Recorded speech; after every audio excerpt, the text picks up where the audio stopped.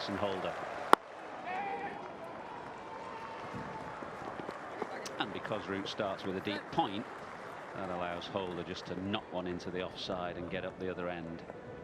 Quite sure why James Anderson needs a deep point. If you just joined us, summary of the match so far: the Windies ahead, 340 runs. England capitulated for 77 in their first innings.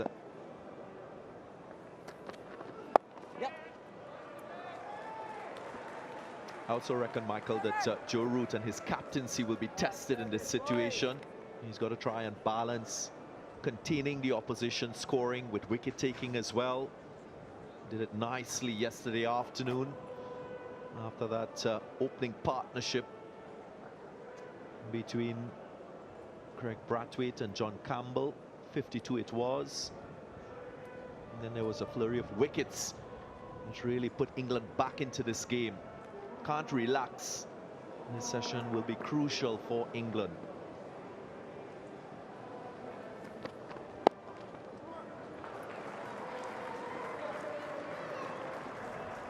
I agree with the need to balance attack and defence, and you can't leak too many runs, but Anderson's a world-class bowler. He'd rarely bowl with a deep point. Can't see why he would need a deep point now. The chances of James Anderson dragging one down and bowling a wide, short ball to be cut to the fence are minimal.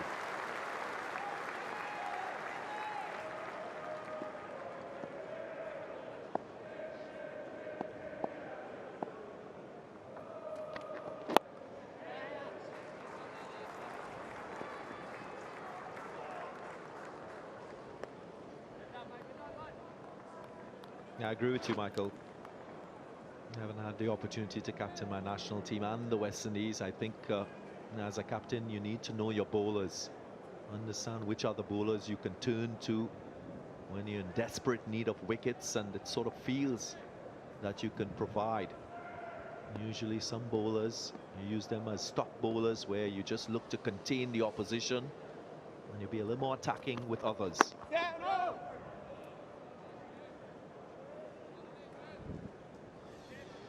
I wonder who Joe Root will turn to at the other end.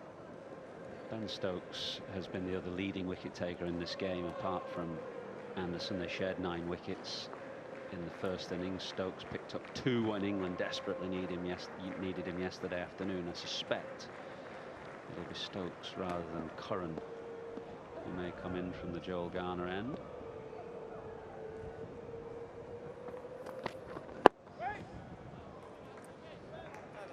Four singles from the over, 131 for 6.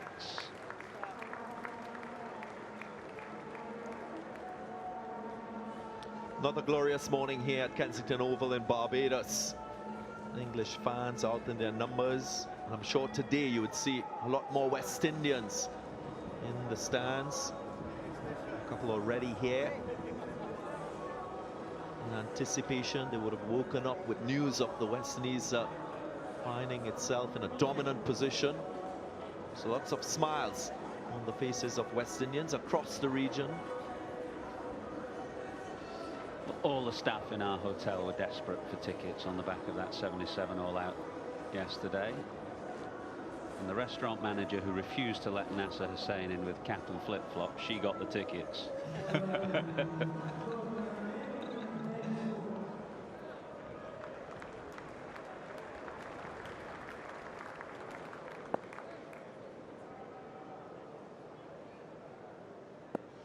Stokes it is.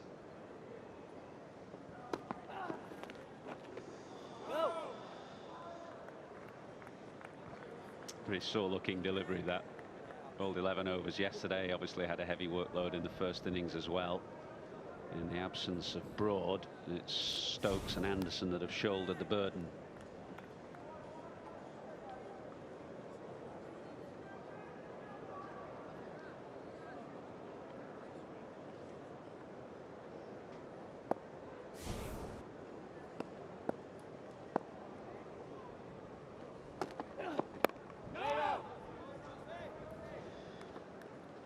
Many times in Test cricket, it's the attention to detail that is so very important. I was pretty interested in seeing the type of roller that the Windies used this morning before the start of the day's play. They opted for the small roller. Yesterday I thought England had an opportunity before they batted to use the heavy roller. Didn't take that option. Might be a good option for them when their turn comes to bat. And they use the heavy roller just to flatten things out.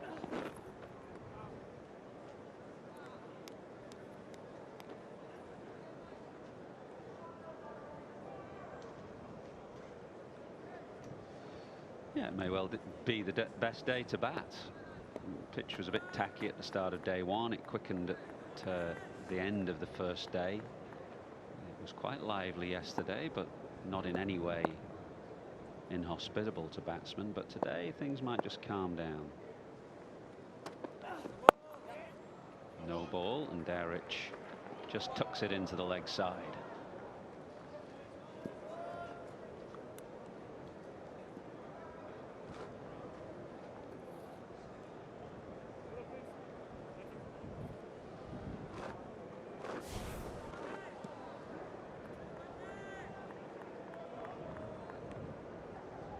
Overstepping Ben Stokes. And that's something that you see often from England.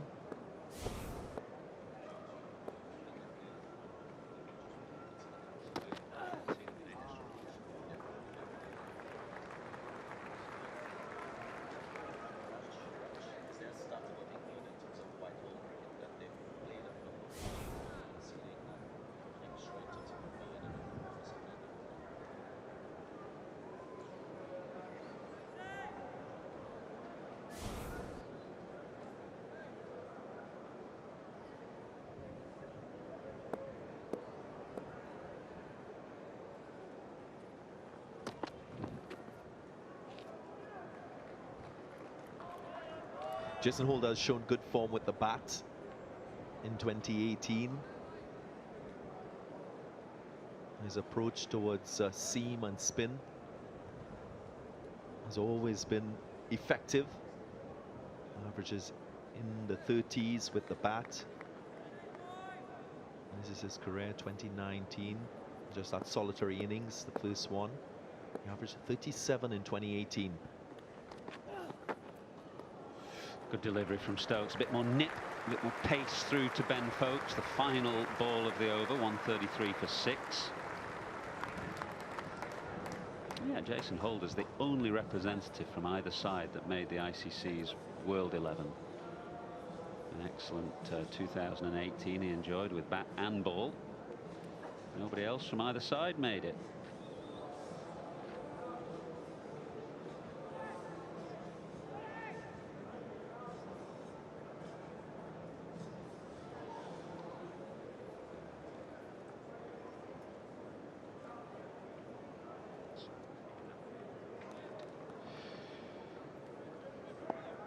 Root has brought that man up now from deep point, which is absolutely the right thing to do for Anderson.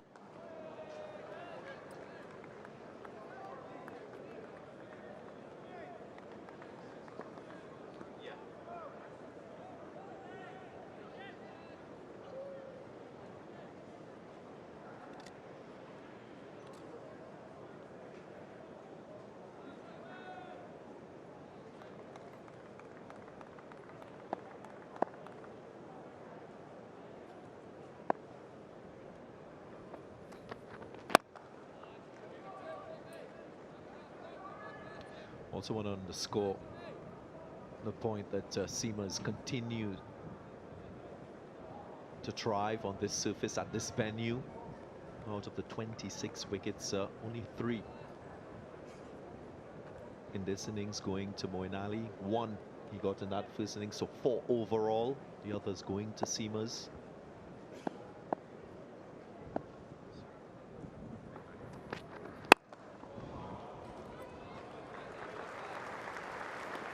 Yeah, so how much of a role spinners will have to play, or the part-time spinners for West Indies, remains to be seen, but seamers will do the bulk of the work.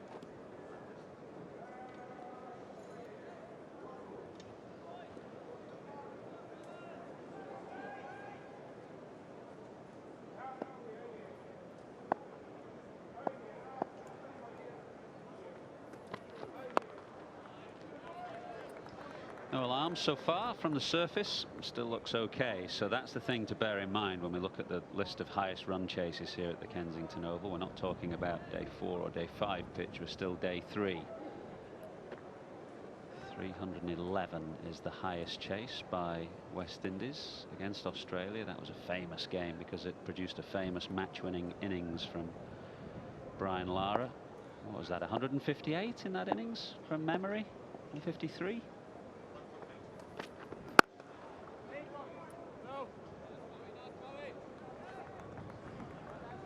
I remember watching that innings vividly because England, we were preparing for the World Cup, and bizarrely we were preparing for it in Lahore of all places, and the match was being televised. We were all sat there cheering Lara on as he got West Indies over the line.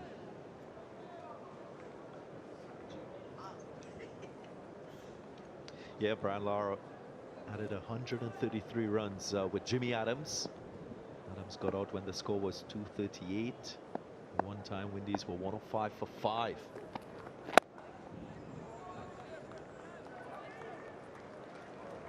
One to the 3 for 6.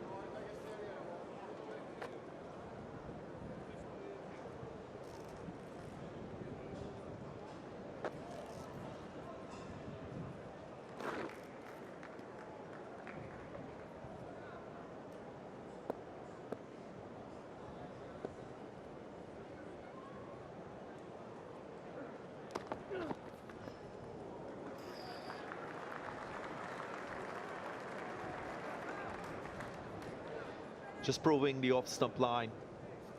Ben Stokes. It's a vulnerable area for any batsman, especially when there's a little bit of lateral movement, a little bit of bounce. Bounce still consistent on this surface. Jason Holder doing well, playing the line of the off-stump and holding it.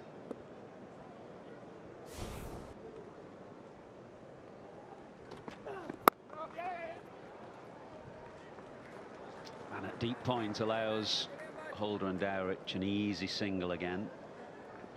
Yeah, Stokes can be an awkward customer because he jumps quite wide on the crease and he leans away, so the angle encourages the right-hander to think that the ball will come in, but he has that ability, a priceless ability really, to hold it up off the seam or in the air.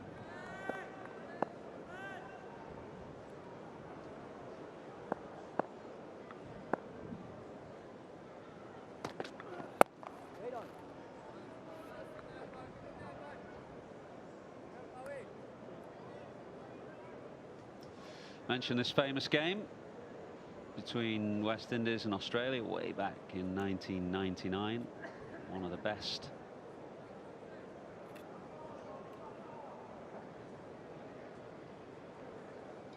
Fourth innings that you will see if it was on the screen.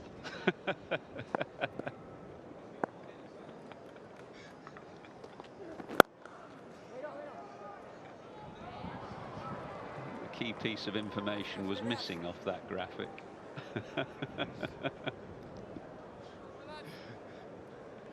Which I'm hoping we will see again.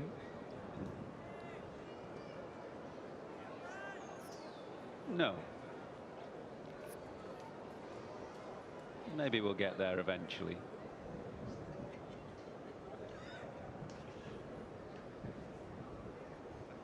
Game is still being played out. We're waiting for the 4th innings of that test match. Well, I wouldn't mind seeing Brian Lara's innings again.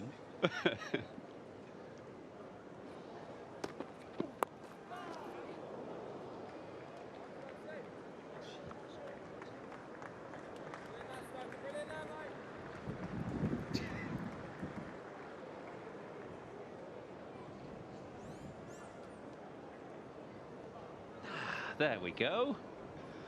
West Indies' second innings, 3-11 for 9. One of the great fourth innings match-winning performances from Brian Lara, unbeaten on 153.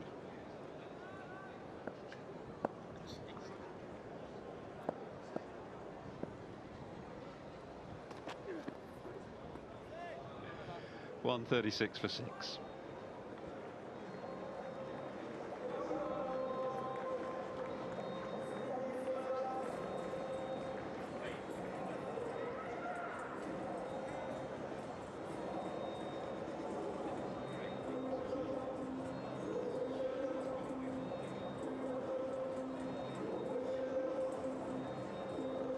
England will know that this partnership is a partnership that needs to be broken. Beyond this, it will be the likes of Kemar Roach, Alzari Joseph, Shannon Gabriel.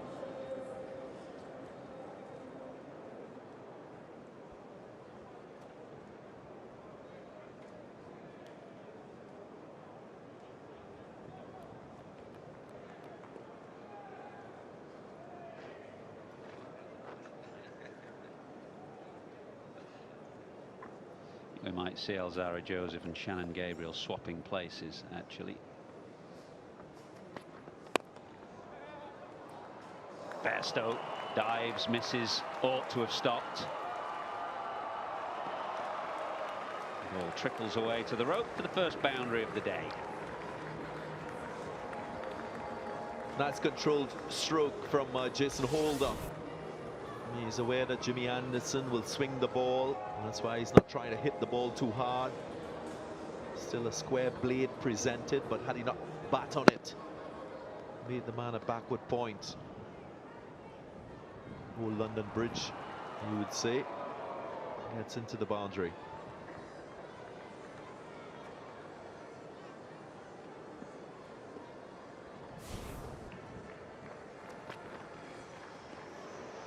Just some movement for Anderson. The ball before, actually, that went to the fence just arced in the air.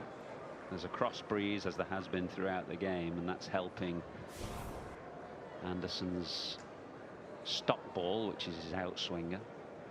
That one just went a fraction in the air as well. Michael, I've been hearing about Joe Root and his style of captaincy, which worked in their recent tour to Sri Lanka. He pretty much followed the ball. Again, that boundary prompted him to take the point to the deep point region. What do you make of that approach?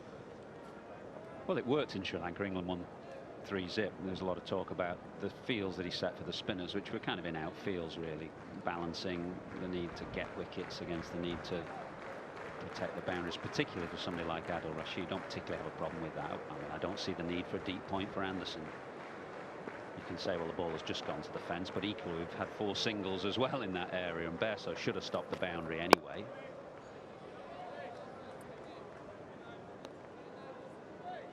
So I certainly wouldn't have a deep point for Anderson, but as you mentioned before, you've got to know your bowlers. For somebody like Adil Rashid, who is a more inconsistent bowler, I think that's a fair enough approach. I also feel it's a matter of risk and reward as well. If Jason Holder sees that there's an opportunity for him to get a boundary to beat the fielder through the offside, he might go a little harder at playing his shot, trying to get that boundary. But with a point, he's very conscious that with anything extravagant outside the off stump, it will only produce 1 or 2 runs at most. So I also think as a captain, you've got to gamble, take some risks in order to get reward in terms of wickets. And especially with Jimmy Anderson, your best bowler, that's the person you'll gamble the most with.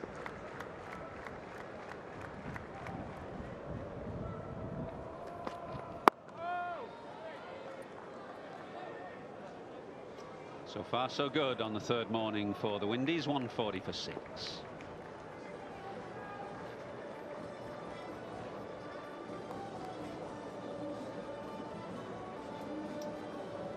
Former England bowler John Lever on the left of screen. He was a fine left arm swing bowler, played all his career for Essex. Played a number of test matches away as well for England.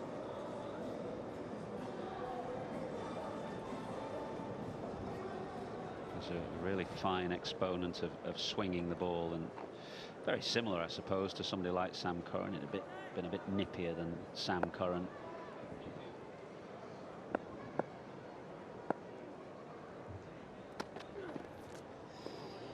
Stokes goes past the outside edge again.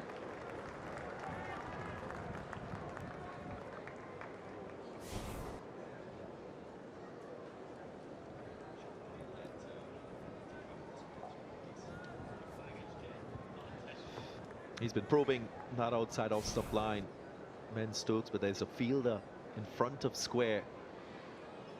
Many feel that Shane Dowrich is not so adept at playing the short ball, so it's a matter of when we will see the short delivery against Shane Dowrich. Well, it didn't take long. Finds the man that you pointed out there, Darren, straight away.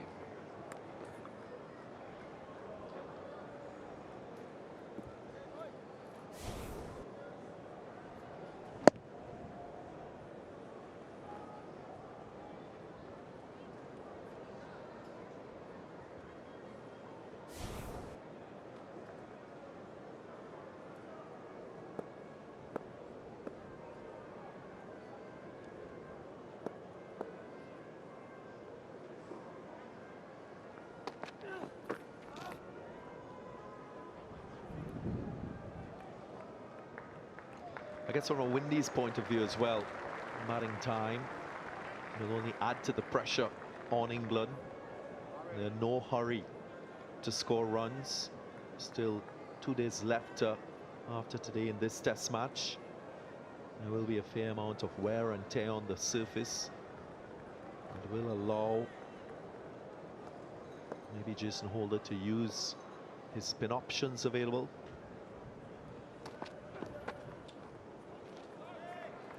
I failed to mention the option of John Campbell, who also bowls a little bit of off spin. So that's an option for Jason Holder, right arm off spinner. He's got Roston Chase, even Craig Brathwaite. He's picked up a 6 for in-test cricket, so 3 options available to him. It still looks in good condition.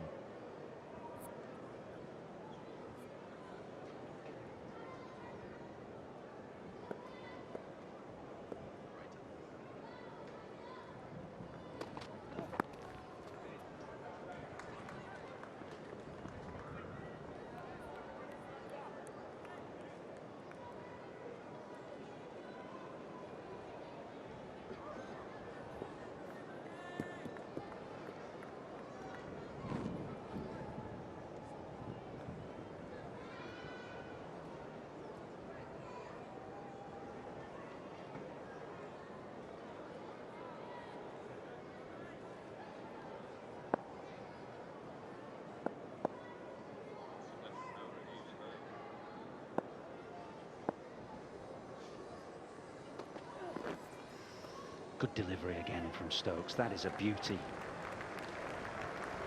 142 for 6.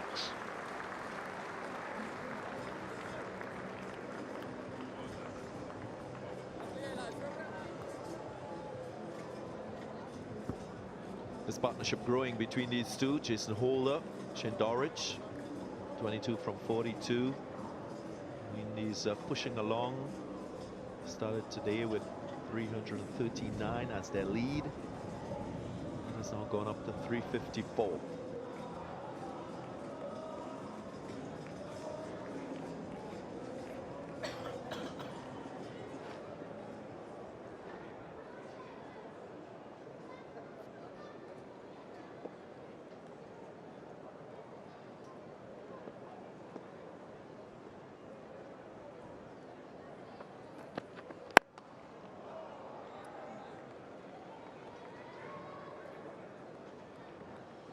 Mentioned Stokes' priceless ability really to get the ball going away from an angle wide on the crease. The last ball of the previous over was a perfect example.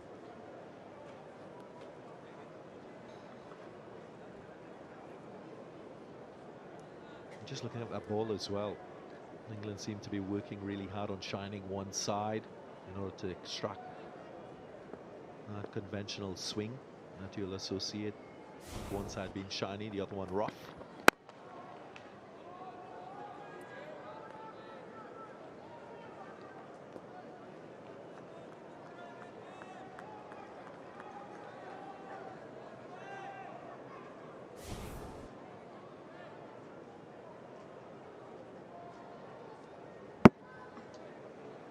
Perfect seam presentation from Anderson, with the seam canted to first slip and the rotation of the seam going backwards, which suggests that it leaves the tip of that middle finger very late. I think that was the attempted in-swing, but it didn't quite go.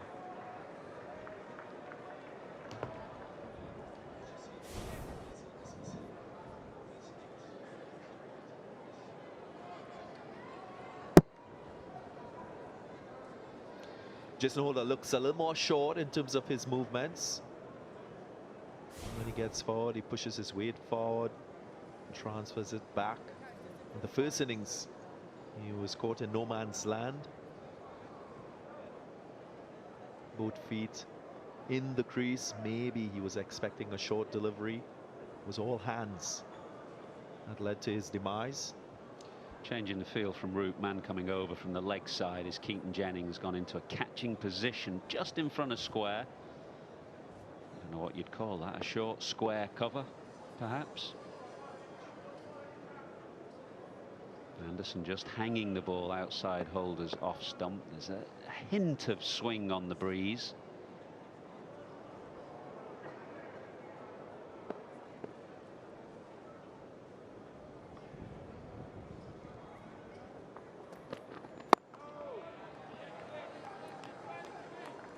I guess his first innings dismissal as well would have prompted this new field. This was the dismissal, both legs in the crease, wanted to get forward. And his front foot was nowhere close to the pitch of this delivery. See that front foot just sliding back, hitting it oppishly. Smart catch by Jimmy Anderson.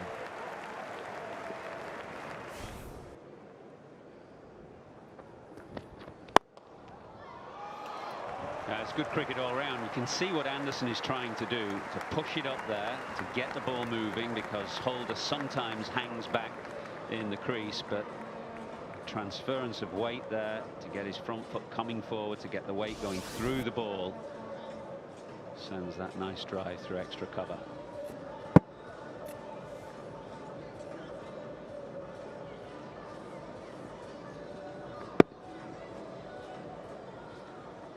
The difference in that shot from the dismissal we showed you in the first innings, he gets a stride in and gets his weight going into the ball.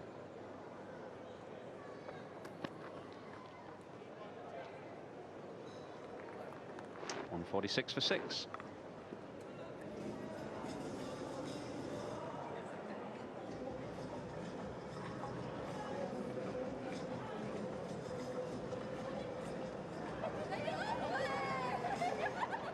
Some excited fans seeing themselves on the big screen. Young kids at the ground, possibly future Barbados players, and West Indian players as well. Always very good to get the inspiration of looking at Test cricket, being at a Test match venue.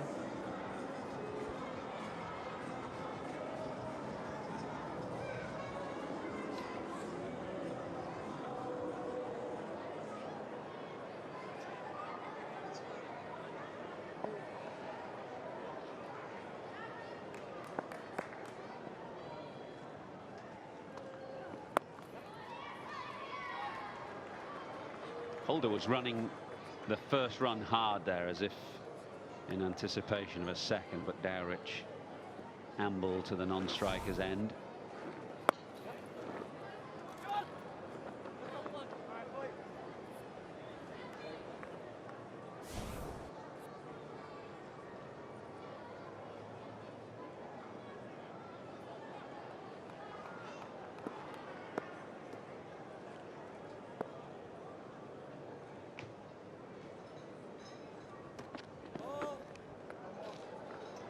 Second no ball that Stokes has delivered this morning.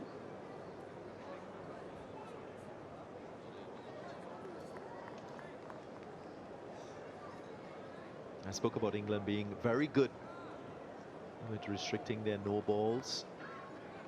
Only 2 no balls in 24 one-day international matches in 2018. What a proud record that is for England in white ball cricket.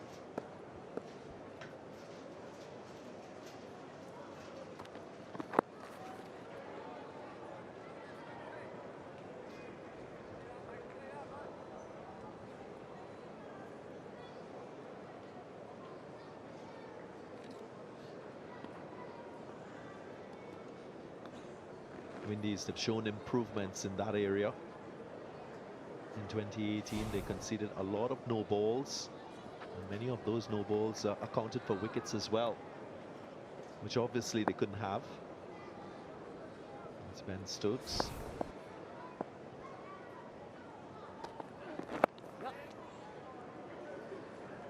Once again, Holder is running hard. Dowrich ambling.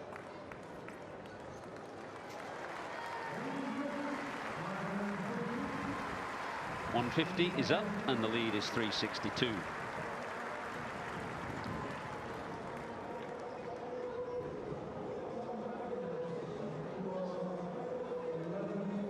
Inching along the Windies in this second innings.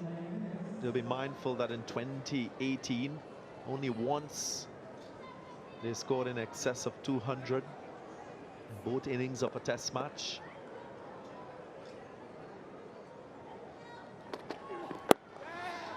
Short leg is in. Jennings under the lid. Holder tucking the ball nicely wide of mid-on. Good signs and bad really for England this morning. The bad is no wickets and runs coming easily, but there is absolutely no demons in this surface this morning. I spoke about that record, and a lot of it has to do with the inconsistencies across the batting lineup.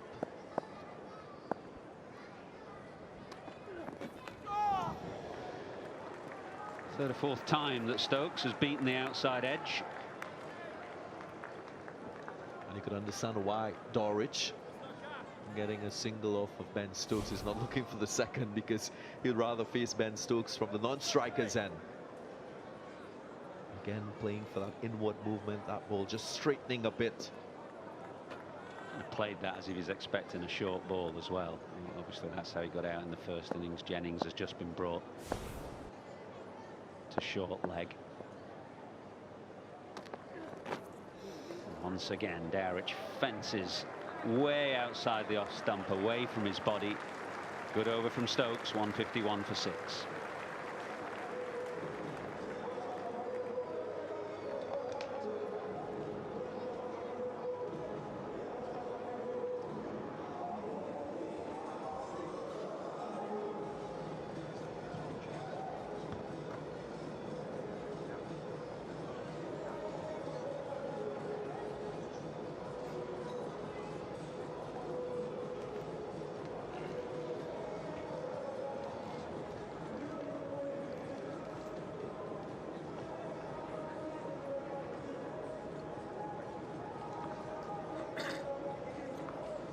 Lead 363. Pitch has played well today. The West Indies have played well today. Stokes has gone past the edge on a few occasions. Little delay here.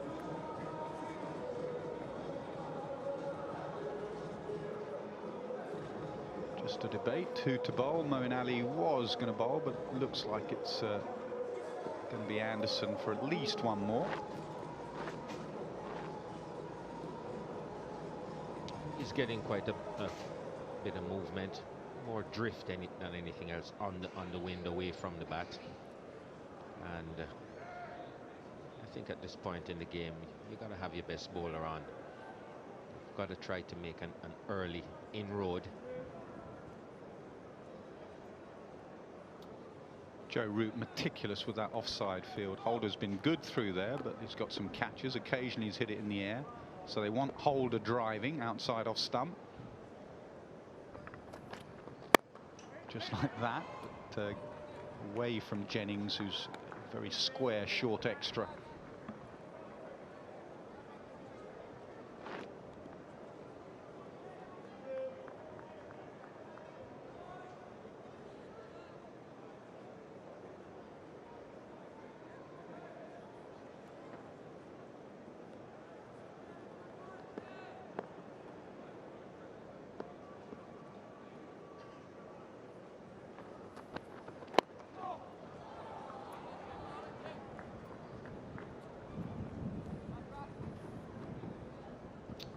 Ask you about the follow-on yesterday, Douge, and your era in particular, and those 4 fast bowlers. I'm sure on a number of occasions you had the opportunity to make the opposition follow on. Was it just regulation in your day that you enforced the follow-on?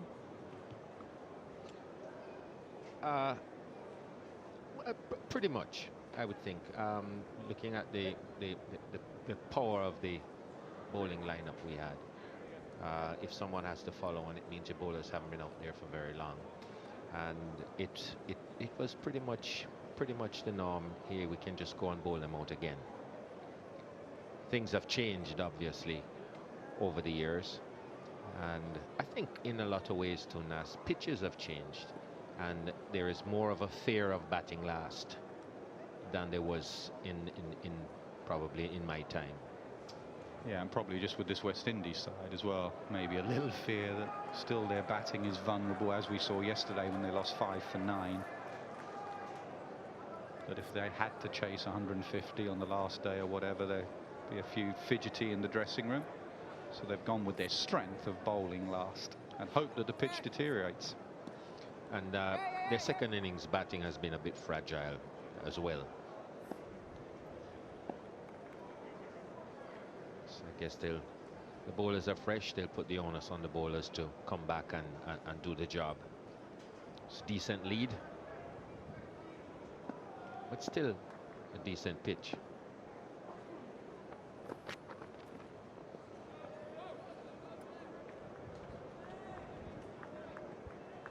Something I was thinking about earlier. When England batted, wickets were falling at regular intervals. There were no partnerships. Now, my observation of the West Indies is that when partnerships start to form, they tend to lose the plot a bit, and the bowling gets a little bit ragged. I think it worked to their advantage that they were just getting wickets consistently and didn't have to face partnerships. And that's another element. This should go all the way, and does. So that's another element to consider in this run chase by England. Yeah, just the mindset, getting 1 or 2 good partnerships going. And that's why that top order is so important, that top 3. If you can dent the new ball burst, heads will drop. West Indies might lose their discipline a little bit. But unfortunately for England over the last few years, the top 3 haven't performed. It's always been a recovery phase. Second time round, England might put it right. Remember, England have won 7 of their last 8 test matches. So it's not a side short in confidence. 7 of the last 8 test matches against India and Sri Lanka. So some of the doom and gloom from yesterday shouldn't be overplayed, really. It's still a very good side, but needs some batsmen to deliver. Well, you wouldn't expect a team that bats with that kind of depth and has that kind of talent, say from 4 down, to just fold up and go away. 5 runs from the Anderson over, 156 for 6. Is it that no one wants to bat at number 3? Absolutely spot on, actually, or no one can bat at number 3. I think Bairstow wants to do it now. He probably wants the gloves as well, but Joe Root should bat at number 3. He just doesn't want to do it. He wants to stay at 4.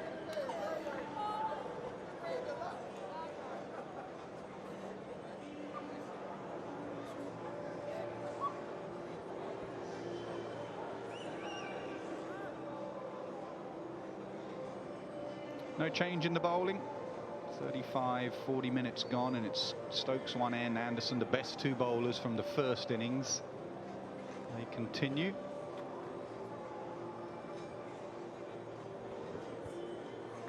Butler not happy with just a reflection of one of the advertising boards, or maybe even just the boundary. Sun shining and reflecting, and he's in the slip cordon.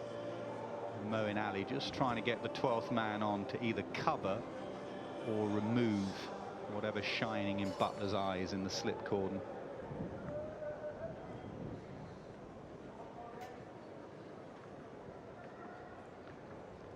Could be that advertising board. Chris Woakes in charge of reflections.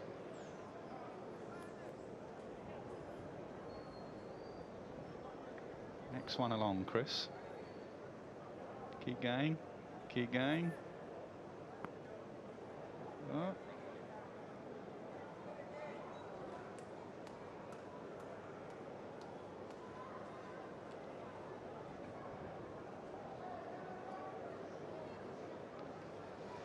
Butler's happy.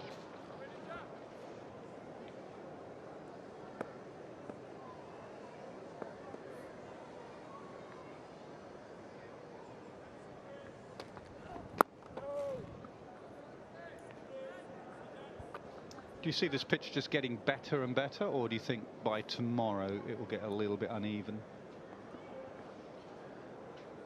From what I'm seeing, I think it'll pretty much stay the same way that it is right now. Maybe if we get into a 5th day, it may start to be a little bit varying in bounce, but right now it looks pretty good, and I don't think it's going to change too much. Reason being that if we look, when you looked at it this morning, there weren't any significant cracks as such, so it's pretty well bound together.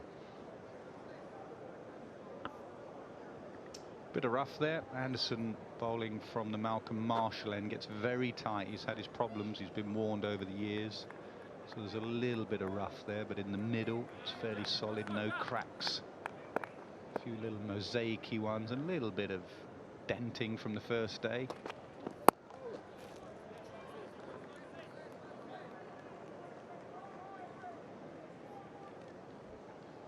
There is the Malcolm Marshall end, and there's the rough, and you can see Anderson at times gets very tight. If that keeps coming back, there's a foothold that he lands in just there. You really don't want to be a left-hander, do you?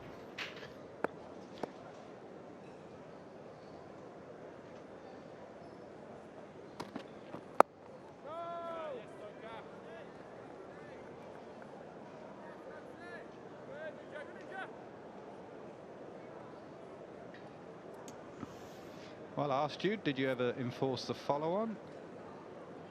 When didn't you? Between 1970 and 1990, West Indies had 10 opportunities to enforce the follow-on.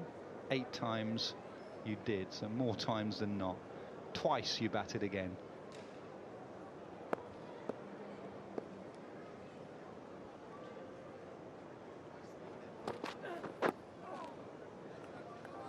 No surprise that all 8 times the follow-on was enforced. West Indies won. And on the other occasions, 1 time it was a draw. So either way, very good chance of winning the game when you have such a substantial lead.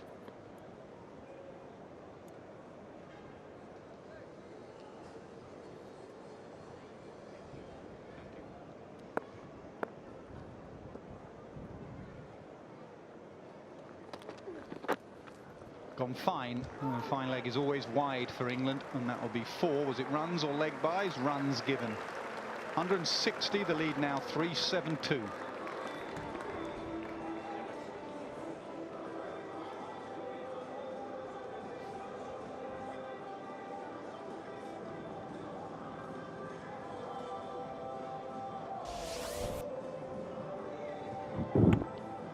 It's just one of the few deliveries that Ben Stokes has bowled offline.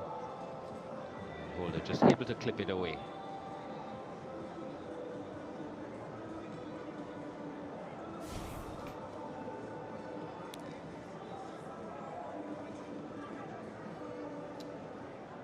West Indies effectively 372 for 6 In his second innings, Jason Holder has become a very, very good cricketer. All the talk early on in his career when he started for the West Indies, is he the right man to lead? Well, he's bowling well, he's batting well, his captaincy's pretty decent as well.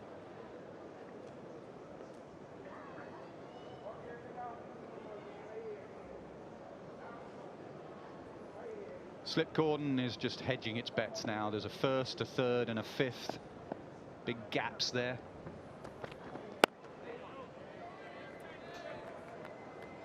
Great Michael Holding hates to see gaps in that slip cordon. The modern way now is to just sort of hedge your bets and hope the slips dive, catch a brilliant one.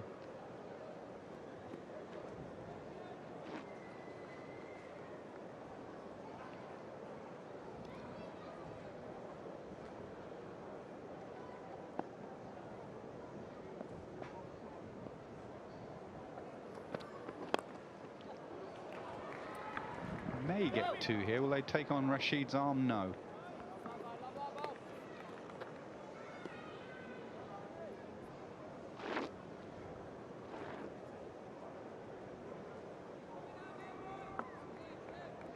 I think equally as important as the lead is the time that the West Indies spend out in the middle. There's a lot of time left in this test match.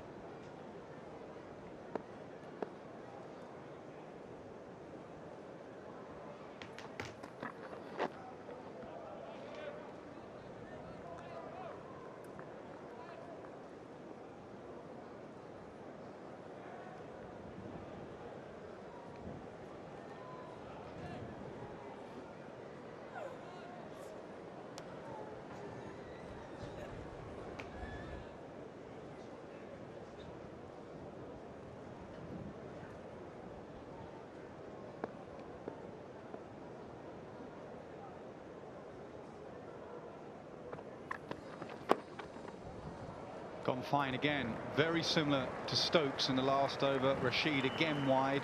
4 more.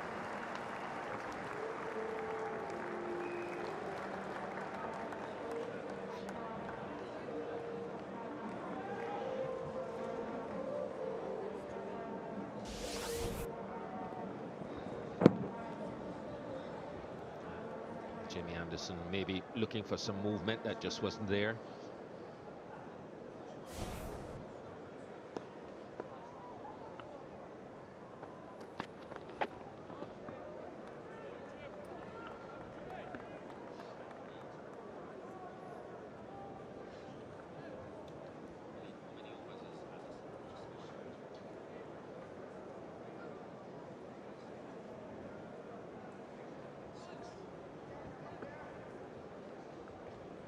Don't expect Jimmy Anderson to be on much longer. He's into his 6th over now.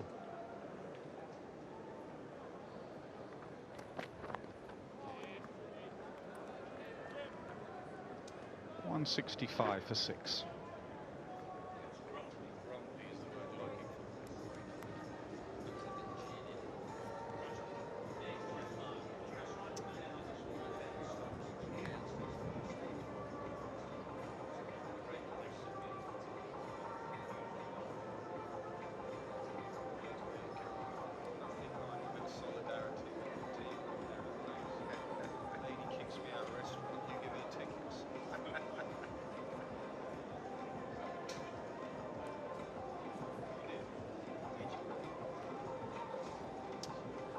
Anderson, 10 overs. Have to keep an eye on his workload because he's just wandering off the field. I think he's had enough of bowling.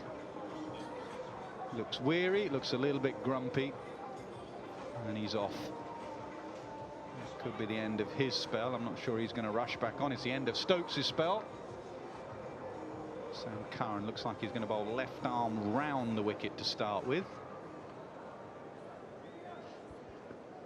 I think this is an opportunity now for the West Indians to capitalize.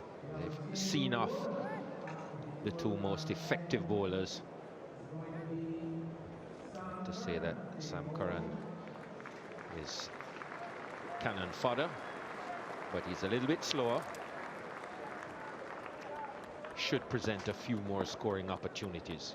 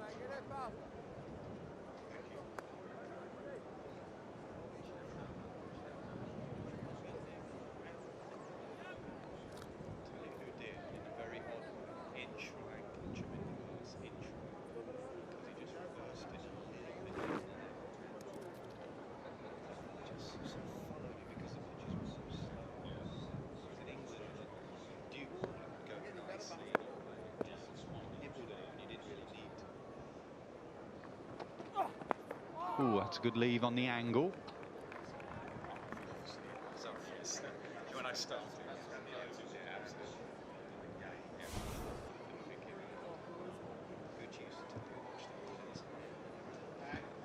can you see that? His arm's so quick. On the foot, hit your head.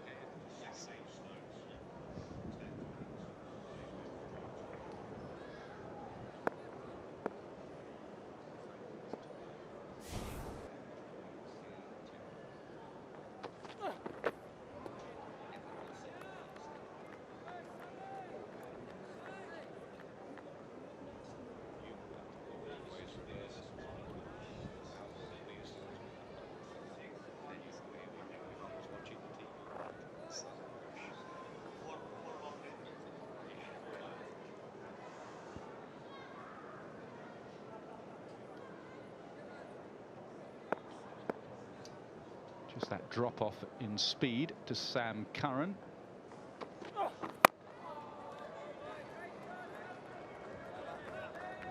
Just one from the over, 166 for 6.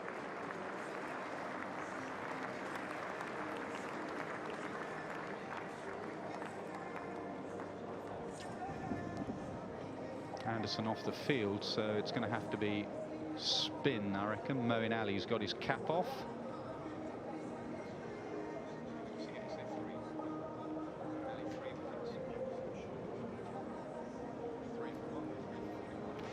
Three for 41, Moeen Ali yesterday.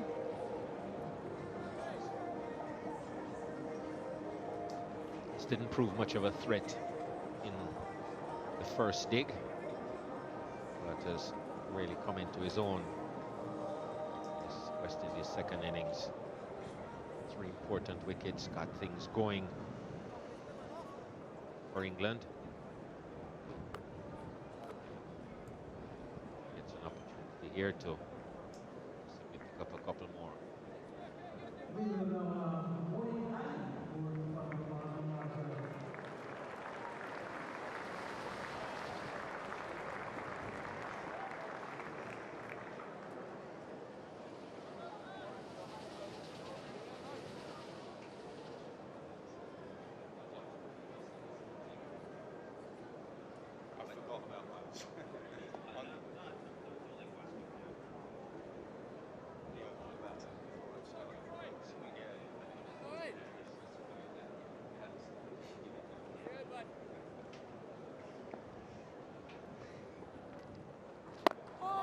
Often started with a full toss or a very full delivery. That was almost a Yorker throughout this test match. His first couple of deliveries. Still just working on this new action that he's got, this new gather. Been working with Saqlain Mushtaq, but again, a very full delivery to start with. Did dip on him. Get a nice drift away. Beautiful breeze to bowl off spin here at the Marshall end. And that ball just drifted away. Good combination, these two, though. Holder, tall man with a long reach. Dowrich a little bit shorter, plays back a lot more, so Ali constantly having to adjust his length.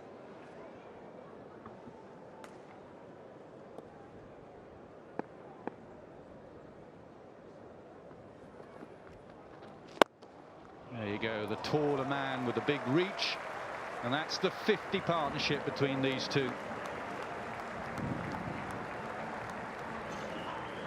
Yes, Nasir talking about having to adjust his length. Just got that one a bit too full to Jason Holder. Got a good stride in.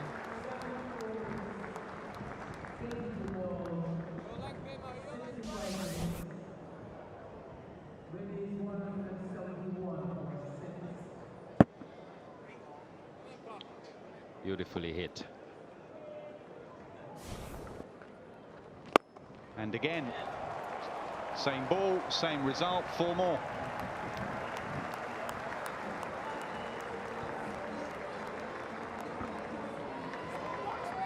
He's going to have to make an adjustment, Moeen Ali.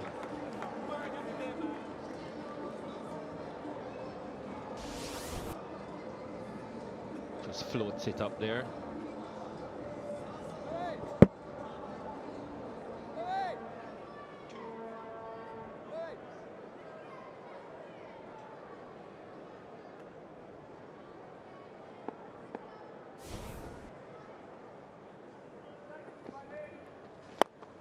Has he got it over mid-off? Yeah, comfortably over. 4-4-4 for Holder. 13 from the over so far.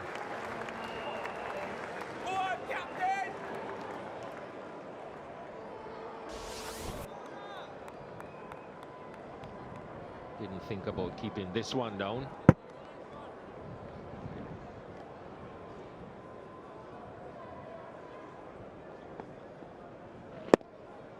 Race is on to 43. Expensive over. 13 from it. 179 for 6.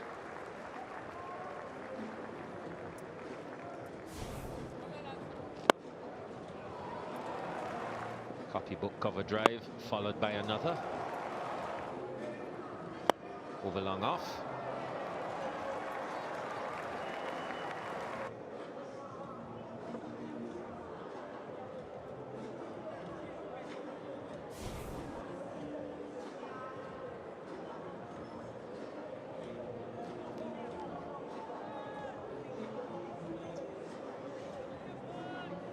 .391 now, the lead. It's been a very, very good first hour. Nearly first hour for the Windies. One more over before drinks.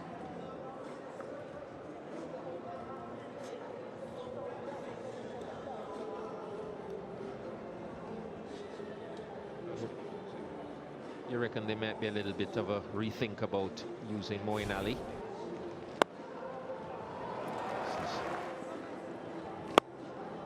Holder got at him very early in that over. Yeah, I'm not sure about using him, but just maybe bowl a bit straighter. That was a little bit floaty and outside off stump. Just fire it in a bit straighter. Maybe use your leg spinner. Go spin both ends. England don't like using that. Joe Root now being a bit funky with his fields. There's a leg slip and 2 men catching leg side. No third man, so he can't be outside off stump. He'll just get run away for 4. It looks like he's just going to constantly bring it back in on the angle.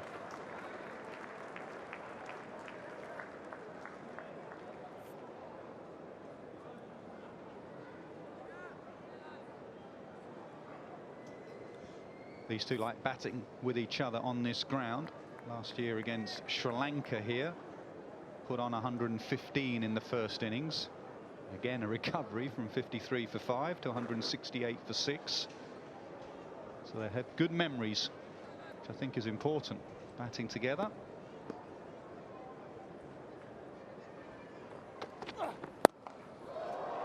Pulled away. Lovely shot. He's on the charge here, the Windies captain. And they're loving it.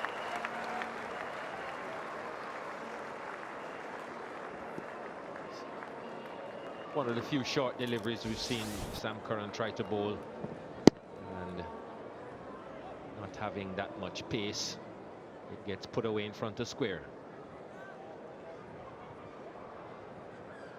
396 the lead now.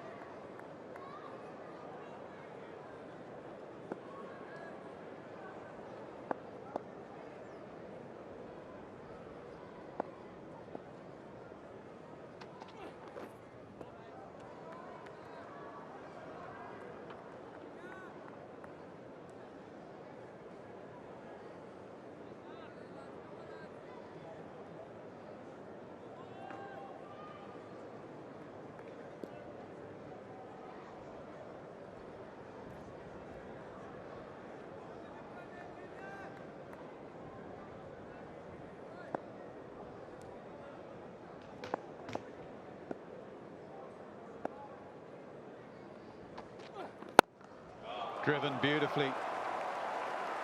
Dowrich now joining in, and the lead goes past 400. This was beautifully played.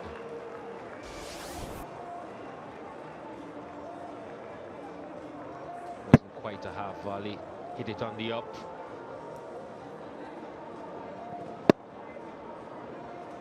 Good hands. Well, it's an odd field. Communication between captain and bowler. Stokes now having a word.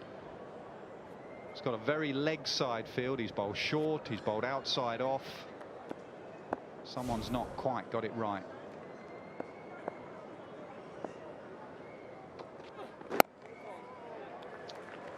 That will be drinks. It's been an excellent first hour for the Windies. 189 for 6.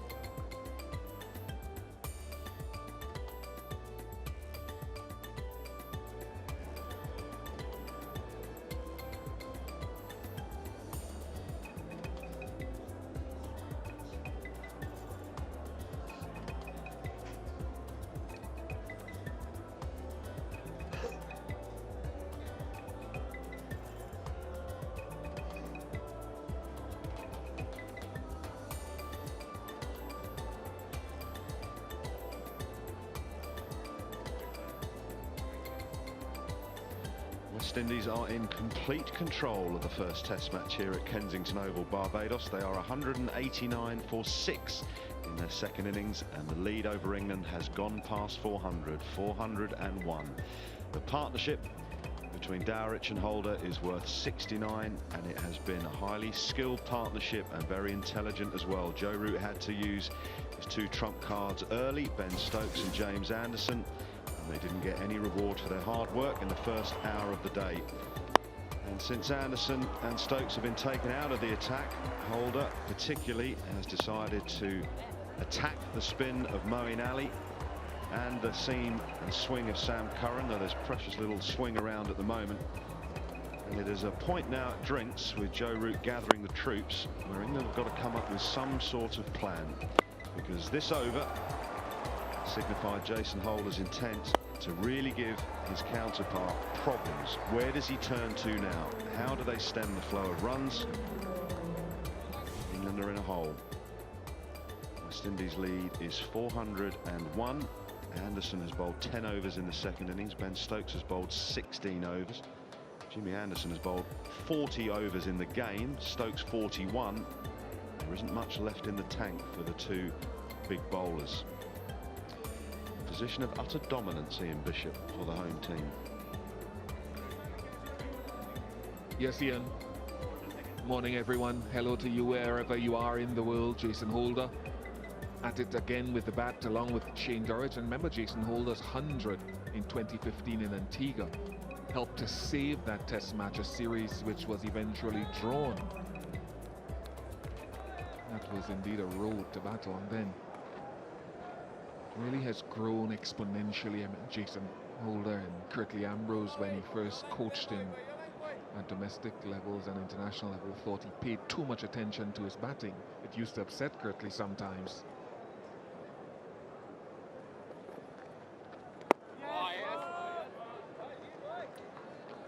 That attention has paid off. He's batted beautifully. 9 boundaries. He's 48 not out. And the way he's constructed this innings has been virtually faultless. I love the way he's tactically gone after Moeen Ali and Sam Curran once Anderson and Stokes have been removed from the attack through fatigue as much as anything.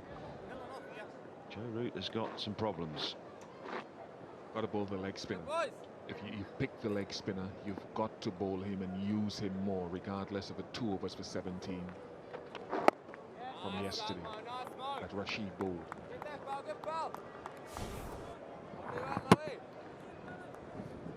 Very tall man, extremely tall man, and he's using that reach advantage to great effect against Moeen Ali. In fairness, has got a little bit of drift with the breeze coming in from the east across the Kensington Oval.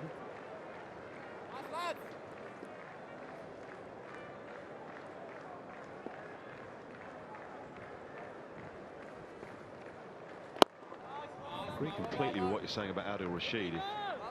Just occasionally you look at the way Joe Root does and doesn't use Adil Rashid, and you wonder if he fully trusts him.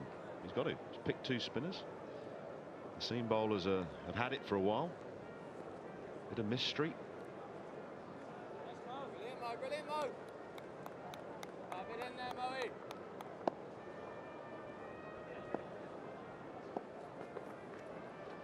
Go! 190 for 6. What did you make of Joe Root's tactics this morning? With some of the field set, I'll take you back to right early on when James Anderson, England's premier bowler, with a man out on the offside boundary fence. Now, whilst I take the point that Root needs to be careful of the runs, straight up Jimmy Anderson, is he going to get plundered through the covers?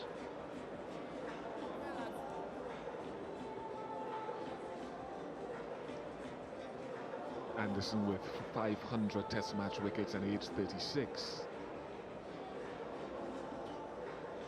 Just the point that you were making in between innings, as much as it's Joe Root's ultimate responsibility, when you've got a senior bowler such as Anderson, if you see something that you think differently about, Anderson has to play a big role in that as well. Because I would think that he will demand what field he wants, and if it doesn't work, then you'd revert to Joe Root. That's fair enough. Absolutely fair enough. Now, what's Root concocting here? Anderson is in discussion with Sam Curran at the Joel Garner end. Jason Holder on strike with a leg slip gully. Root is taking a position at about 2nd slip and catching close-ish on square leg side. Ben Stokes catching mid-wicket, deep mid-wicket. Adil Rashid at a wide long leg. Nothing from extra cover round to 3rd man.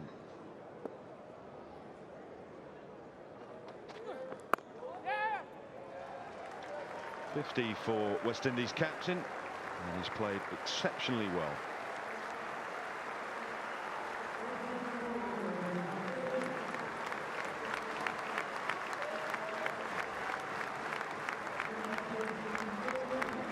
Really has started to understand all facets of his game, Jason Holder, and as a leader, if you're performing with bat and ball, it makes everything so much easier for you to demand more of your teammates. They can't point the finger back at you. So over the last 2.5 years, Jason Holder has understood test match cricket.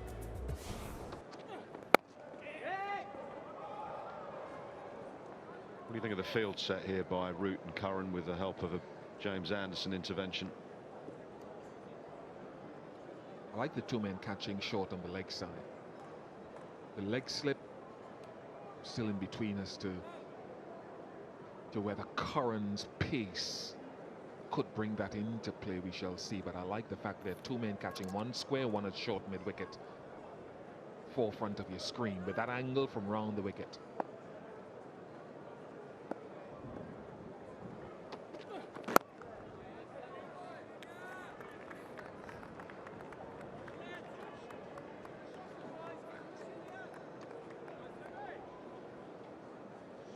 He's played so nicely, Bish. Maybe a sponsor will be watching and give him some free kit instead of his bland bat.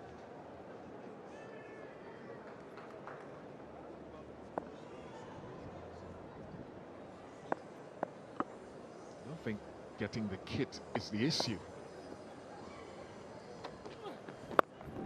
I think getting paid for using the kit is probably where it's at. Ah, the modern way.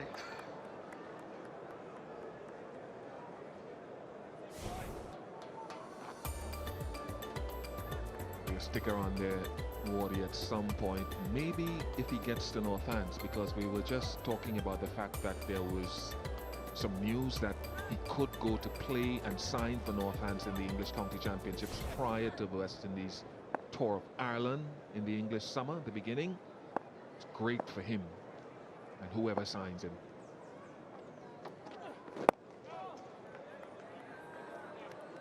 Nice for Holder to get out there and play some cricket in English conditions ahead of the World Cup, etc.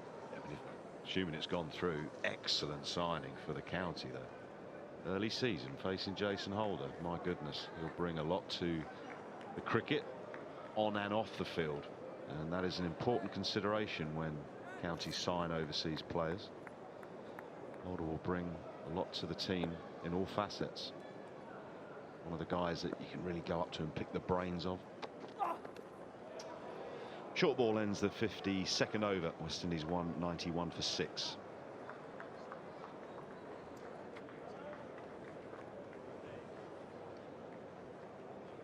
Fortunately, away to the east of the Kensington Oval, it's looking slightly bleak.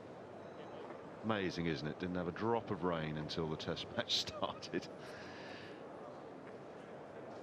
Good news is the breeze is up, so if it does arrive, it should blow through. Won't bother those chaps. They're wet enough already.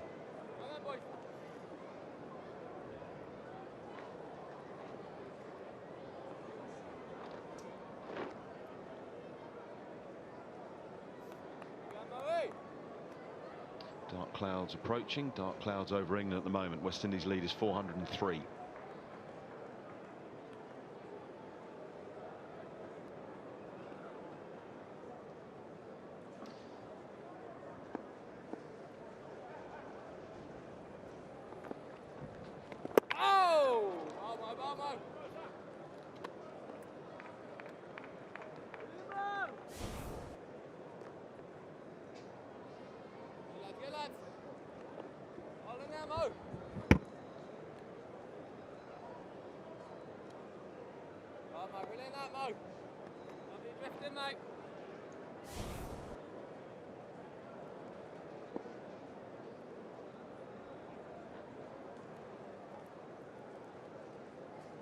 Rain isn't far away, to be honest. It's just on the outskirts of the oval. One thing my mind keeps harping back here is that absence of a real pace. And just from England's point of view, Shane Dowrich watched him from the start of his career and had a really good year last year, averaging 36.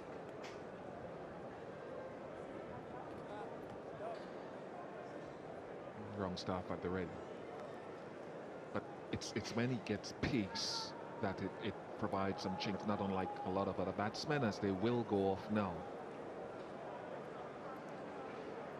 It took a while when the rain came on day one for the umpires to decide to take the players from the field. Shea Hope was hoping they would go in that occasion because the rain and wind was blowing into his face. We're at a bit of a standoff here. The umpires looked like they were going to take the players from the field. They may have changed their mind. So Holder and Dowrich were making their way toward the Cigarfield Sobers Pavilion, tucking their bats under their shirts so that they weren't going to get damp. And now they've been told to come back. Jimmy Anderson was halfway up the stairs, but it is raining. Good on the umpires, though. I mean, you've got a worldwide television audience. You've got patrons here at Kensington Oval who want to see as much play as possible. So, yeah, good decision for the moment.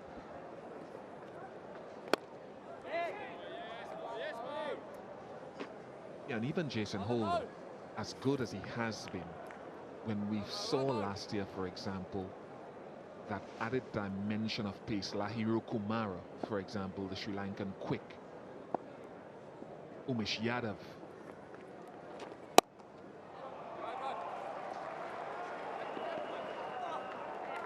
picked up 10 wickets in the second match at Hyderabad. When there's that dimension of pace, there are certain chinks that can be exploited. England not quite having that. Stress it again.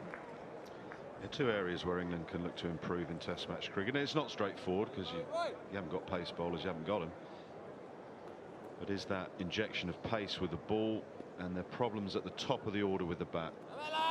Keaton Jennings and Rory Burns have undoubted talent, but they're new to their Test careers relatively, and they haven't cemented their place. England keep flipping through number threes, and that puts the pressure, as we saw yesterday, on the middle order. It's unfortunate that Ollie Stone, who does have a yard of pace, was originally on this tour, came out to Barbados, has had to go home with a, what I understand is a partial stress fracture.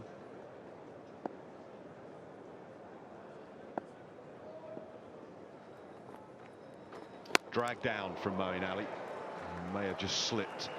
A little bit of rain has hit the surface, and Moeen Ali was trying to dry his hands before that delivery. That didn't come out right. 196 for 6.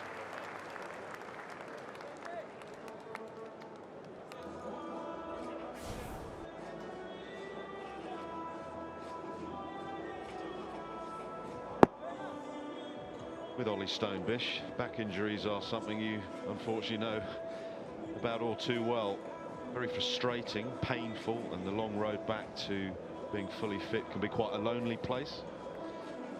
How much mental strength do you need to show to get through back playing? Great demands when you've had these back injuries. There's so much science now. There's your Loughborough University. There are so many fast bowling coaches. There are those who are in the system, those who are out of the system. Stefan Jones, I know, in England runs a very high profile, very prominent scientific little academy of his own down in Somerset Way. So there is a lot of hope. Kevin Shine still in the system. Guys who should be able to start bearing fruit now. It's time that we start seeing things coming through.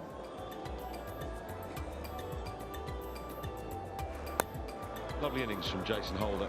Particularly impressed with him today as he saw off the threat of Anderson and Stokes. As Root had to go to the two big seam bowlers to start with. Gave him a crack for an hour this morning with no luck.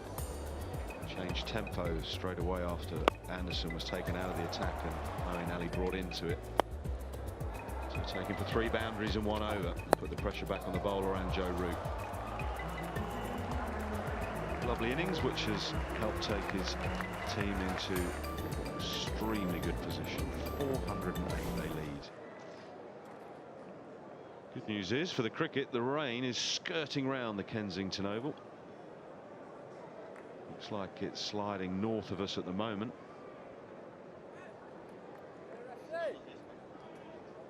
So finally Joe Root does turn to his leg spin.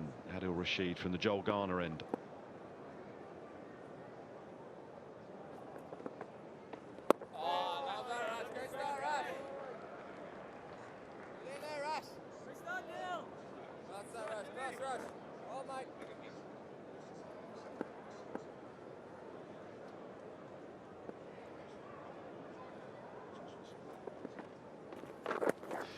Turn. I'm not sure Holder picked that.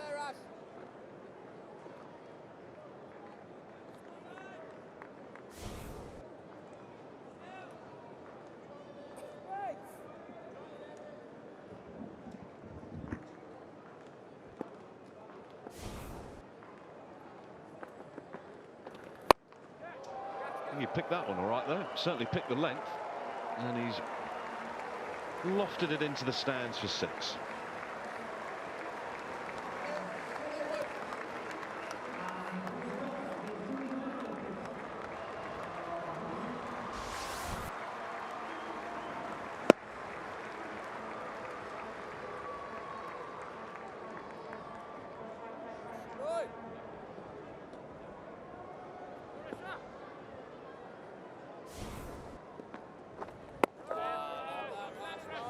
pushes out the front of the hand. See a lot of that from Rashid in white ball cricket. Bowls a lot of googlies in white ball crickets, and that delivery out the front of the hand. In Sri Lanka pre-Christmas, predominantly it was just leg breaks like that.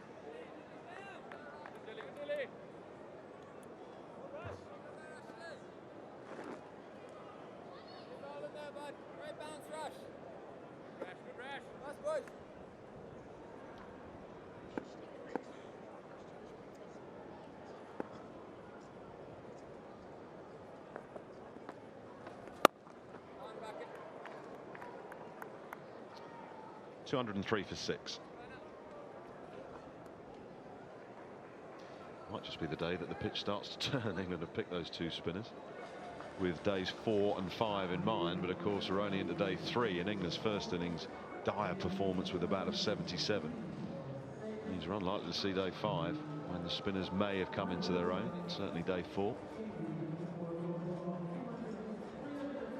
Huge rain just northeast of us here at the Kensington Oval. Looks pretty torrential. Just to the left of that light tower that you can see besides the 3W stand, just behind there, it is pouring down somewhere. Don't know what that area is over there, Bish. Someone's getting wet.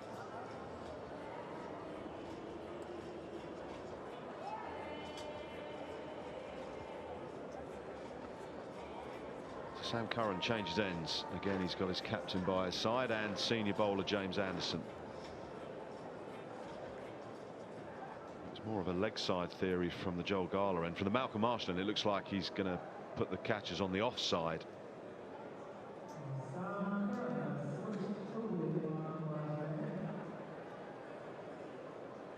And when we talked about pace, as I watched Jason Holder last year against Lackmal and a couple other bowlers, always felt that that gully position, you could even have 2 gullies for him with the ball that bounces a touch outside the off. I mean, he likes to throw his hands at the ball, and particularly off the back foot. That was an area that came into play successfully and sometimes unsuccessfully. Curran, though, is shorter in stature, so he doesn't quite get the ball to stand up as much as you'd probably like to see. 2 short catches in the cover.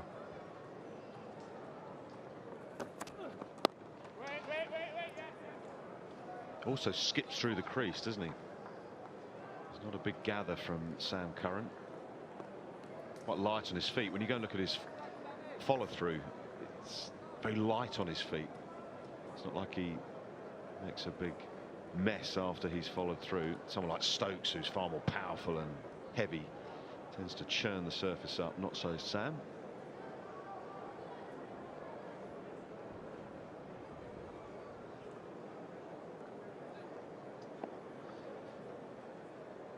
.49 for Dowrich.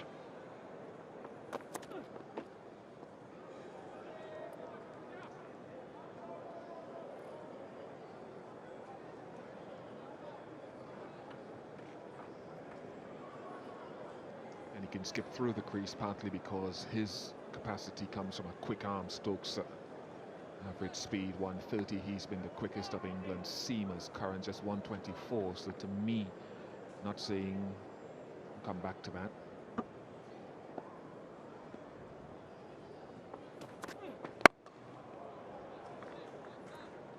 There's great skill, particularly in Anderson, a little bit of hostility. I'm not saying what the result of the series will be, but you need that added dimension of pace out here. You do. You really do need to hit a lot of these pitches beyond the new ball. Beyond the new ball, I'll make that distinction. Pace or a bit of height as well. Jason Holder isn't pacey, but he bowled beautifully, using his height and a lovely full length.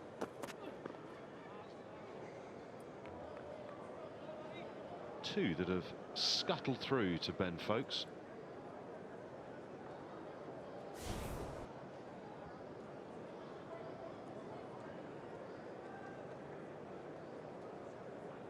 Changing subject, have you seen David Lloyd's outfit today, Bish? Well, I know the cruise ships are in, but ridiculous outfit.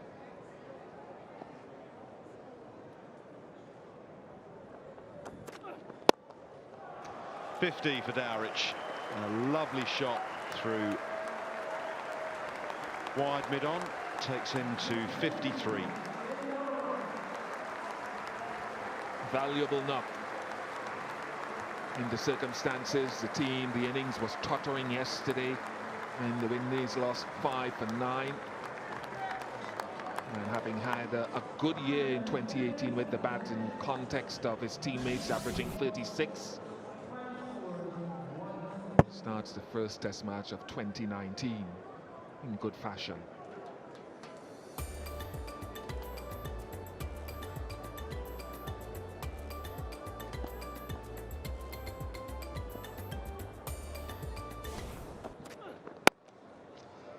Dowrich is 50, Holder is 50. The lead is 420, 208 for 6.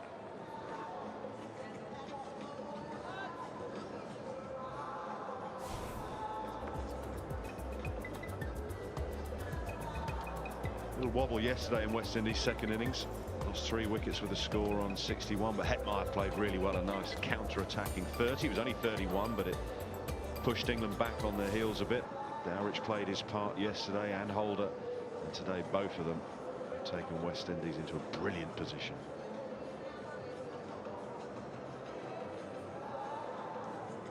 Yeah, that's an interesting dimension, because a lot of focus has been on that 77. Now England can go from lows to highs given the talent in their middle order and so forth. And we look at that as the match and the series goes on for the West Indies as well. They've got to look at their batsmen. Have we seen in that top order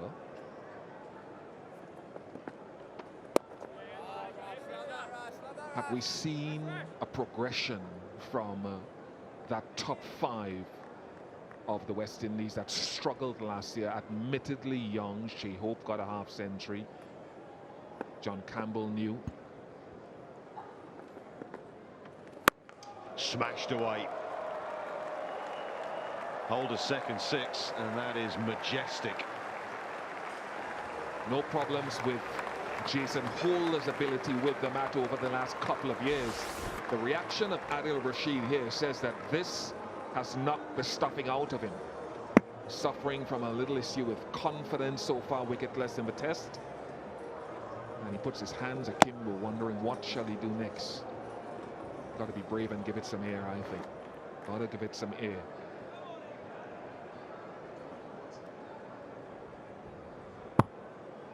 Straight out the meat of the bat.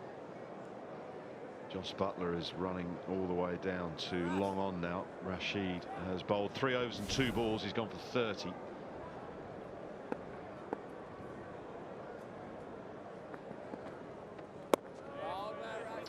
Takes the lead, that 6 to 426, the highest successful chase in any first-class match in the Caribbean, let alone test matches.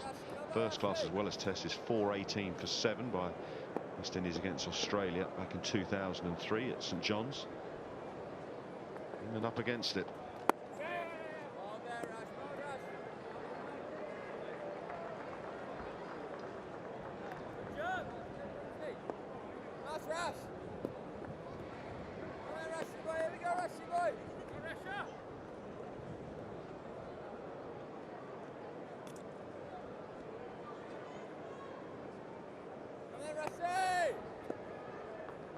The stats tell you how difficult England's position is.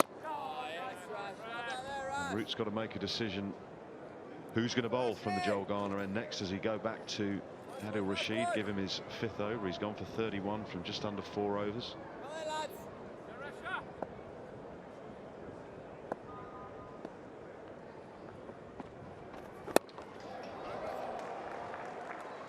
Well, he's got away with it because Sam Curran is stationed there. 216 for 6. The lead is 428.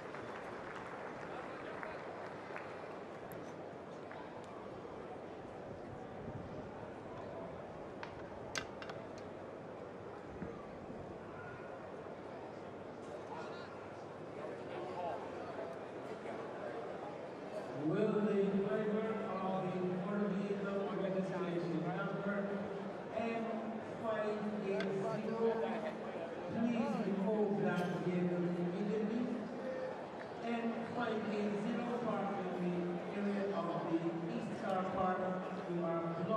object for the Windies was to bat England out of the game. They've done that. 428. Fabulous partnership of 96. Jason Holder, 66 from 73, immensely powerful and strong, 9 fours, 2 sixes. And Dowrich has played well, very, very well, 54 from 96, 5 fours and 1 6. England striving for a breakthrough, they're trying everything.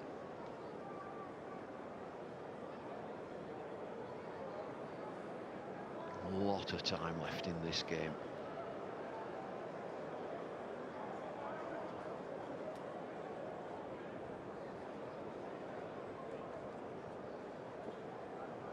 Sam Curran, 11 overs, 1 for 44. But this has been a good innings. His 9th Test match half-century, Shane Dowrich, to match his 2 centuries that he's got in Test cricket. He was watchful at the start of his innings, got a few short deliveries, where he looked a bit uncomfortable.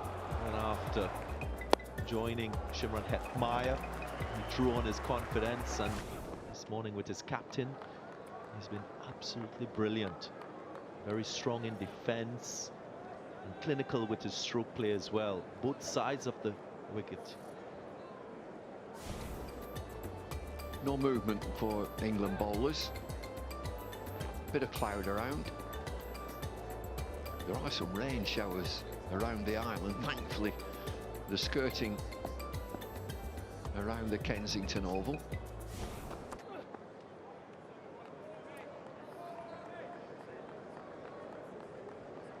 There is a thought that this pitch will lose its sting and flatten out. We'll find out when the Windies bowl again. Extra height and a little bit of extra pace as well.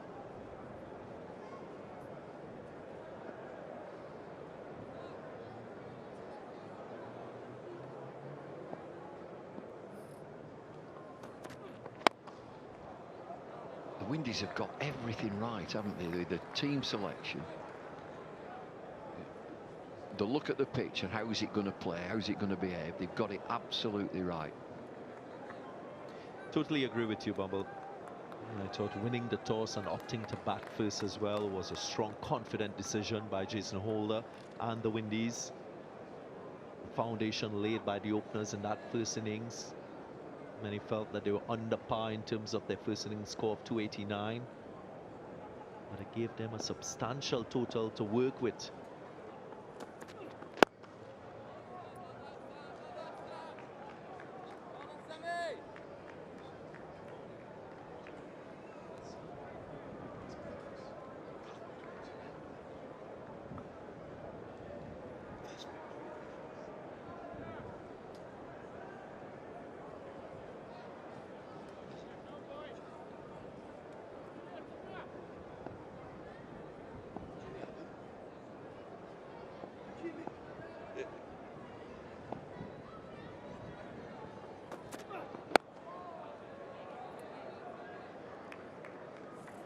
I just spotted Jimmy Adams there. What's his role? Director of cricket, in charge of developmental aspect of the game throughout the region. I know he has a coaching education program, always trying to ensure that Windies cricket moves forward in all aspects of the game.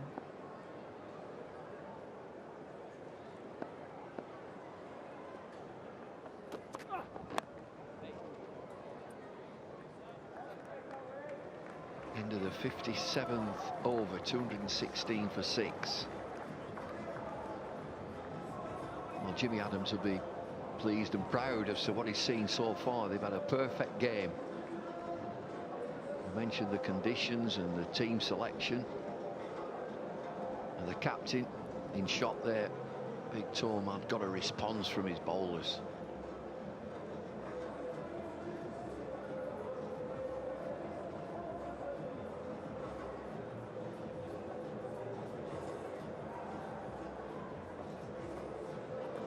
The other thing about these 3-match series, the games come thick and fast. You get your travel day, then you've got a prep day, one hard prep day and then one a light prep day, and then you're into it again.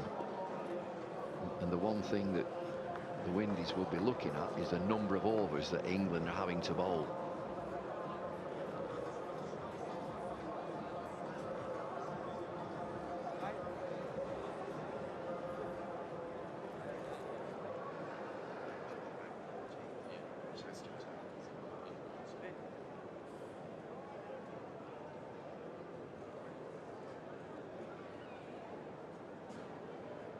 Rashid, 4 overs, none for 32.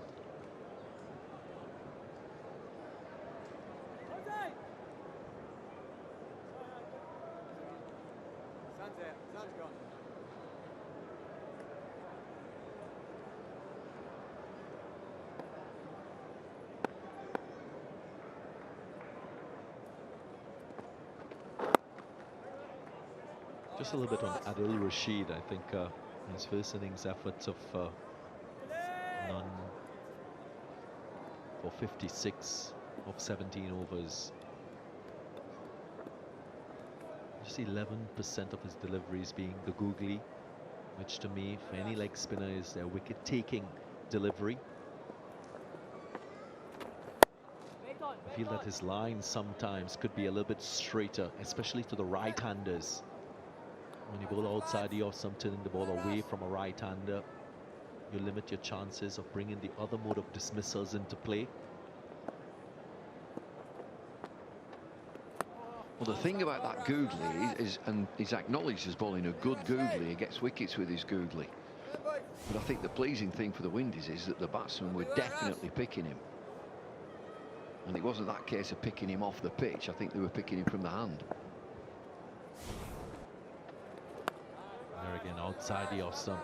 And we've established that on day 1 and day 2, the degree of turn has not changed, just about 4 degrees. That's why I think it's important for him to consider bowling round the wicket as well. Just changing the angle of the right-hander.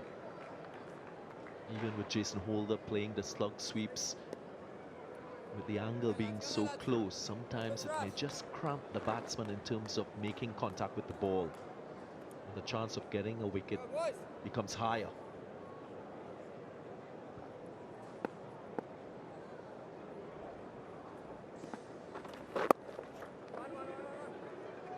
Look for 2 here, just a single. 219 for 6. It was promising for England yesterday when those wickets tumbled. 120 for 6, but these two have stood firm. But they've scored quickly. The run rate is 3.78, so England are finding it real difficult to stem that flow of runs. Damage is done now. 431. It's just a question of how many will it be.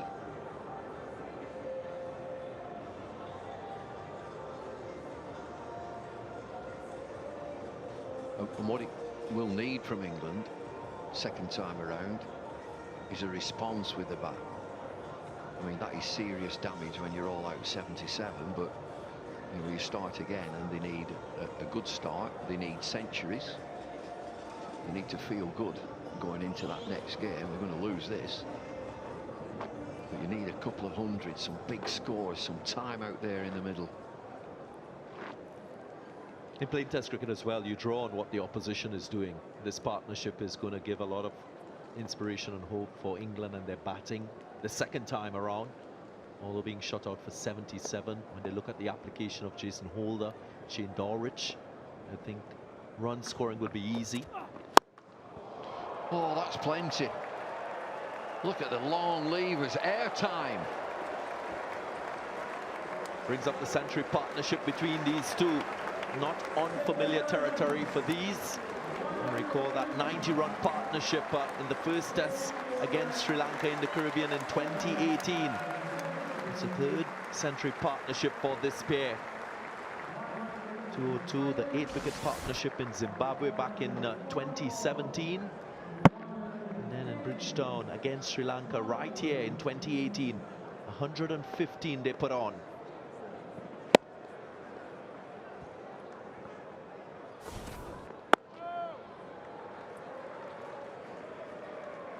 that was a big shot. Jason Holder, 3 sixes now, 9 fours. Great camera work, that's in the air a long time. Whack.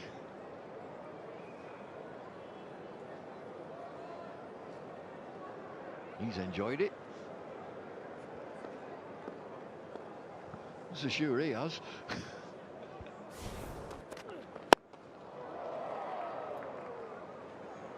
Oh, it looks like he's teeing off now.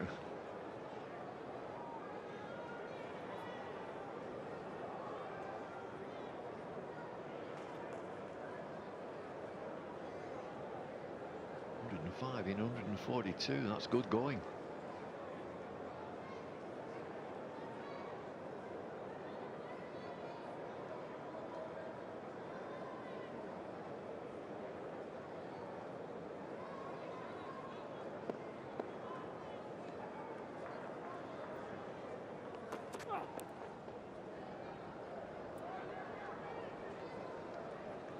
I wonder what is going through the mind of Stuart Broad at the moment.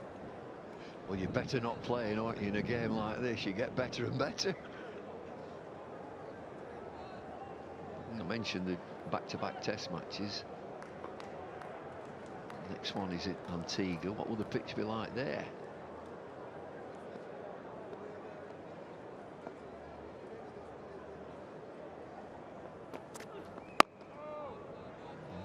I think it's common knowledge that the Windies management asked for the quickest pitch possible here in Barbados. If, as it looks, they win this test match, what do they do? Do they hold on to what they've got or go again? Give us a quick pitch. Can they get a quick pitch in Antigua?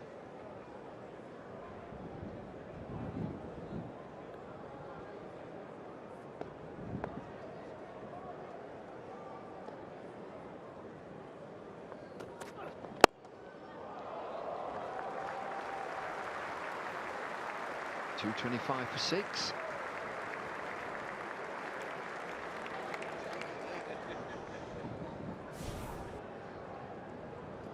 Excellent piece of fielding against Ben Stokes. Always a part of the action. Exudes brilliance with bat, ball in the field. Live wire for England.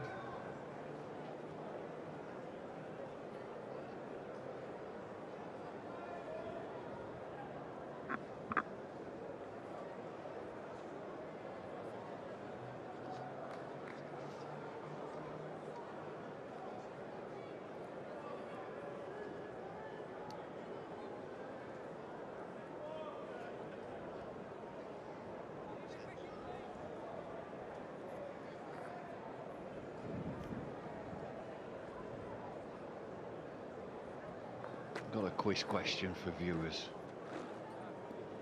No going on the internet. You're not allowed to go on the internet.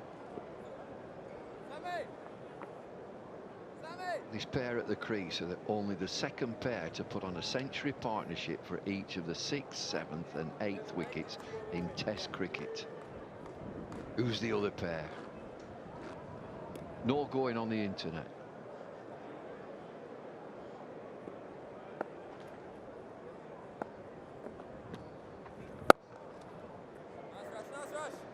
Spoke about Adil Rashid going round the wicket. And he has chosen that option. It will be a good option, especially when Jason Holder tries to play across the line. The angle will be a different angle, produces a different challenge for him. Let's see how he responds.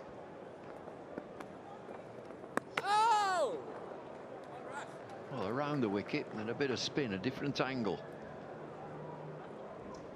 Mumble, you out there with me doing the pitch report. There's a bit of rough there as well, just outside the leg stump line, produced by the bowlers running through from the Malcolm Marshall end. Been asked for the question again. Here it comes. Dowrich and Holder are only the second pair to put on a century partnership for each of the 6th, 7th and 8th wicket in Test cricket. Who's the other pair? No internet.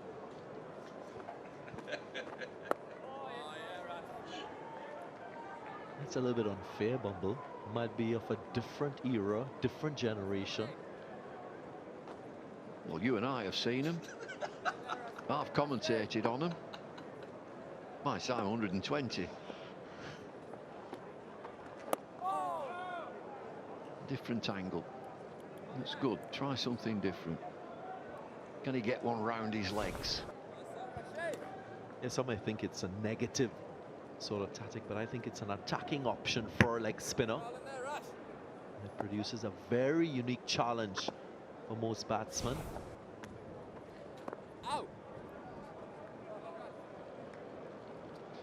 227 for 6.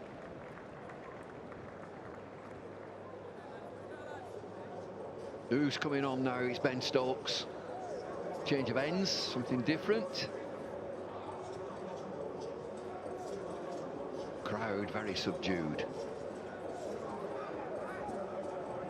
I saw a couple at the hotel this morning. They've been every day, and they've just said, "Oh, I'll come in the morning session and then I'm going out, I'm doing a bit of shopping."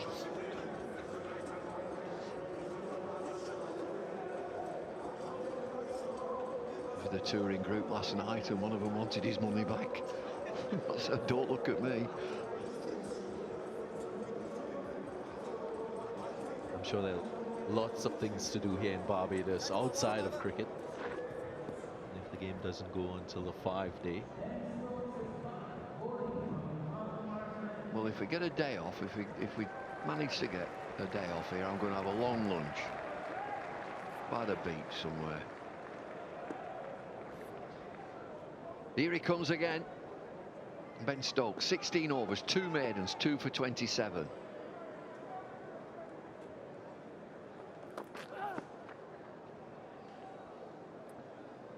Remember, you're asking about conditions in Antigua. The last test match the Windies played there was against Bangladesh in 2018. Bangladesh, they were shot out for 43 in the first innings. Windies went on to score 406. Who got the wickets? Kima Roach, 5 for 9. Base, yeah. Windies won that test match in 3 days.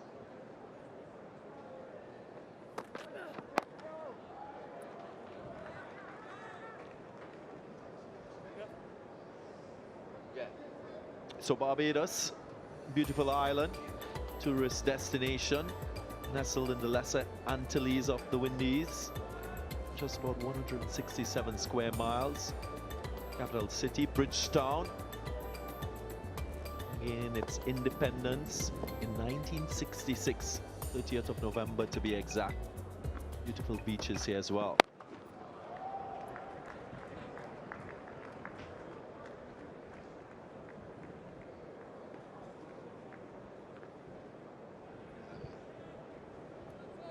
How are you all doing with that quiz? I'll give you a clue.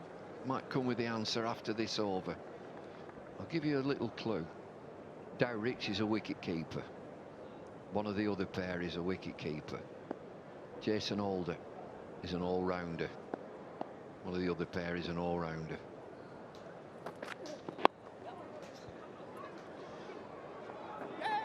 Those clues are very vague, I must say, Bumble.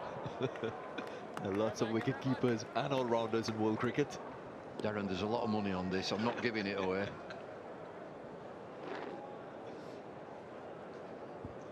Is it Jeffrey Dujon?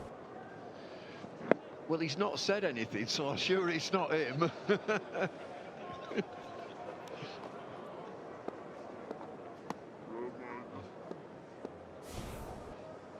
He's doing the crossword. Full squeezed into the offside. I'm going to give you the answer at the start of the next over. One delivery to go in this, the 61st over. He looks a happy captain.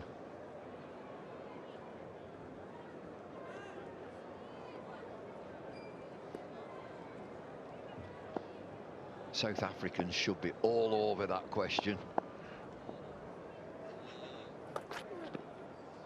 Now we're talking in terms of clues. 230 for 6. Clues is a very good word. Clues. Clues. Clues.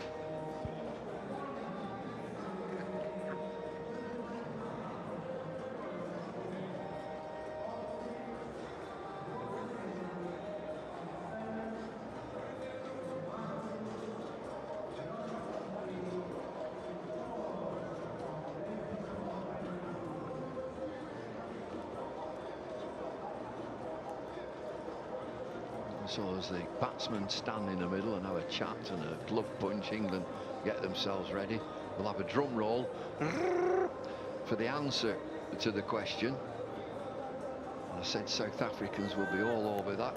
And so the answer is Mark Boucher and Lance Klusener.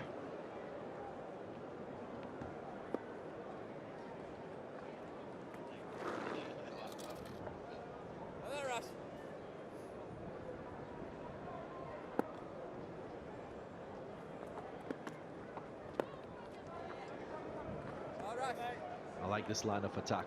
I still feel there's an opportunity for probably a silly Madon to be inserted.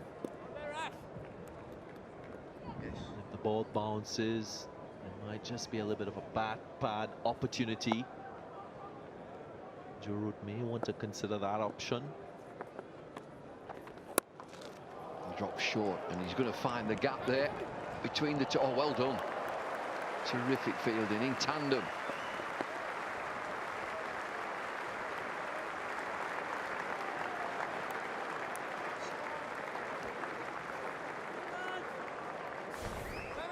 As good as it gets in terms of fielding. He had to sprint a long way and took out the dive, and the presence of mind to tap it to his colleague, Johnny Bairstow.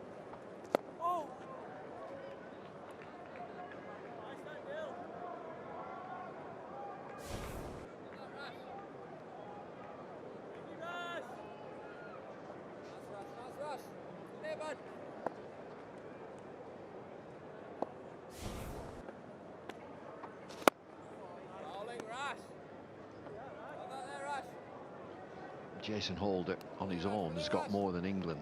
He's on 78.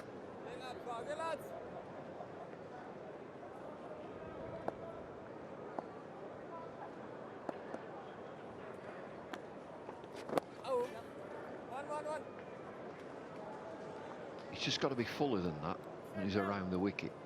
Just try and hit that rough patch. Sometimes it can cause a little bit of confusion to the batsman. It don't really matter when you have a lead of 446. But both batsmen are coping quite well. Good move to go around. Jim's coming.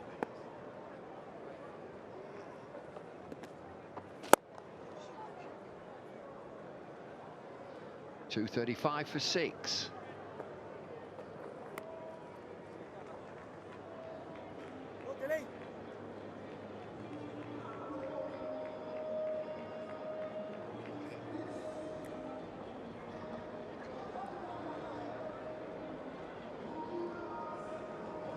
Windies continue to pile it on in terms of runs.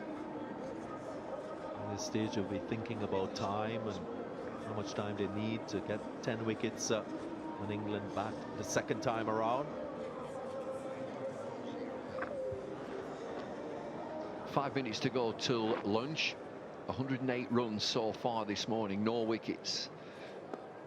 It's been all West Indies.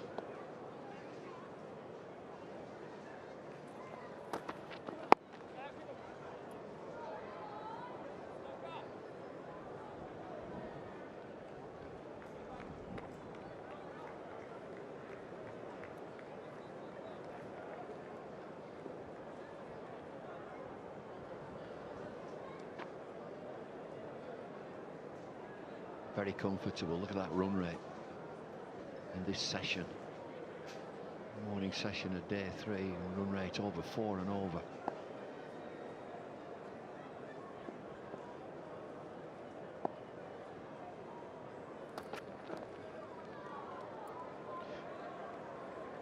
You refer to that run rate. What I also like about the Windies' approach with their batting is it's not been all about boundary hitting. They've been able to rotate the strike, look for the easy singles on offer.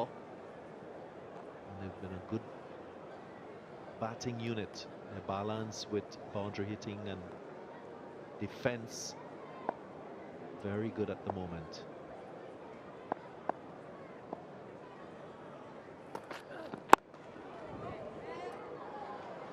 Well, Jason Holder is continuing his good form of 2018 with bat and ball.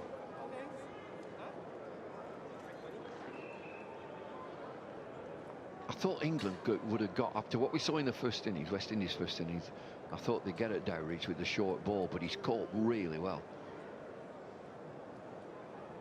Got behind the ball, played well defensively, but I think that's pleasing for the Windies, that rotate the strike. It's always been a thought that you can sit on one batsman, they won't rotate the strike, but these two have done it well.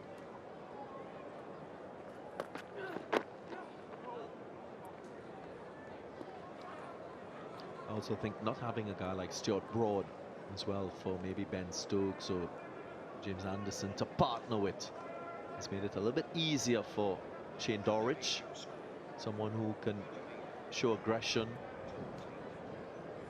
to partner with the aggression seen from Ben Stokes. England has just not had that. One time we've seen that was when Jimmy Anderson bowled in tandem with Ben Stokes.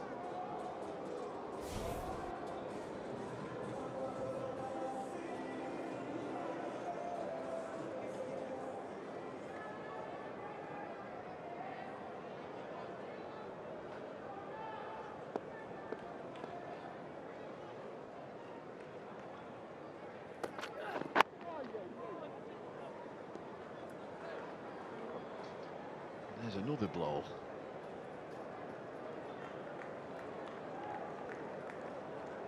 If I compare that bowling in partnerships of what we saw from the Windies in a particular spell when Kemar Roach bowled in tandem with Jason Holder, accounted for a number of England wickets. So essential to understand what is happening from the other end as a bowler and to support it once it's achieving the objectives of the team.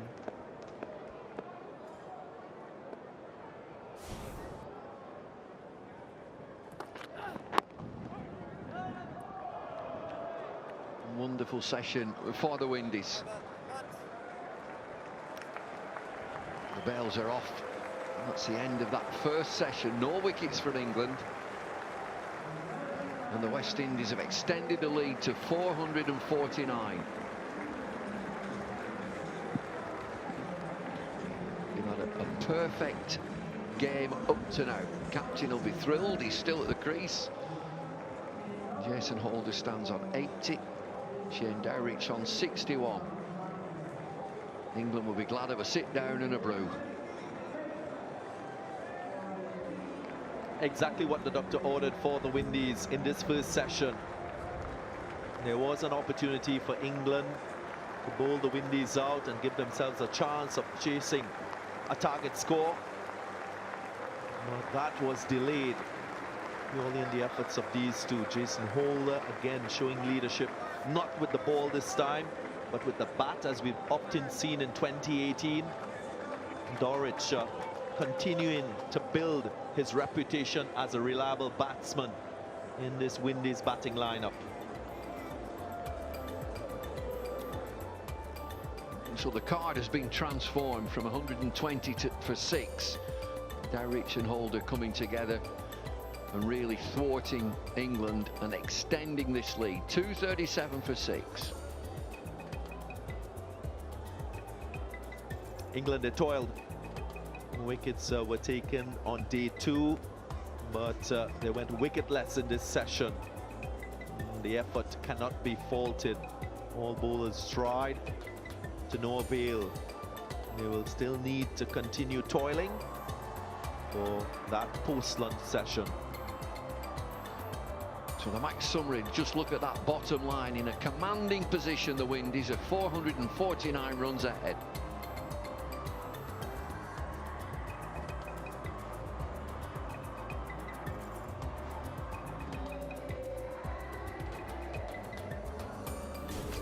Well, plenty of runs this morning. Significant thing, Jimmy Anderson opened the bowling and there was no swing. Bowling full of length and then trying to just drag his length back a touch. Ben Stokes tried his darndest, but the two batsmen at the crease have not been separated. Inevitably they had to bring the spinners on England, and runs were had.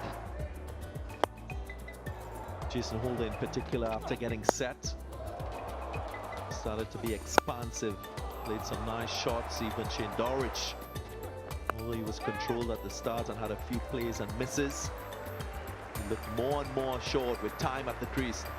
That was Holder's 50.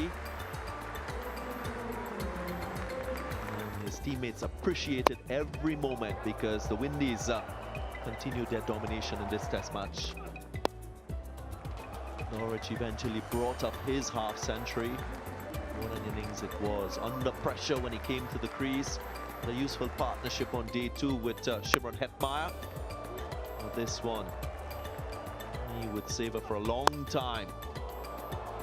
That was a really classy shot from Jason Holder, showing his quality as a batsman yet again.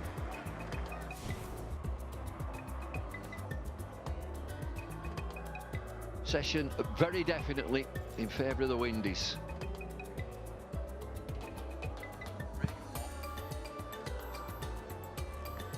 Time for a break, time for some lunch.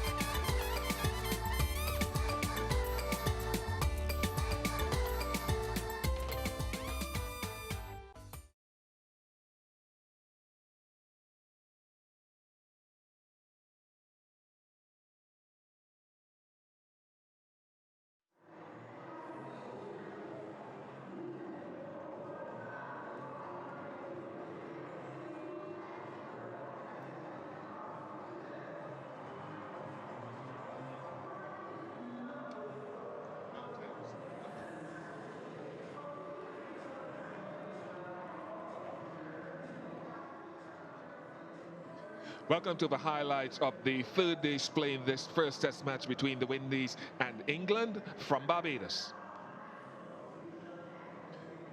The Windies have put themselves into a very strong position coming into day 3 on a pitch that gave the faster bowlers enough encouragement throughout it. There were thoughts that it would flatten out a little bit into the middle day of the test match. Just to confirm where the match stood. At the beginning of play, the Windies 289, England bowled out for 77. The West Indies found themselves in a little bit of trouble in their second innings, but 237 for 6.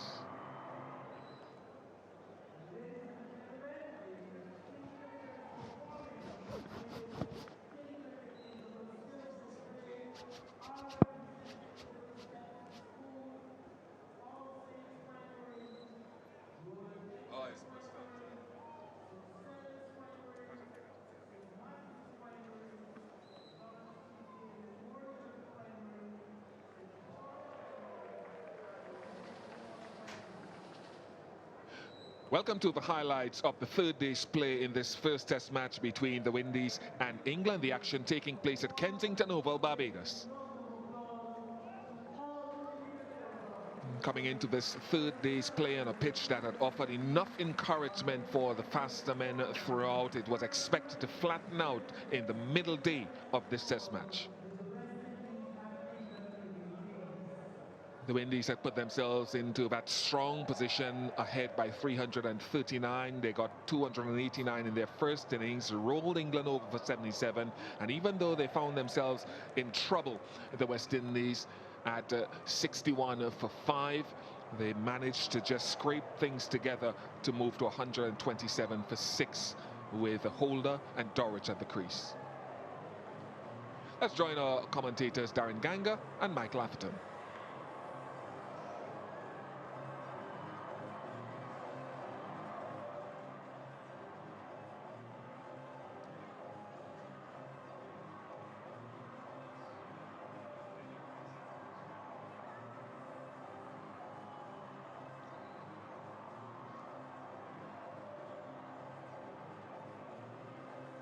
An outstanding morning session for the West Indies, one in which they added 110 runs in 27 overs without losing a wicket in that time. Shane Dowrich has continued his good form, moving to 61 not out, and Jason Holder, the captain, on 80. 237 for 6, and a fruitless exercise for England's bowlers, as hard as they tried in that solitary session of day 3. It meant then that the West Indies had moved ahead by 449 runs. We'll take a short break, and when we come back, we'll have the highlights of the middle session of day 3.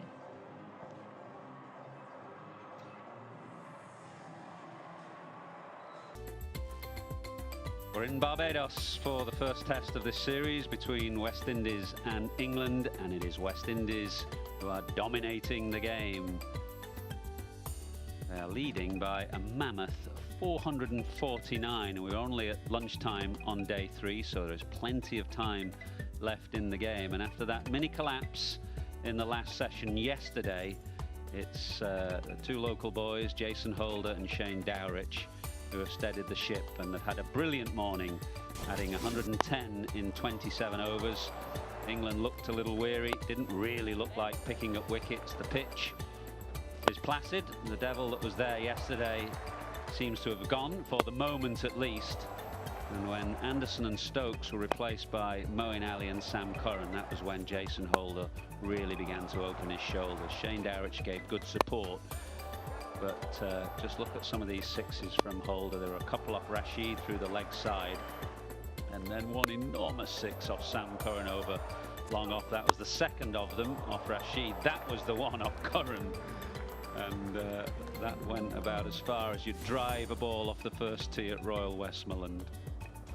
So the scorecard looking rather better now than it did yesterday afternoon for West Indies, when they lost that cluster of wickets. You can see the cluster going down there late in the day. 5 for 9 they lost in the afternoon session yesterday. Wickets going to Ben Stokes and Moeen Ali, but none this morning. And in truth, England really didn't look like taking wickets. There was a hint of swing for Anderson, and Stokes passed the bat from time to time at the start of the day. But in the second hour, West Indies looked in total control, which is of course what they are. Jeffrey Dujon leaving by 449. I guess another decent session here, and then they'll have their eyes on a declaration at some point. Well, that ideally would be the plan, to bat throughout this session, get an unassailable lead, keep England in the field, more importantly, for as long as possible, and hopefully get into a few mentally tired batsmen close to the end of the day.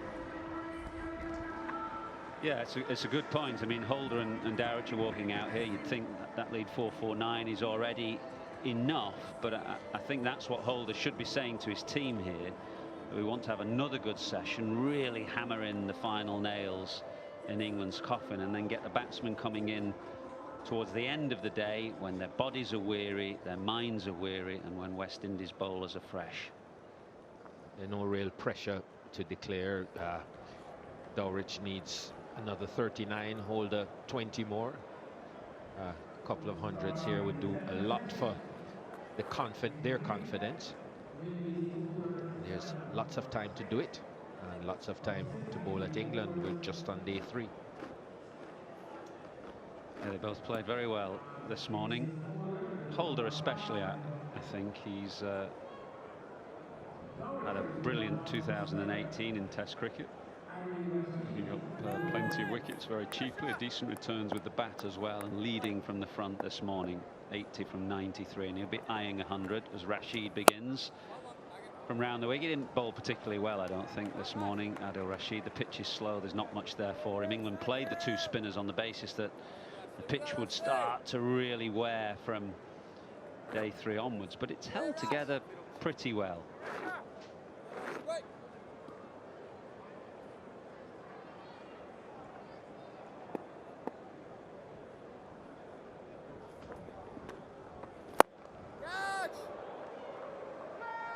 Oh, it just beats long on. Quite sure where the holder was looking to hit it to long on, because there is a man placed there for that, but he hit it well enough. It's Joss Buttler who's out in the deep, and for a moment Holder might have wondered whether he'd put it straight into his hands. Looked as if he was trying to hit it a bit straighter. Got enough bat on it just to get over Buttler at long on. Yes, I agree with you. I think he was trying to hit it straighter, and as it came off his blade, he just had that worried look, didn't he, when he saw Buttler in his eye line out at long on.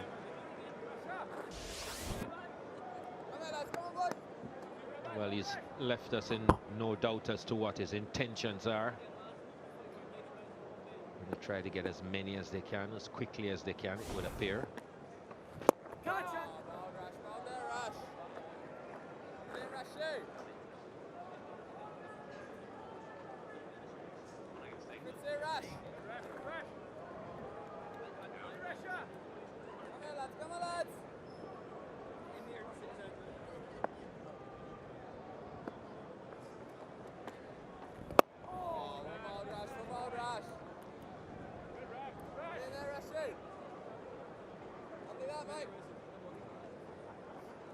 Boys.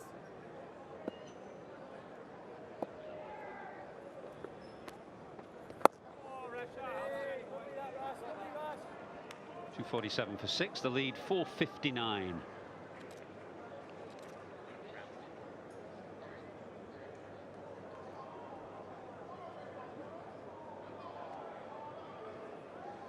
Pleasant, breezy conditions at this time of year in Barbados. Temperatures are generally constant throughout the year, but as you get in the months from about November through to Easter, the trade winds blow and just provides a bit of cooling balm.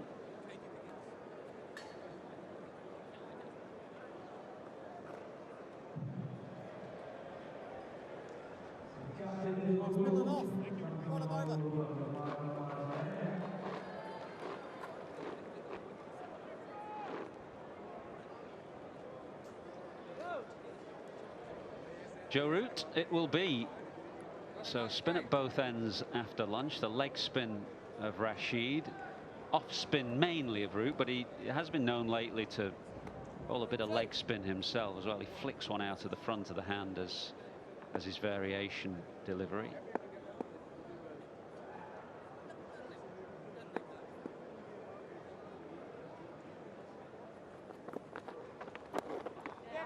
Good start as well.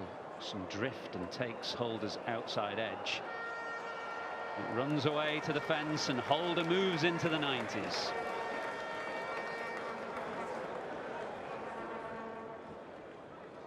Wasn't a bad delivery to start with. Just a hint of drift. It's just enough bat on it to get it past the man at slip. Mason Holder.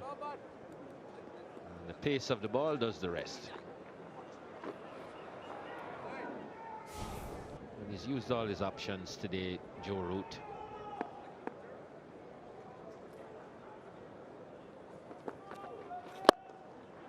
None of them has worked, so why not have a bowl?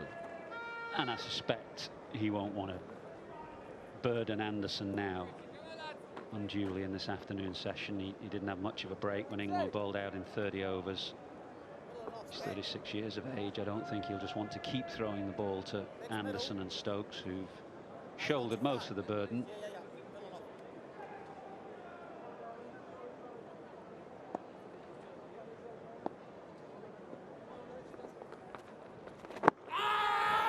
Very close.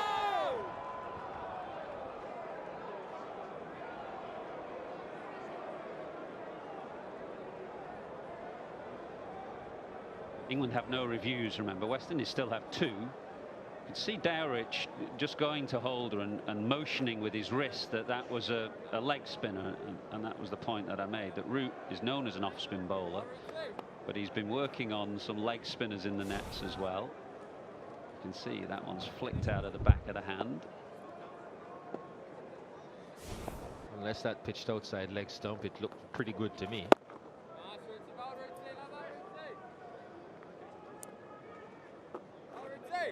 Very quick through the air, Joe Root. Pitches in line, straightens a bit. I think it would have threatened leg stump. He's not a tall man, Shane Dowrich, is he? Might have hit him above the knee roll, but wouldn't have been going over, and as Hawkeye suggests, should have been given out.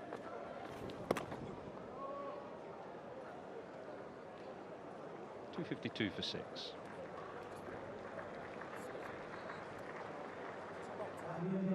The consideration for Chris Gaffney, and this will be the chat as Joe Root just says, why didn't you give that out? The consideration would be whether it pitched in line. It kind of started to drift towards leg stump. It did drift towards leg stump, pitched on leg stump, and looked to straighten a bit.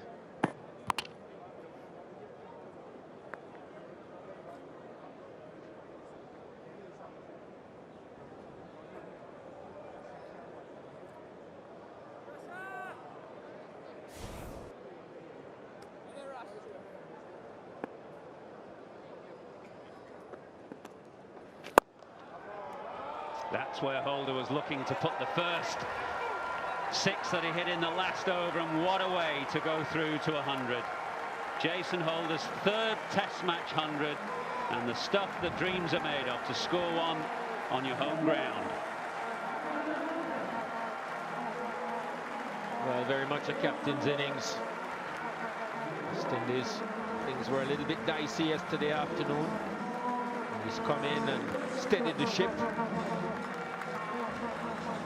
Got his team into a pretty unassailable position.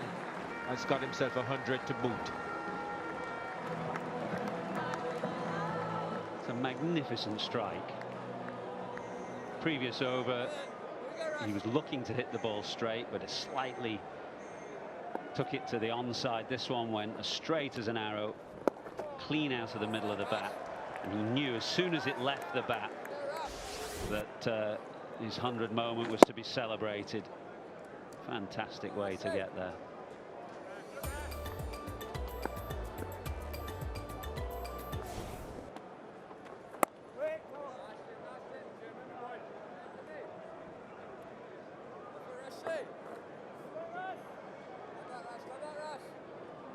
Fours, 5 sixes, just 101 balls for Jason Holder's 3rd Test match 100. And he ain't done yet.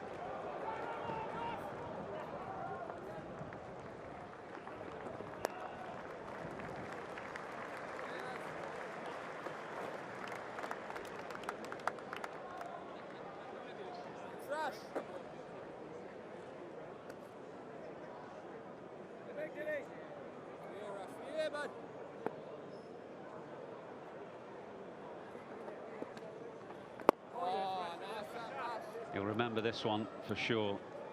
2 Test match 100s before this, one against England, his first in Antigua, the other one at Port of Spain last year against Sri Lanka. But to get one in Barbados against England when many people had written his team off before this game, you'll remember this as a very special innings.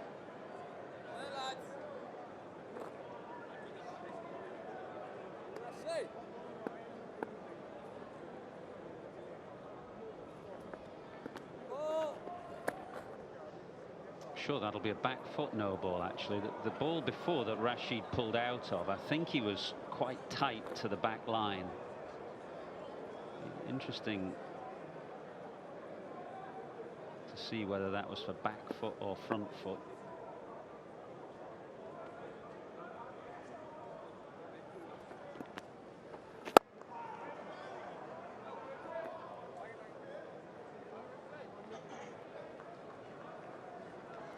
261 for 6. Worth looking at Jason Holder going through to his third Test match 100 again.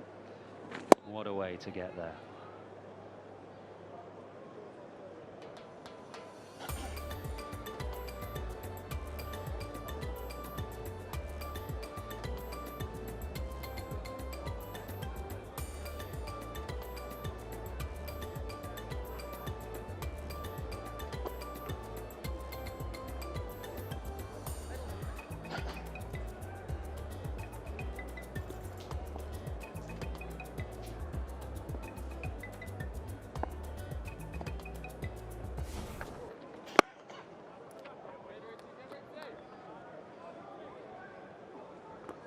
Took the job on under incredibly difficult circumstances, Jason Holder. 3-4 years ago, with just a handful of Test matches under his belt, with the team in the doldrums, and difficulties between the senior players and the board, and all kinds of ructions and arguments. But he's emerged with great credit, both as a player in his own right in that team and as a leader as well.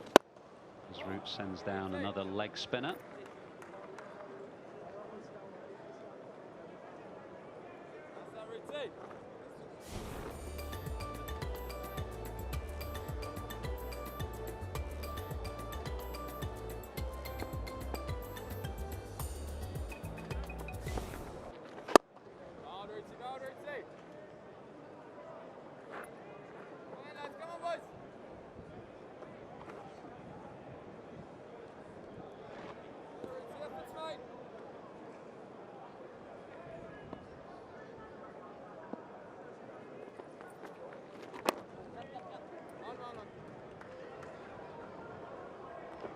Sure, he'd dearly love to accompany Dowrich to 100 as well now. Both from this island, same age. Attended the academy together, they're good friends. Partnership of 144, and Dowrich himself 36 away from 100. 264 for 6.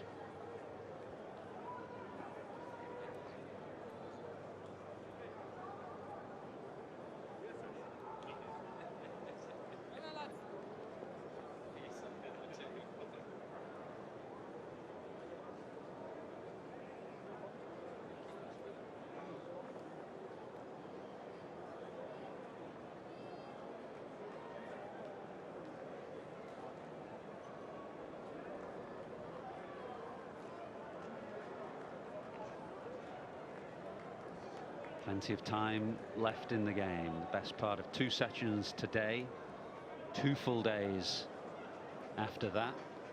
And West Indies' lead is already 476. Maybe a question of how long Holder wants to go. How much time does he want to give England tonight? West Indies bowlers will be well rested. More so than Stokes, that's for sure, who is now replacing Rashid again. He's got through 18 overs in this second innings. He had a heavy workload in the first as well. And that's the problem for England in this game, with the team that they've selected and the absence of malice from Curran and the absence of spin for Rashid means that Stokes and Anderson had to do a lot of bowling.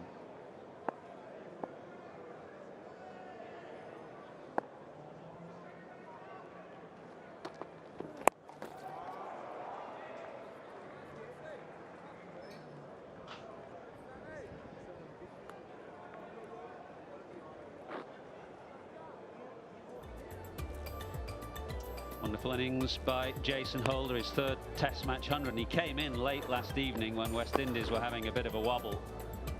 And he and Dowrich to keep going this morning. The change of bowling really helped him on his way. He hit Moeen Ali for 3 consecutive 4s. He gave Curran some clobber as well. And he's looked in really good touch. He hasn't looked like getting out. Not a bad player to have coming in at number 8. When he decides to open his shoulders, he hits a long ball as well.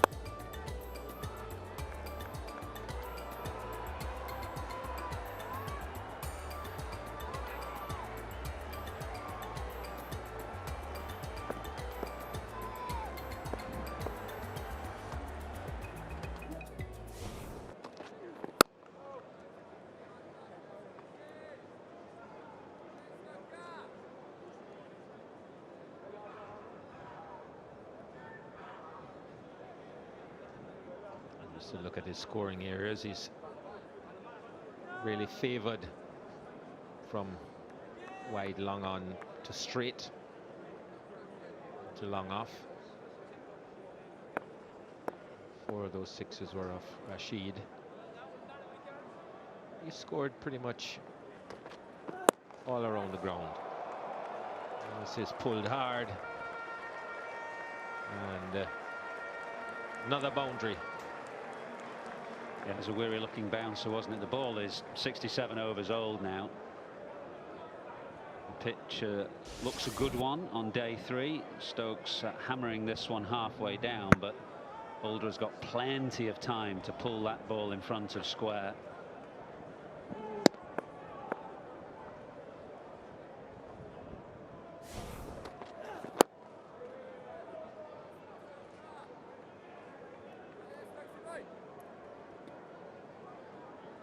This is really a big effort from Ben Stokes, though. He's been called upon to do more than his fair share. And as you said before, Athers, because of the lack of effect of Curran and Rashid. And he's doing it manfully. He's got to be tired now.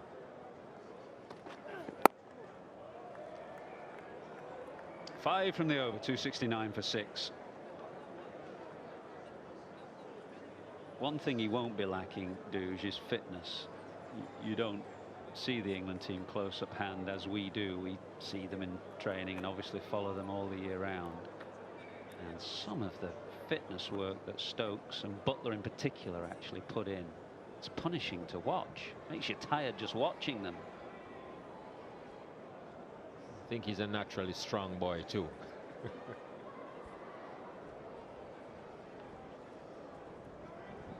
He is, and he and Butler are setting new standards off the field in terms of their training, that's for sure. The rest are following suit, even Rashid and Moeen Ali, who wouldn't be perhaps renowned for their fitness, have been following suit, and Stokes has been leading them round in gym sessions and running around the pitch. It's amazing what if you have a couple of players who lift standards like that, it kind of lifts everybody else, doesn't it? It's like a rising tide that lifts all boats. Nobody wants to get left behind.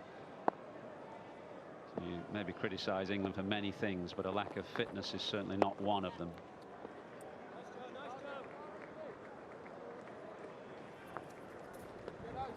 Well, it's been tested in the field, and it's going to be tested when they go to bat. It will. Partnership is 150. It seems no sign that Holder wants to call it quits anytime soon. They'll keep going, and that's the point. That's why you need to be fit, because come that last session, weary bodies, weary minds, you've got to switch on to the task at hand.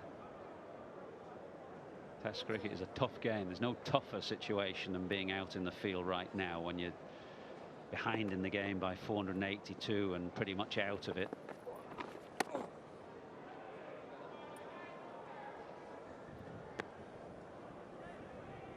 There's a bit of rough. I guess Curran's foot marks and Stokes' foot marks just outside leg stump, and I think Joe Root is probably trying to target that area with his leggy. Bowling quite quickly, isn't he? He's got good pace through the air, bowling much more quickly than Rashid, say. Oh! Good from Folks.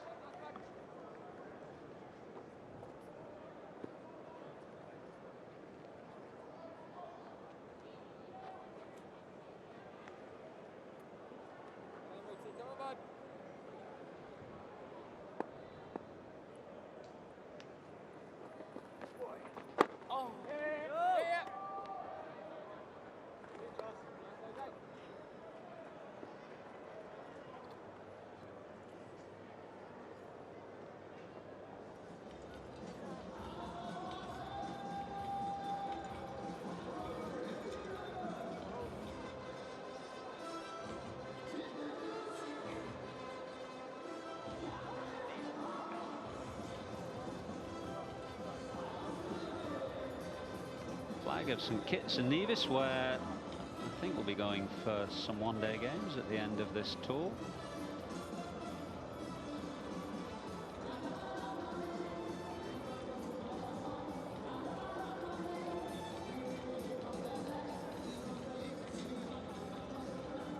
Test matches taking place in Barbados, Antigua and St Lucia. Back here for a couple of ODIs, and then to Grenada and St Kitts. There's the final 2 games of the series, 2 T20 matches. Stokes goes past Dowrich's bat, not for the first time today.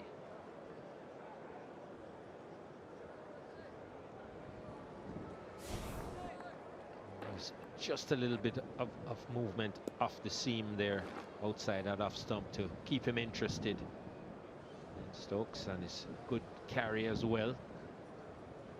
So there's a bit more pace in the pitch if you're willing to pitch the ball up just on length or just back of a length.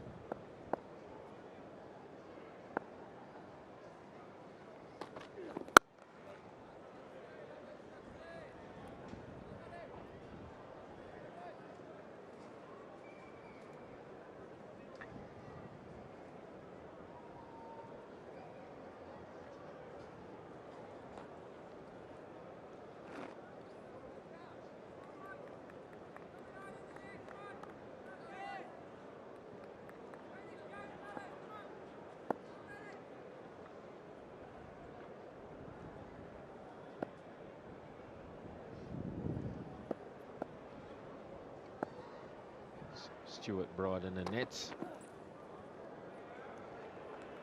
Well, he's probably saying to himself, they wouldn't give me a ball, so I might as well have a bat. I reckon he's preparing for the next test match there. He's got his chest guard on, arm guard. He knows that if he plays and when he gets in, he's going to get a peppering. But a lot of England supporters will be saying, what's he doing in the nets? Why is he not out in the middle? 400 test wickets plus. What are England selectors playing at?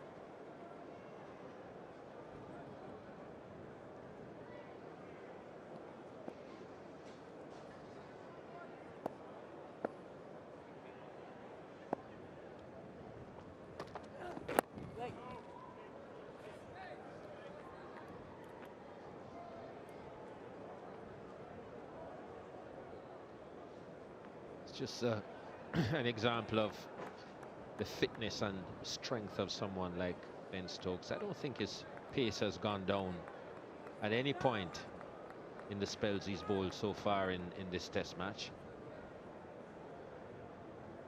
He's getting the ball through, he's quick enough to hurry the batsman, going past the outside edge.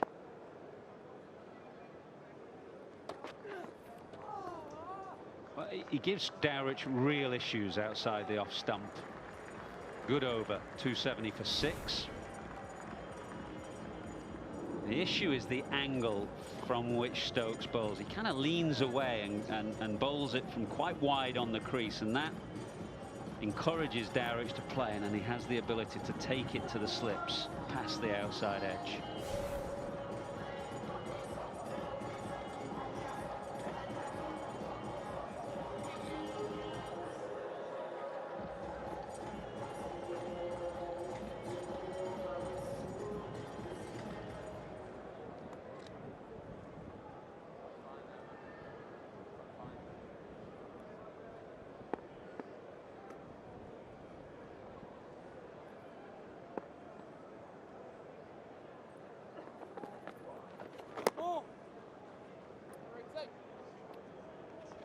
Really mixing it up, Root. Count the number of leg spinners that he bowls in this over. That was 1.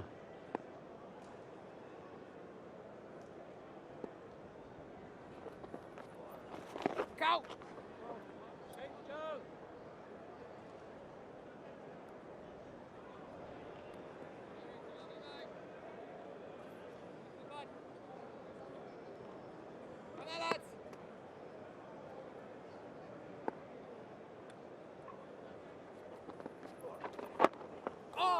Oh, it's close.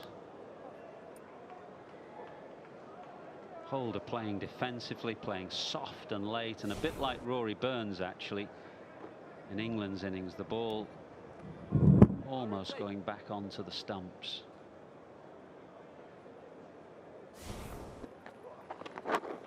Another leg spinner from Root completely bemuses Holder. Inside edge that beats Folkes and goes to the boundary. Says something for Joe Root actually. Just really renowned as an off spinner, part-time off spinner. He's a great batsman, of course. He's England captain, but even now he's looking to develop and enhance his game. So he's been working really hard on these leg spinners in the nets.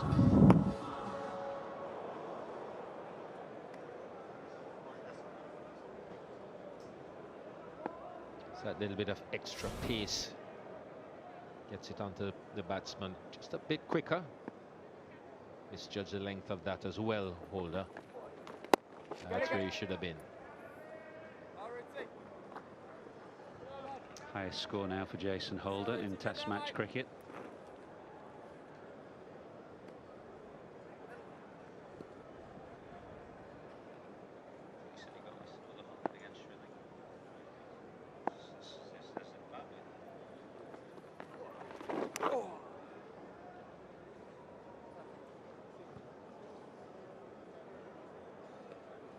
.275 for 6.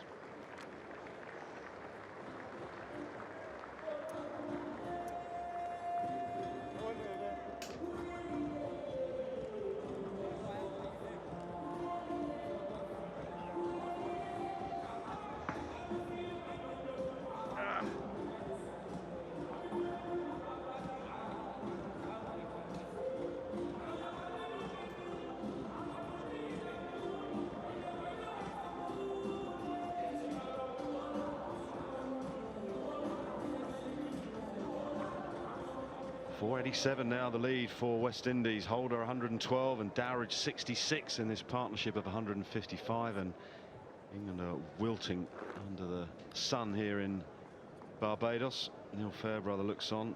Some of his clients will be slightly fatigued at the moment. Stokes again.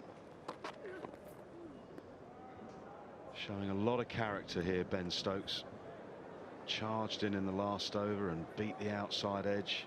Could see the frustration and the fatigue in his face after he went past the outside edge of Dowrich's bat. What does Root do with him here, Nas? I mean, Stokes will want to bowl. He want to do everything he can for the team, but it comes to a point where you don't want him to break.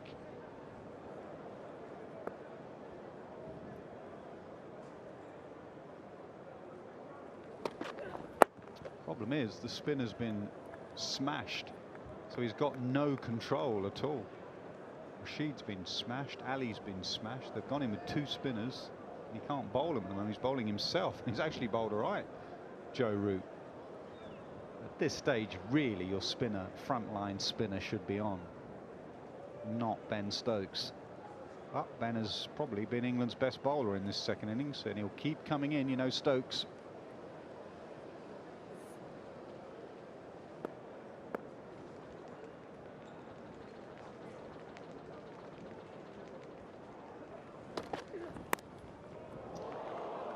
Not a catch.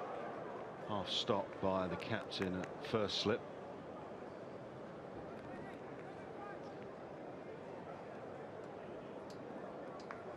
Thought when Jason Holder played some shots straight after the resumption of the lunch break that perhaps even a declaration was coming. Maybe that was just to get himself through the nervous 90s and up to 3 figures, and now Dowrich and himself are quite content just to play.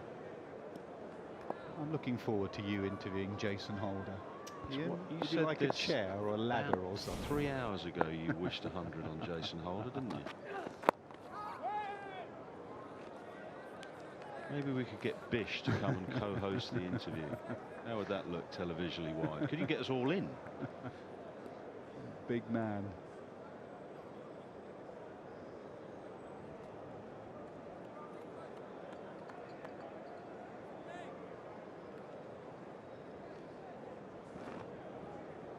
Could you not say to Moeen Ali here, you got a bowl? You got a bowl. You're a frontline spinner. I can't, kill Ben Stokes here for the rest of the series. Well, what England are doing now is trying to take time out of the game. Only one result now that they can hope for is a draw, really. So they're trying to just dot it up and bore it up a little bit. Still 2.5 days left. That's a lot of time to try and take out the game by just bowling Ben Stokes into the dirt. Completely agree that Ben Stokes has been your best bowler. So he's not just trying to dot it up, he's trying to get him out. And his best bowler to get him out at the moment is Stokes. Root wants to get batting. Pitch is still good. There was one in this over that rolled along the ground. So Holder will be waiting to see more and more of those go underground.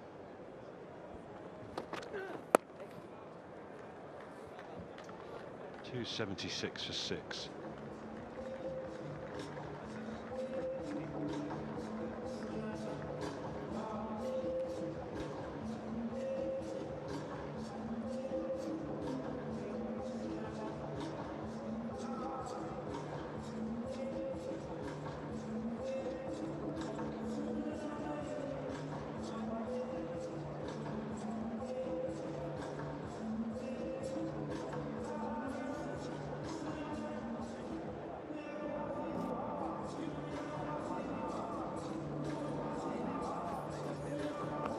West Indies lead approaches 500. 488 to the good and still going.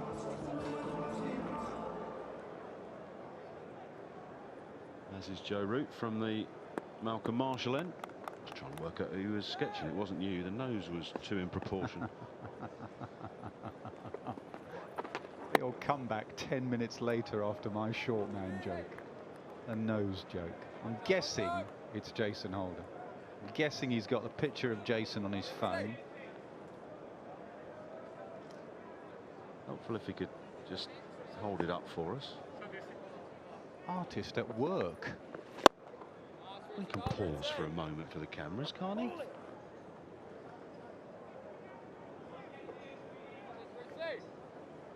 Very good.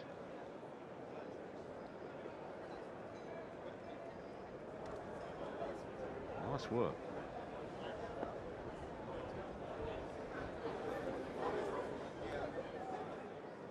Ian Plunkett's the artist in the England setup. Did that brilliant caricature of Jimmy Anderson once he went past Beefy on the previous trip. In our day we had Jack Russell. Used to take his paints away with him. He was quite brilliant. Nice little thing to have, isn't it? Something like that to get away from the game. Jack used to just go off on his own. No one liked him anyway, Jack, but he used to go off. Used to go off on his own, drawing away. Just gets your mind off the game of cricket. He knew what he was doing though, Jack, though, didn't he? When you on a boat with John Paul Getty and he said, oh look, I've just done a little picture of your yacht from the beach. Here's a consideration, Jack. Thank you very much. Saw Jimmy Anderson possibly warming up. That's the last thing he wants to be doing, you'd imagine. He's going to have to. Well, there's a new ball due in 7 and a bit overs.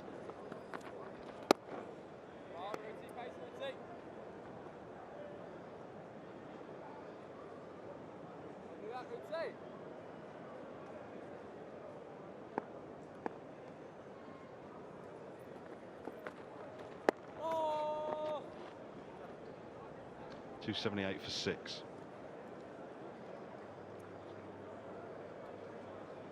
Since then, this partnership of 169 has put West Indies past 500 in front of England.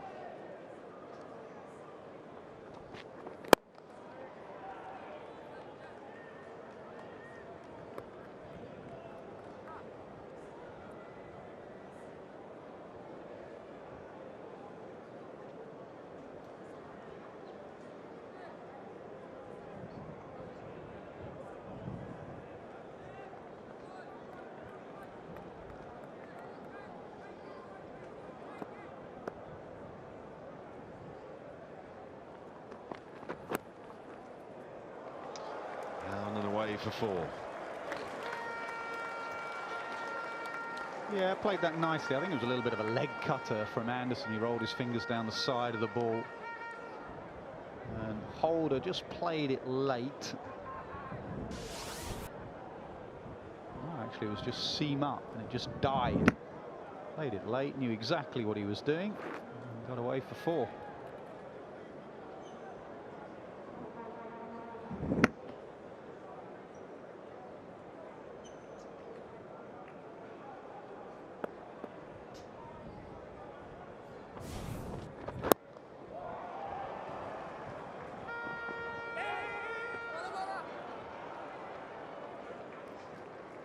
Saw pictures a little earlier of some of the England supporters, and they seemed all smiles here at the Kensington Oval. But you spent some time with England supporters last night.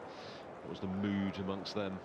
They were a little bit despondent, a bit of doom and gloom. They've just come and seen England bowled out for 77. You have to remind them that, you know, England had won 8 of their last 9 Test matches.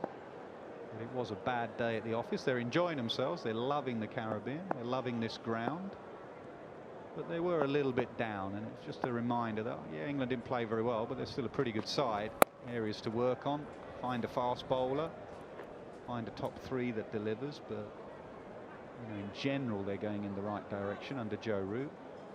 The spectator experience they've enjoyed. They'd like a little bit more from the big screen. You forget that these people pay their hard-earned cash, and they weren't overly amused that they weren't getting sort of replays on the big screen of wickets and incidents. But in general, they've been well looked at. They'd actually like, they said, they'd like a few more locals in to get that atmosphere of old, what it's like in the Caribbean watching cricket. 295 for 6.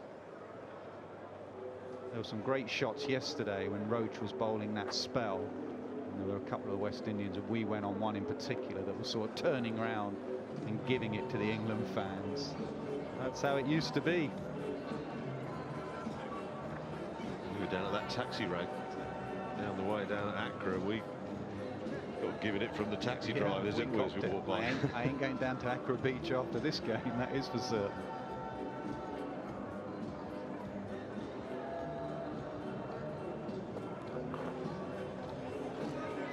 So, overall, they were a little bit down, though, with England's performance, and then you turned up. Did they survive the evening from there on in? My funnies just picked their mood up, to be honest.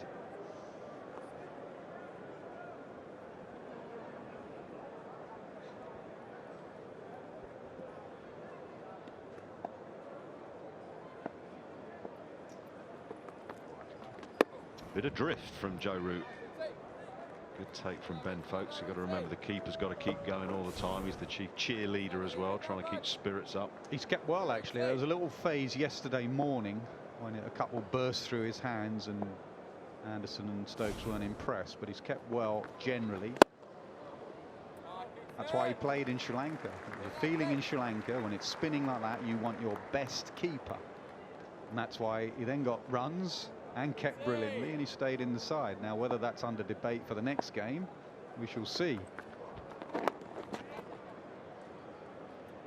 Just to aid the balance of the side. Yeah, I mean, it's so easy for people. I've heard it so, you know, well, why are you playing 3 keepers? Leave out the player of the series. I mean, what effect does that have on a young man who's come in, done everything right, and you tap him on the shoulder and say, sorry, you're not playing the next game? So some really difficult calls needed to be made and still need to be made.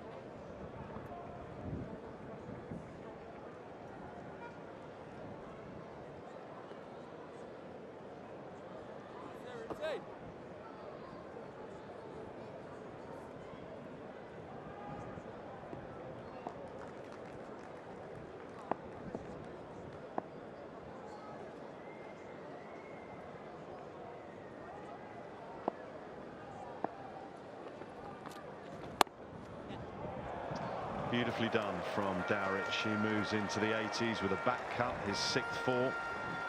300 comes up for West Indies. Their lead is 513. with his drinks on day 3 in the afternoon session at the Kensington Oval, and England really need one.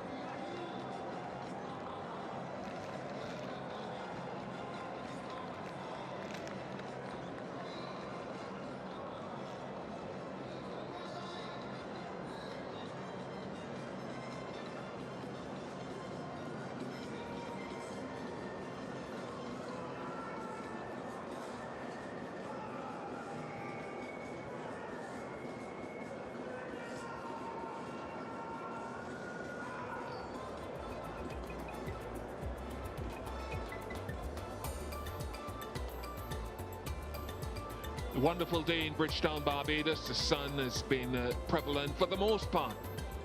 There was a slight sprinkle earlier in the morning session, but beautiful rolling hills and a great history of producing excellent West Indian cricketers and great cricket matches here at Kensington Oval. Shane Dowrich on 81, on the cusp of another Test match 100.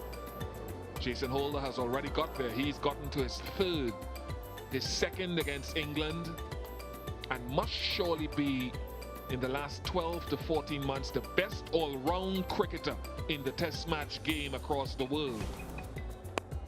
David Lloyd alongside me, your appreciation for this effort. Well, he looks a terrific cricketer. I remember a few years ago when he was made captain, I think it might have been Clive Lloyd as manager of the team.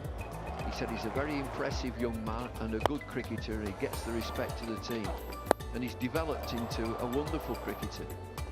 In 2018 stats, I think I'm right in saying 35 wickets at 12s, and you put his century here alongside that, and he bats at number 8. So that's a real headache for teams who play against the Windies to come up against that sort of talent. What I will say is, having met him on a couple of occasions, he's a very impressive young fella. And he says that captaincy has made him a man. He's come from a boy, and he's I mean, the size of him when he hits the ball, when he decides to give it a clout, it stays hit. A lot of hard work for England bowlers, and that also, when you look at that, that is a means to an end for the West Indies. Keep England out there. These Test matches come thick and fast. Get England fatigued going into Antigua. What's the lead now? 513. Could declare any time he won't. He'll just keep England out there, keep them bowling. So much time left in the game.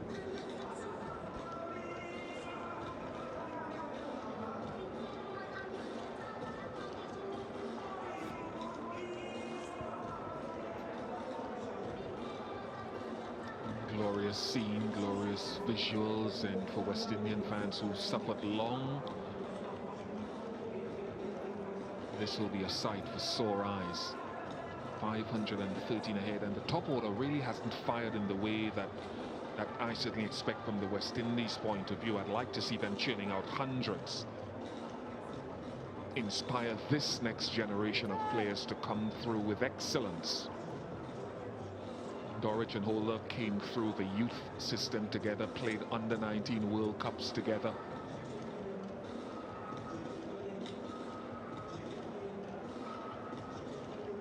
Jason talked about the understanding that him and Dowrich have when he scored that 100 in Zimbabwe in 2017. And your boy is having a bowl, not Shimron Hetmeyer, David Lloyd, but Keaton Jennings. Well, I was just looking, there's a long debate there after that drinks between Ben Stokes and Jimmy Anderson. I think they've got to look after Anderson and Stokes now, looking forward to these next 2 test matches. No point bowling them into the ground. This game here, apart from England's batting, the lead is 513. England are not winning, and so they can preserve energy of the 2 main quick bowlers, and I think that's what the chat was about. Enough is enough, and Ben Stokes has had plenty of bowling. Jimmy Anderson has, and Keaton Jennings, he's a dobber. Medium pace, up and down, wicket keeper up to the stumps. Yeah, a better move. I think they spent Anderson and Stokes. They can keep them for the next game.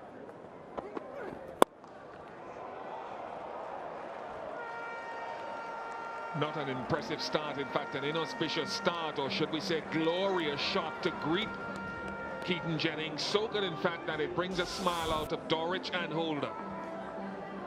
Well, he's an afterthought as well, Keaton Jennings. He was out grazing on the boundary after that chat between Stokes, Anderson and Root, and he was just brought into the attack. I don't think he's done any looseness. Well, that was his looseness.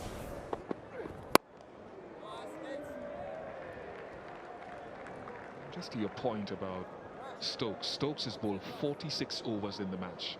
Only once in his test career prior to this has he bowled more overs. He bowled 52 at Nottingham against India back in 2014. Got a nought in the match as well.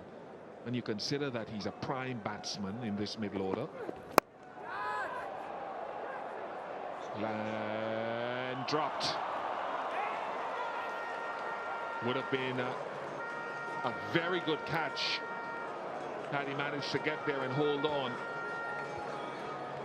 There's 3 fielders converging on this. Ben Stokes had a look at, I think it's Rory Burns, who eventually made the dive. He didn't just get there. Moeen Ali is out on the boundary. A thick outside exit, skews into the air, and he gets lucky. Burns, does he get there? Oh, he gets a finger end on it.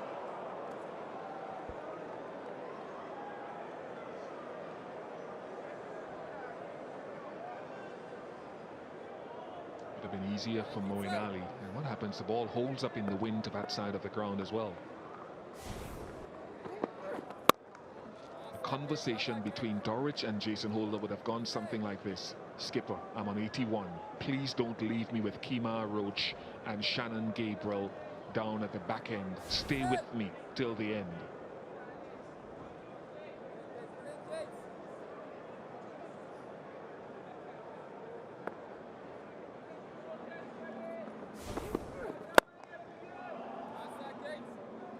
I've seen Jennings bowl from time to time in county domestic cricket, and there's a semblance of an action there. He runs in straight, and he's medium pace, nothing more than that. Oh, he's got 28 wickets.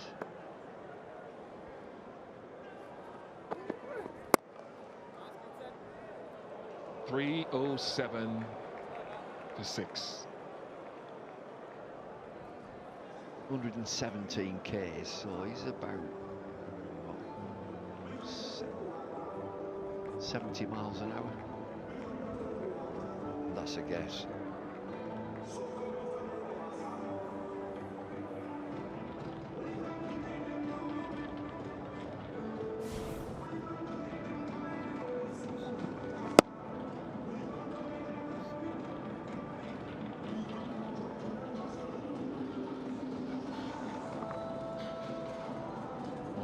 Almost worked for Jennings and Joe Root.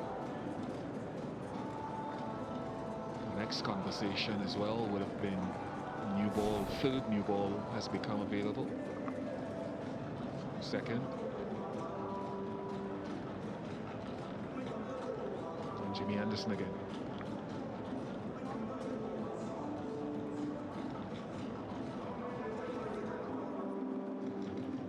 Well, I suppose new ball, 6 wickets down, if they can make the same inroads as they did in the first innings, when it did the business. It's more bowling for Anderson. There are teams that I can think of around the world that wouldn't have taken the new ball. They just carried on with this old ball and tried to defend and damage limitation. But England, well, they only need 4 wickets. Got to break this partnership. It's 187.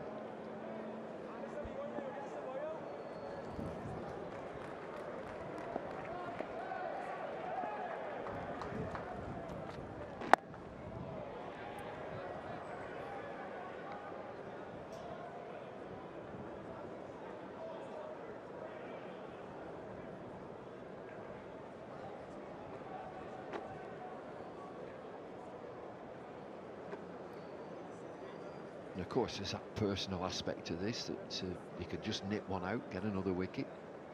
Your personal tally. Got to break this partnership.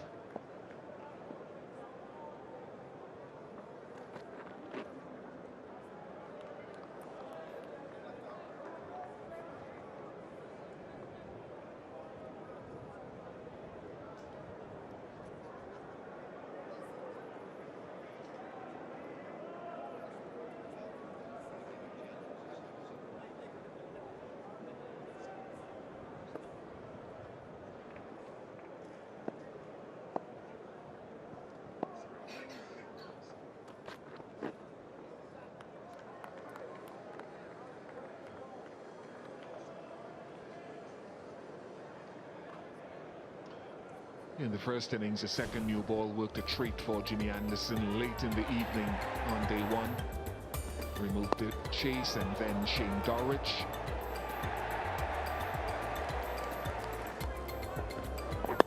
Jason Holder was next.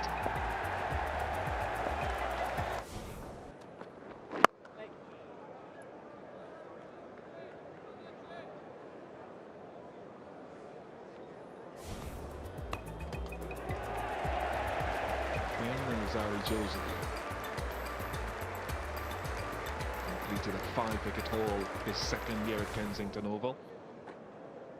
And you just see that sequence there, and you just mentioned that it's the last session, it's in the evening session.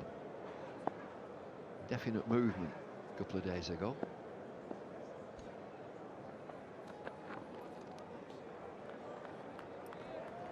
Curious to see who bowls from the other end.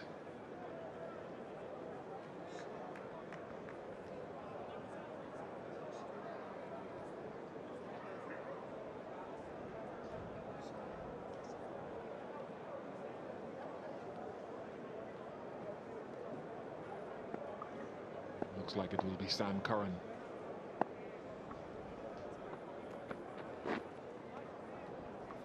Maiden over, 307 for 6. And just a bit of swing for Anderson in this breeze. It is Sam Curran doing a couple of looseness. Anderson 14 overs, none for 41. So Keaton Jennings just 1 over. He's fancied a ball there, Jennings. He's took his cap off. Not just now.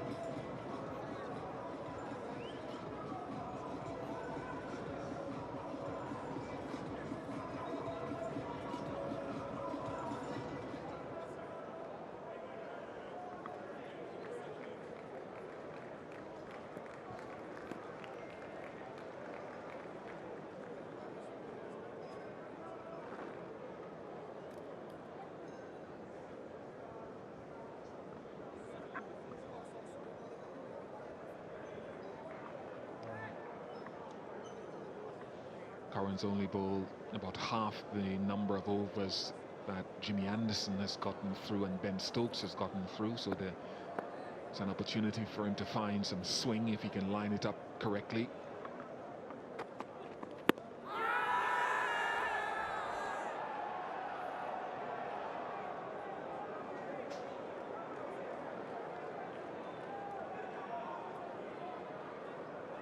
No reviews left.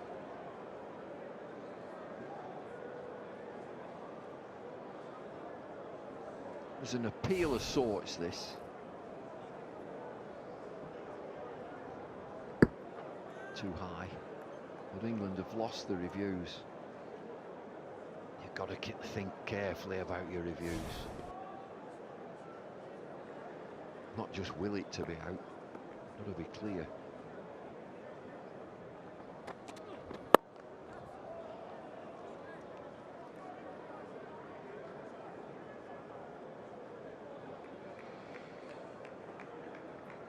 It's a good start, 2 good deliveries from Sam Curran. Really just needs something else in his armory in these conditions to be able to set those little in-swingers up.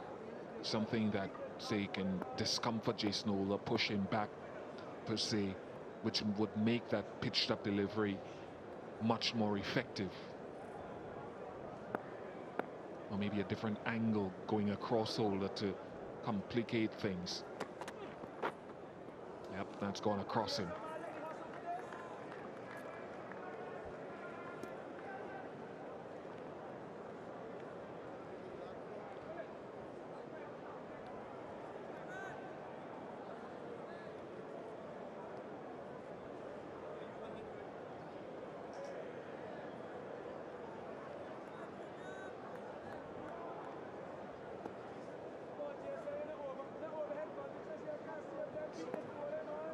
Legs slip in position as well.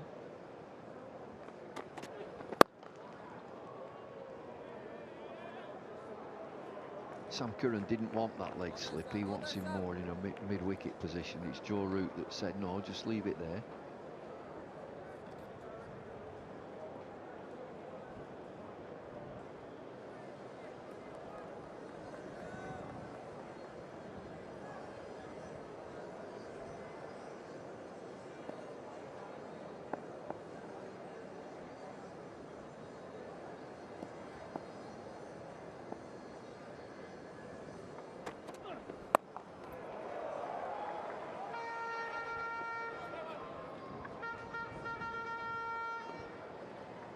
Sam Curran, 20 years of age, as his career develops, he'll become a batsman who's a handy bowler. Useful in a team as a four-seamer. Get that variation.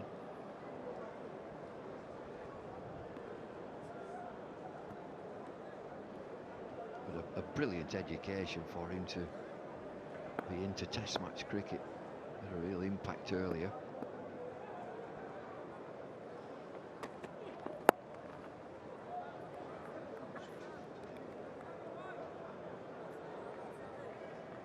.310 for 6.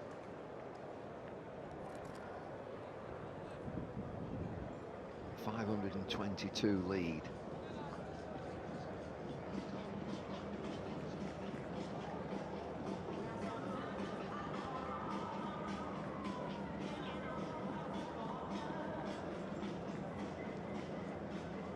Pitch very dry now. From England bowlers, it's not misbehaving at all. There's a little bit of rough there, but not much spin. West Indies, of course, not with any great spin. Ross and Chase can bowl a bit.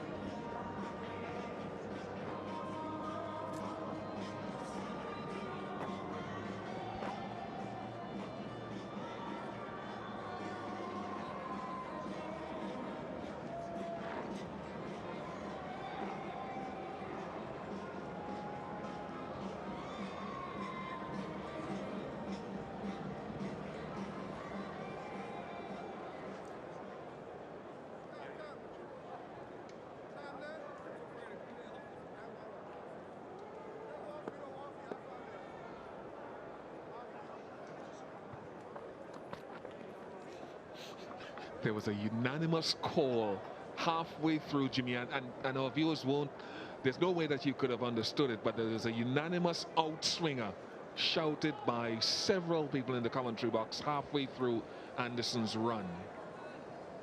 Everyone's looking at the grip on the ball. Well, it's terrific when you get up close there, and he just puts it into his fingers, and it's second nature. He doesn't look down, he just feels the seam and positions it so.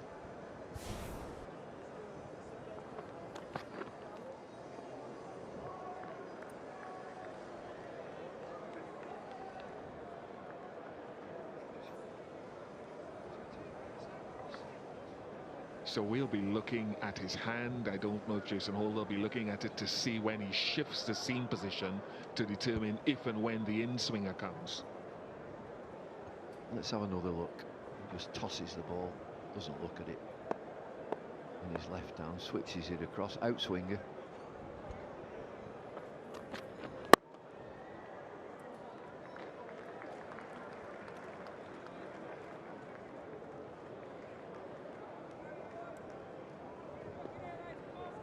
We see so much cricket, been involved in so much cricket, 50 odd years of cricket. And the same rituals, it goes to the wicket keeper and then it goes to maybe gully or first slip, it's thrown to cover, it goes to mid off. Oh, come on, show it us, outswinger.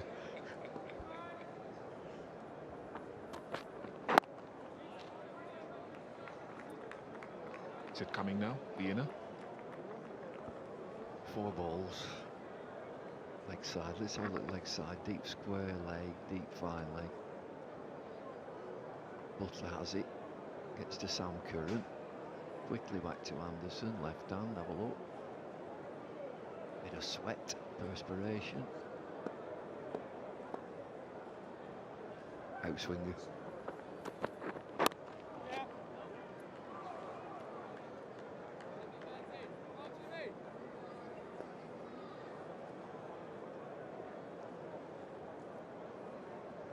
All the viewers at home, everybody watching the telecast will be, come on, the challenge over to you. What's it going to be? A quick look. Outswinger.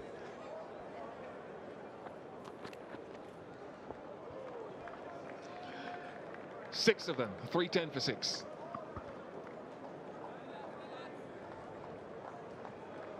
He also used to be as a batsman as well, that you watch the ball. Some watch it all the way around the field. And then you, what, 40 metres away, maybe more? Just try and see how it's set in the bowler's hand.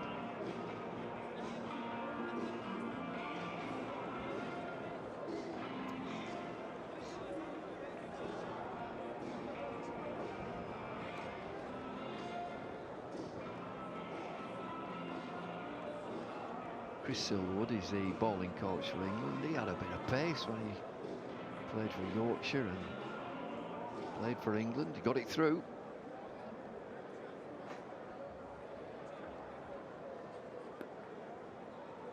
Likes a motorbike, likes a big motorbike.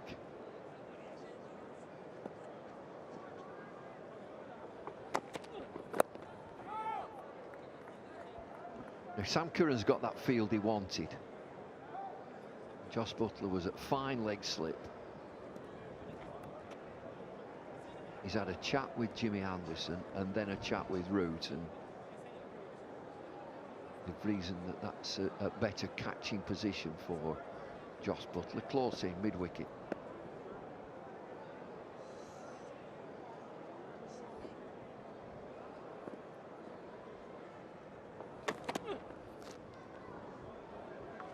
Excellent from Sam Curran. It's currently the second highest 7th wicket partnership at Kensington Oval. 347 is the highest between Dennis Atkinson and De Pisa, 1954-55 against Australia.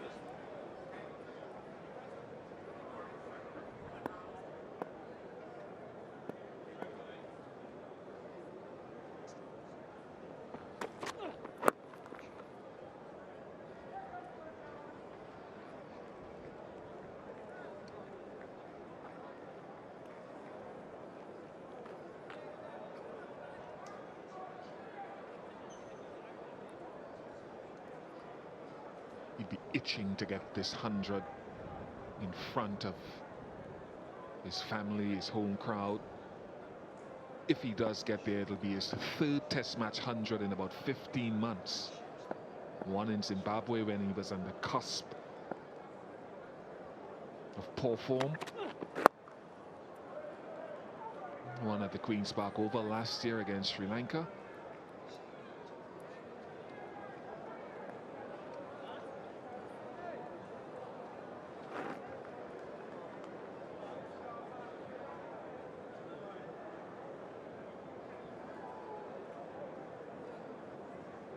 Tremendous series against Sri Lanka last year. At 71 here at Kensington Oval in a day-night test on a grass pitch, really grass, was to me his best knock. Glorious from Jason Holder. Everything about it had the hallmark of class. 317 for 6. Tell he likes this, he just holds the pose. Hold it, get the snap. Nice.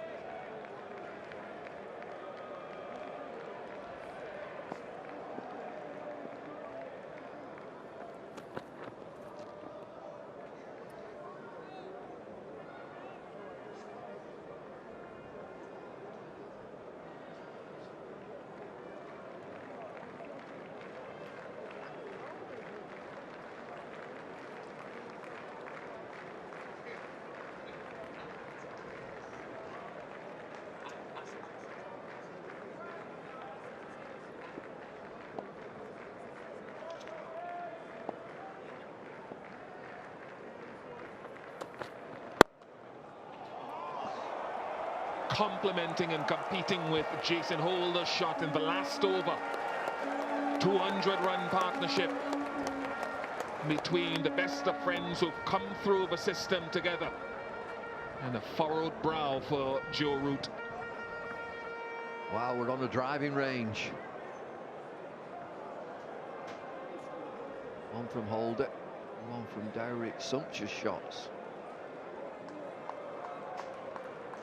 You can tell a very close relationship between those two.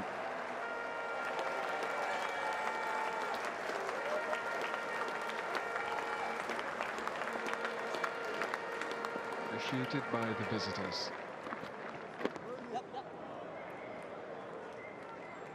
And in all of this, Jason Holder has now the highest score by a number 8.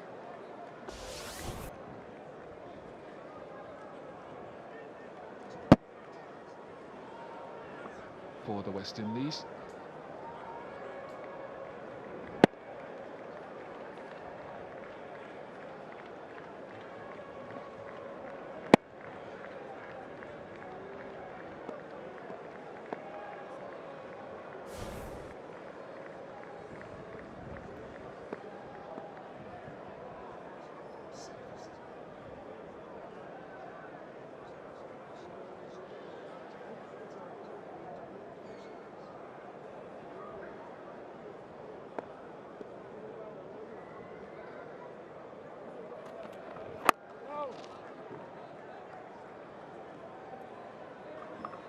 Has made the surface look a really good one for batting. Holder and Dowrich, no wickets lost so far today.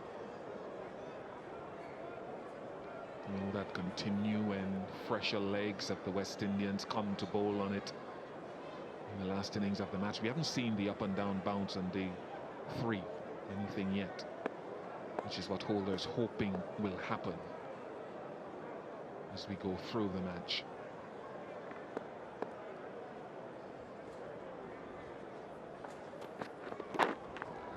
That's 4. The finest of leg glances, a deft touch from the 6'7" giant.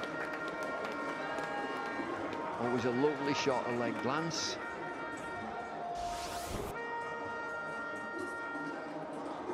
Outswinger doesn't swing. Just a turn of the wrist. It's a lovely shot and a leg glance. It comes off the face of the bat. It's very fine. It's now the highest 7th wicket partnership for the West Indies against England.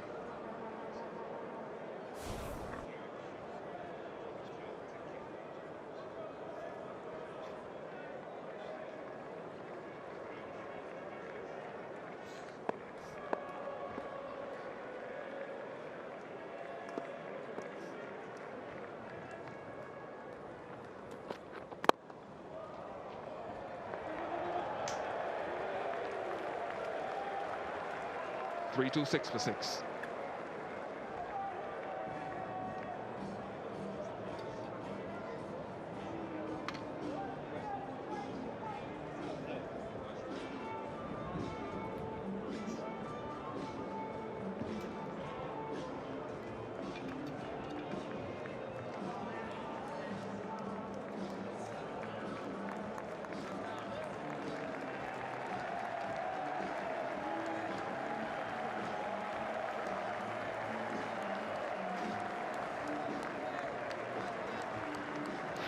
.538 is the lead. England haven't taken a wicket all day. Jason Holder and Shane Dowrich are grinding England into the Barbadian dirt. Anderson has taken the second new ball. He's ticking. Most of what could have gone wrong for England today has. And Anderson's frustration evident by his reaction to that final ball. He's been given a warning by umpire Gaffney. We've seen a drop catch by Rory Burns at backward point off Keaton Jennings of all people.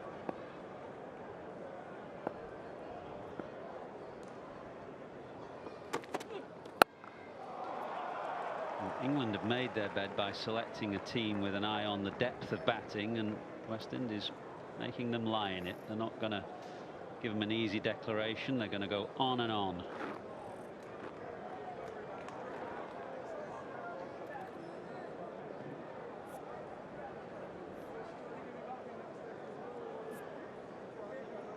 What it will always also do is set things up nicely for the second test. Not much time between test matches, so more the Windies could wear the England bowlers down. Might put them in better stead for that second test match.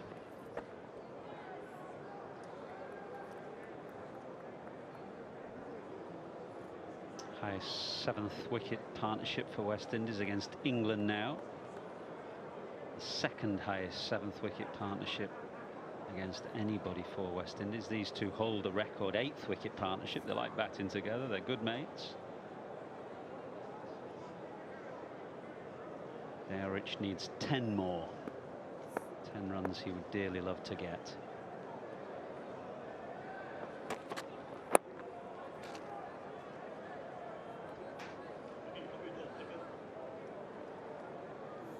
Landmark as well for Jason Holder as he approaches the 150 mark. His individual score. He's shown signs of good defense, you know, very clinical in his stroke play. His situational awareness, immaculate.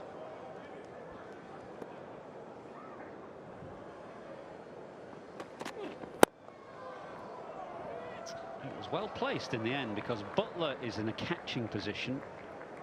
It's straight mid-wicket and Rashid at mid-on, and Holder, as he has done throughout this innings, placed it between them. Inward movement as you would expect from the left-hander. Hitting the inside part of the bat. Jason Holder lucky, it just evaded the man at short mid-wicket.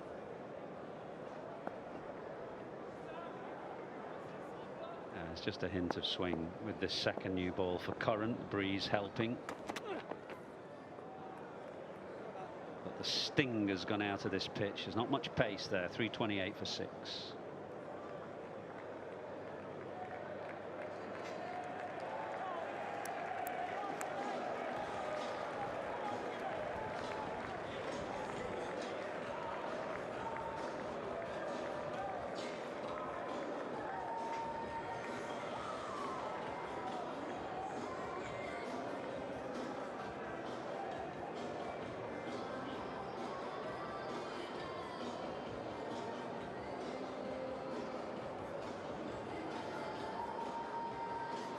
Amazing game, isn't it, cricket? 18 wickets fall on the second day. We're 25 minutes or so before tea on the third, and not a single wicket has fallen today.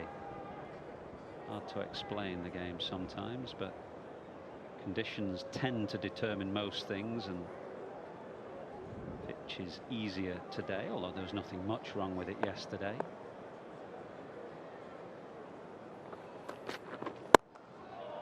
Oh, didn't see it. He didn't see that at all. Butler it is at cover, and he started to go one way to his left and then realized all too late that the ball was actually to his right. Good to see Joe Root smiling. He knew that exactly. The reaction was late from Josh Butler. It was a clear opportunity to get the wicket of Jason Holder. He was wrong-footed, going to his left. He should have gone to his right. He said Joe Root was smiling. I'm not sure Jimmy Anderson was.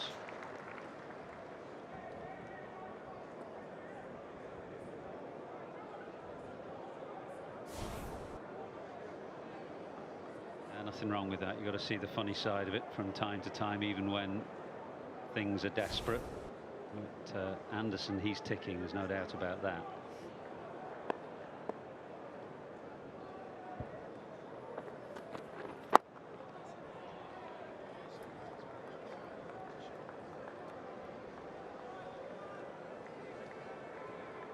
Josh Butler not having the best of days in the field in this test match. In the first innings, he spilled one, presented by Shimron Hetmyer. When Hetmyer was on 3, went on to score 81 in that first innings.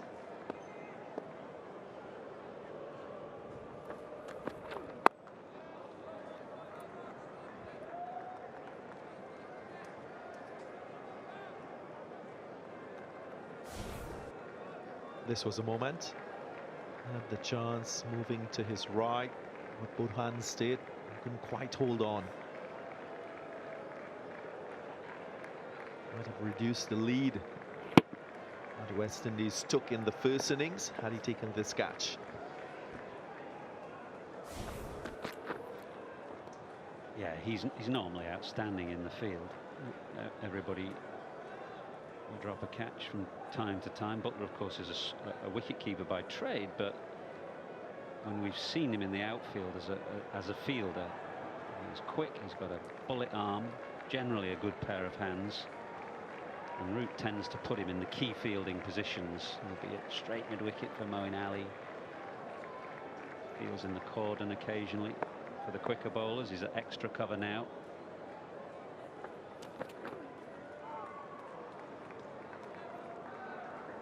Lead 5:44.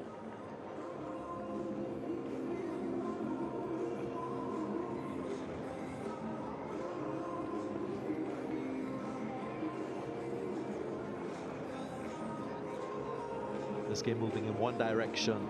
Windies clearly batting England out of any chance of winning this test match in any form or fashion.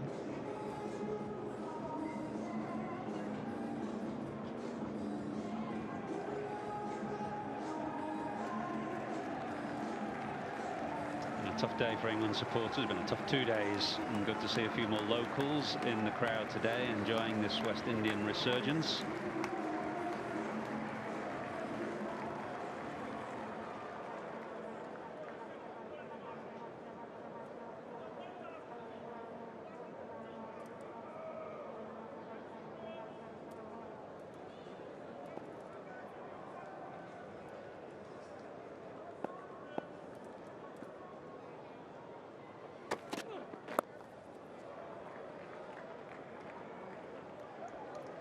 Nicely played by Shane Dowrich. Over the last couple of years, there have been a few players in this Windies batting lineup who've gone on to enhance their reputations with the bat. Shane Dowrich, after debuting in 2015, played 4 test matches in 2016, averaged 33. And then in 2017, didn't quite have a good year with the bat. His average was 12 after 6 test matches.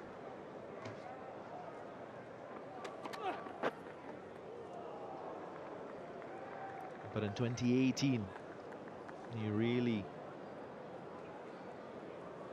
came to maturity, started the home series quite well, and continued in 2019. And that is what you expect from young players as they get more opportunities at the international level. And he's got a very good work ethic as well, which helps and contributes to the successes that he's enjoyed.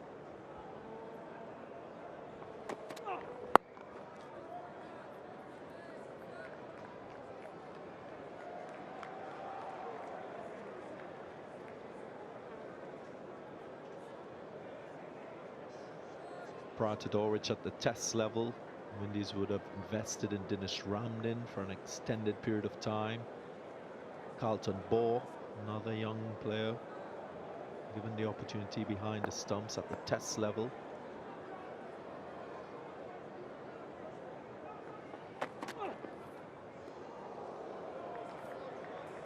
Eaton on the angle. Occasional ball has just arced back in. This one going across Holder. That's the challenge that the left-arm bowler provides.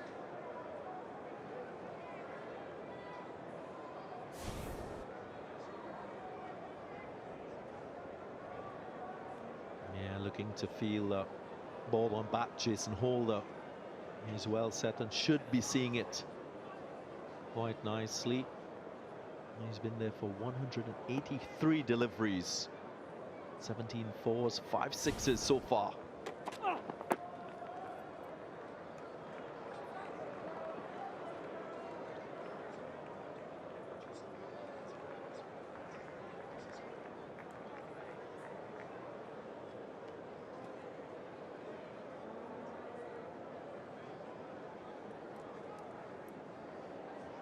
I spoke about cricketing acumen at the start of this test match.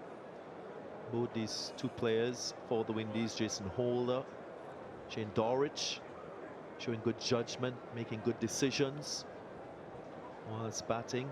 I like the way Jason Holder, when he came to the crease late yesterday on day 2, was thinking survival.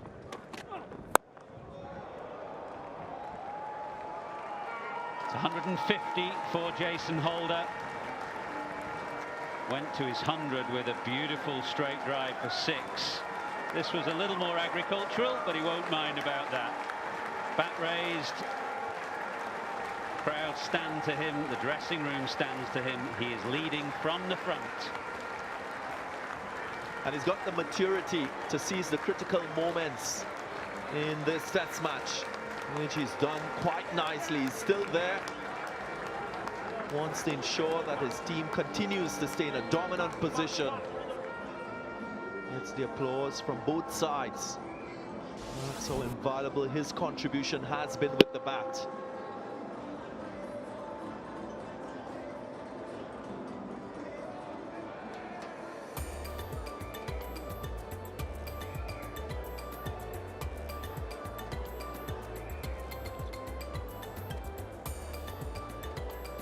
A great day for Jason Holder, scoring his 3rd test match 100, his first on this, his home ground.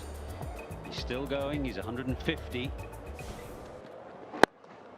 And Dowrich going too. That is a beautiful shot. Anderson over pitching. The straightest of bats sends this to the mid-on boundary, and Dowrich now is 95.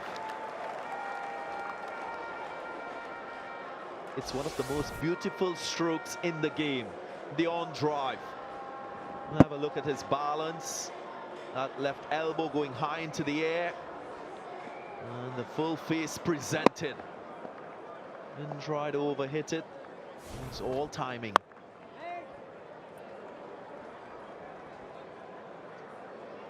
Well, 5 away, Shane Dowrich from his 100, and then all attentions will turn to the declaration. When will it come? How many does Jason Holder want? How long does he want to bowl at England this evening? Lead 5-5-5, but first things first, 5 more for Shane Dowrich.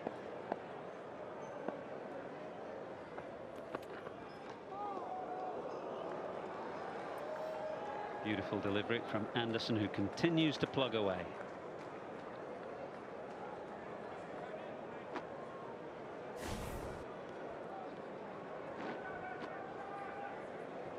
It's the angle as well.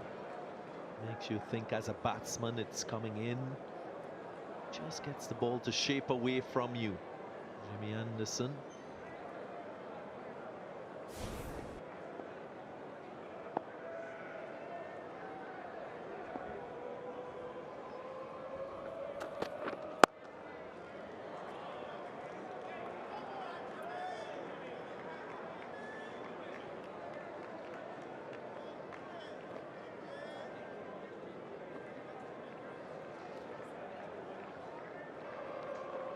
Two previous Test centuries for Shane Dowrich. This one was in 2017 when he scored 103 against Zimbabwe, and a more mature knock of 125 unbeaten against Sri Lanka at the Queen's Park Oval in Port of Spain back in 2018. I thought that innings really announced his class, his maturity as a player, after having debuted in 2015. And he dispelled all thoughts of any other replacement in this role as wicketkeeper batsman in the Windies Test side.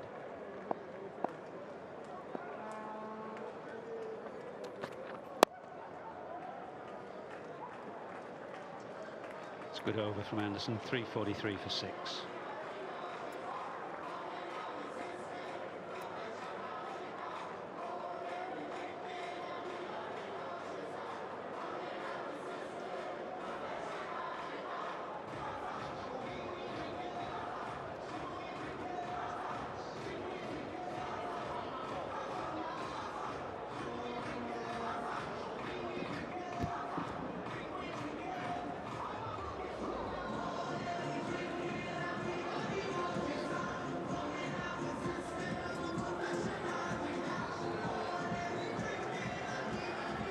For his thoughts.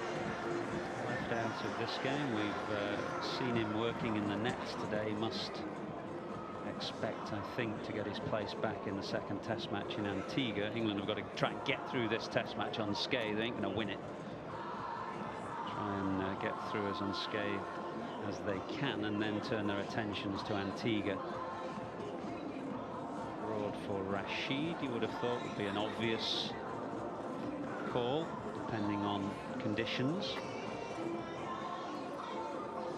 For now, Ben Stokes, who's had to shoulder a heavy burden in the absence of Broad. I guess two positives for England. The option of using Stuart Broad in the second Test match. One, his obvious experience as a Test cricketer, and two, he will have fresh legs. Not bowled in this Test match. He should be raring to go for that second Test.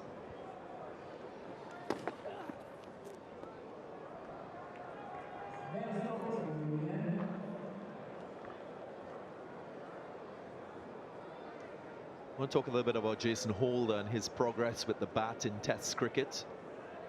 He debuted in 2014, played a solitary Test match in that year. He scored his first Test match century in 2015. Just look at the progress, moving in the right direction. One of the few players. Just past Folkes.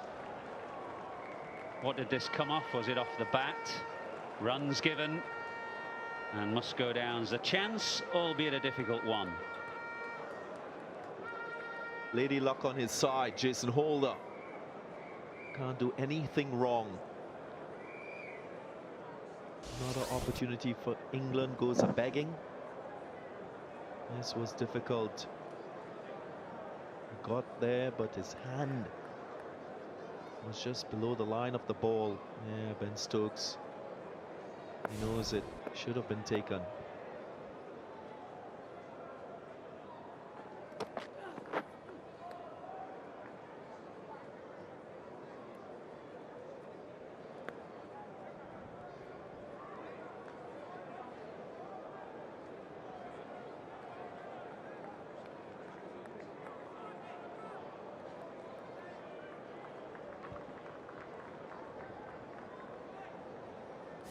It's a tough chance. It was a fair amount of bat that Holder got on it, but Folks made his ground. He got to it, and having got to it, given his class and quality behind the stumps with the gloves, he'd have been disappointed not to cling on.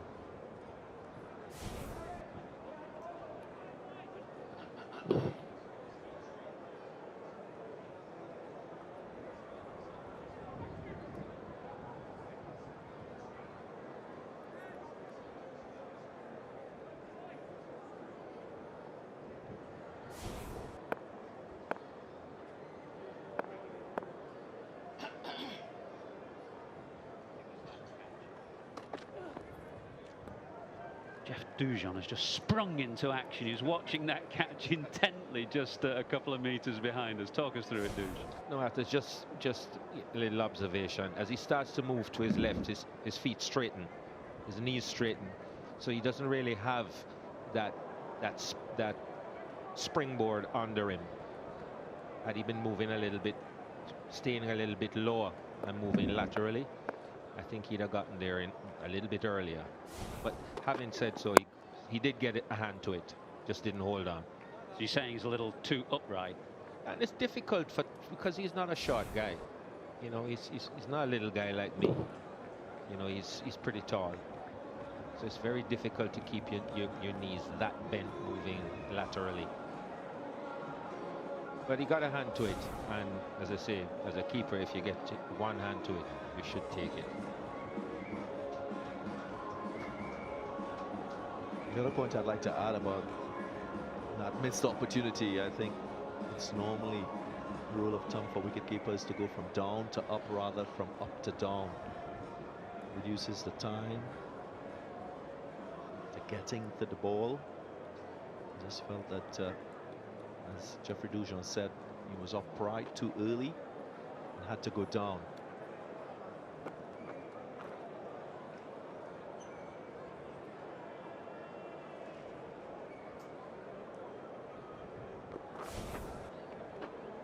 Another look at that catch. Makes good ground. He got there. It's two chances England have had now. Rory Burns put one down earlier in the day. Again, a toughish chance. Running backwards, catches over your shoulder and never straight forward. But a hard day in the field. England will be disappointed that their standards in the field have just slipped a fraction. Here's Moeen Ali replacing James Anderson, and Dowrich drives. No slipping of standards there from Butler. Or Root, maybe. Root, correction.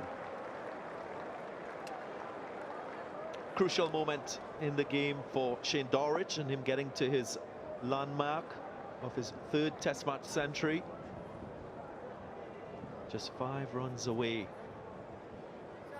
He's a much better player against spin. And he'll feel very confident in the situation.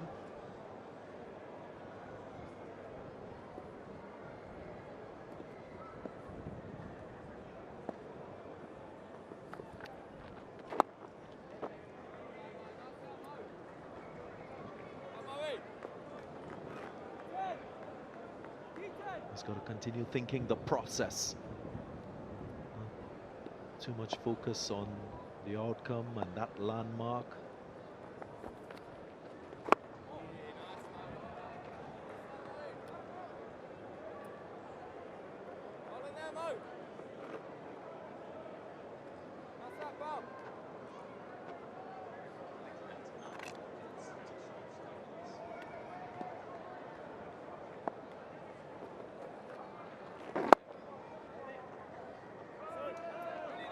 piece of fielding. Josh Butler, 4 dot deliveries, just about 5 minutes to the tea interval.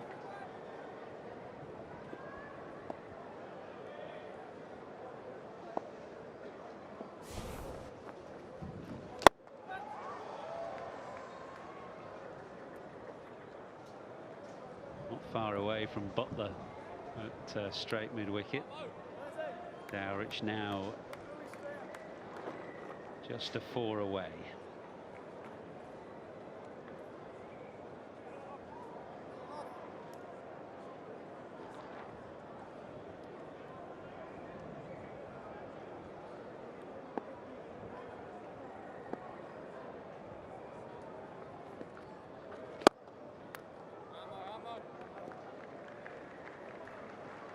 The lead 560.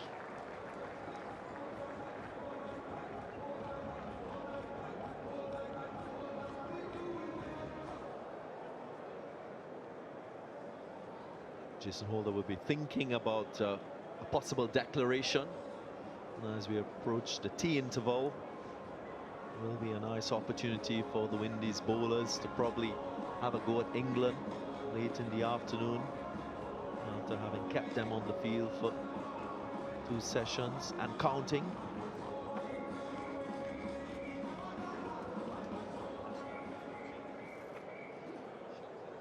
Likely to be the last over before the tea break. And of all the bowlers that have caused Dowrich problems, Stokes is the one. He's played beautifully today, he's looked very solid, but against Stokes he's just had the odd problem outside his off stump. Stokes has probably gone past Dowrich's outside edge half a dozen times today.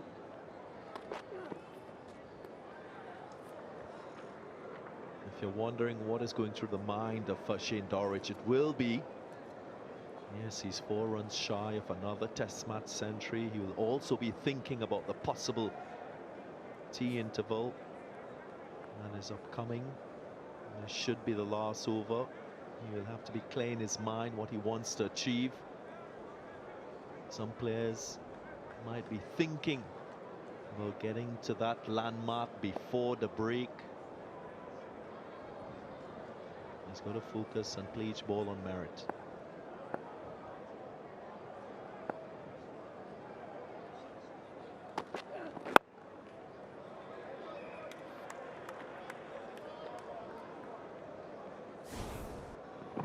Played beautifully, as I said. Shane Dowrich had the odd problem against Ben Stokes, but has read the length from the quicker bowlers nicely. Short, of course, so a lot of those deliveries that somebody like Holder would be coming forward to, he goes back, forcing the bowlers to pitch it up a little bit more, and when they have, he's driven them straight down the ground.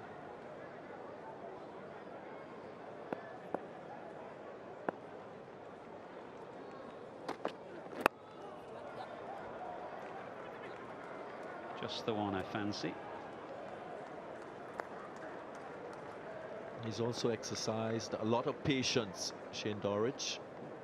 Been there for 191 deliveries. Just over 300 minutes at the crease. Dowrich, no, it's not the time to get impatient.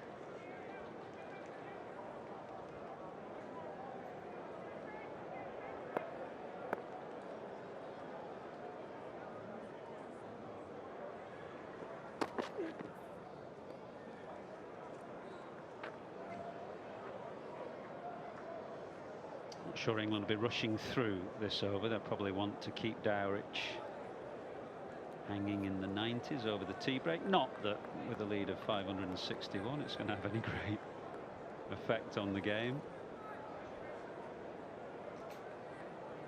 Michael, let me pick your mind. Did you have nervous 90s?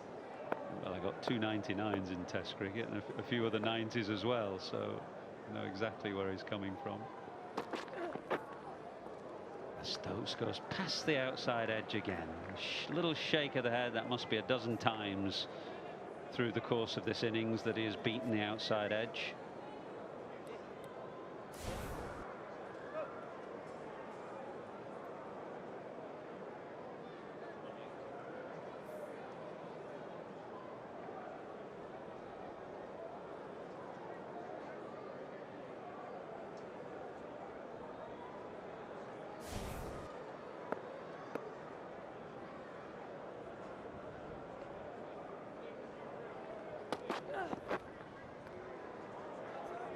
should be tea, I fancy, and that ends another magnificent session for West Indies, with Holder through to his highest score in Test cricket and beaten on 155, and Shane Dowrich just 3 away from what will be his 3rd Test 100.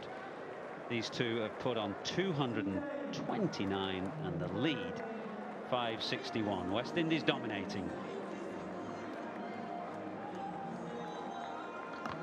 We'll offer an opportunity for Jason Holder to talk to his coach Richard Pybus and the technical team to decide what the decision will be. I'm sure there will be talks about a declaration possibly in that last session, but it's been a brilliant effort with the bat by these two. Just look at the appreciation from their teammates. England, well, they've had to toil throughout the start of day 3 all the way to this, the tea interval. Windies definitely in control of this test match. First of a 3-match series.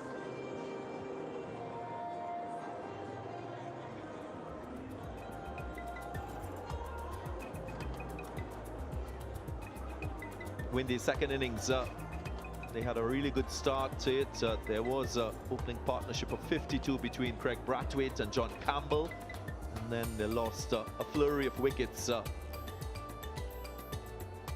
required the revival from Shimron Hetmeyer and Shane Dowrich, and that continued with this unbeaten partnership. A mammoth one it was, and it continues. 229 at the moment between Holder and Shane Dowrich.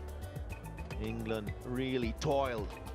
They picked up wickets late on day 2, but today they've not been successful at all. All bowlers being used. Joe Root even opting for Peter Jennings to bowl a couple overs. Windies, they lead by 561 runs in this test match.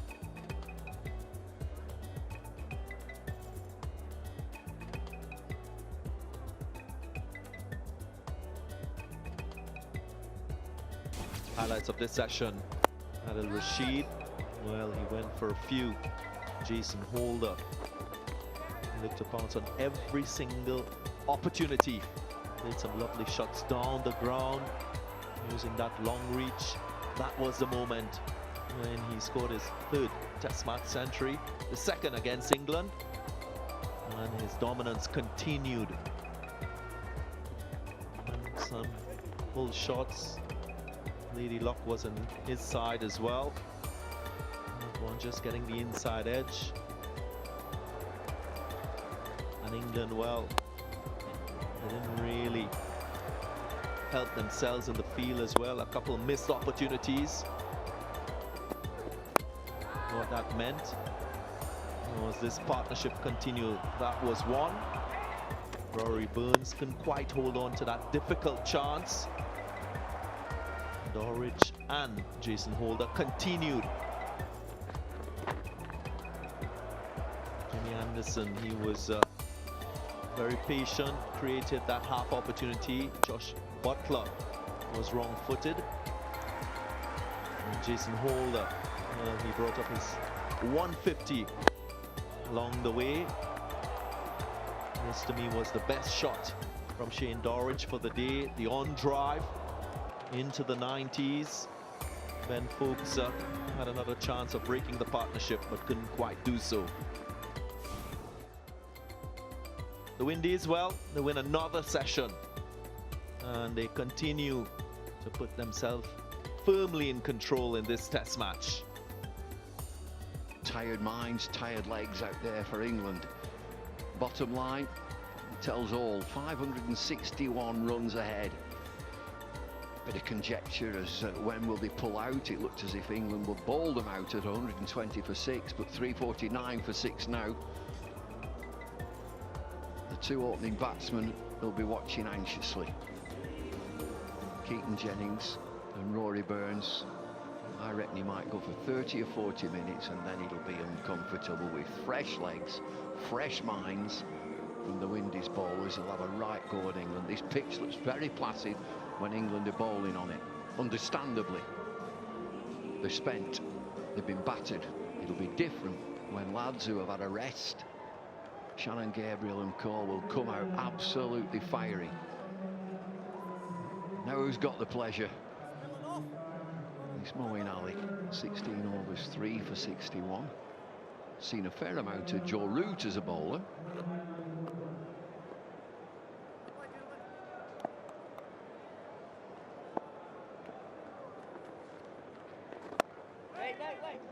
Dowrich on 97.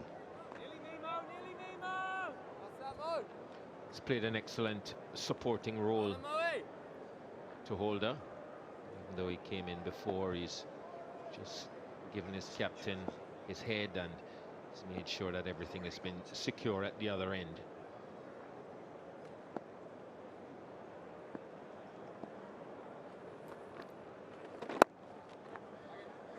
There's one more and extends this partnership to 230.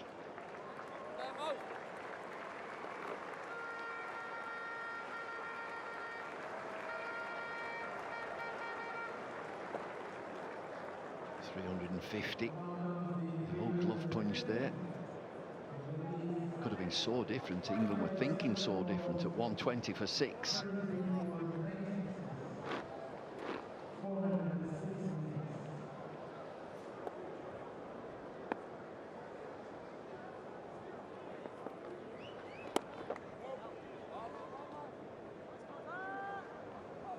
Jason Holder has hit 5 sixes. Some towering shots. 19 fours, 5 sixes.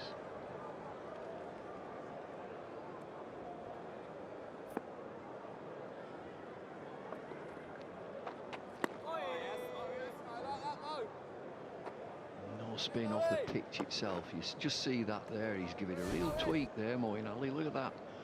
Plenty of revs on the ball, but it just goes straight on.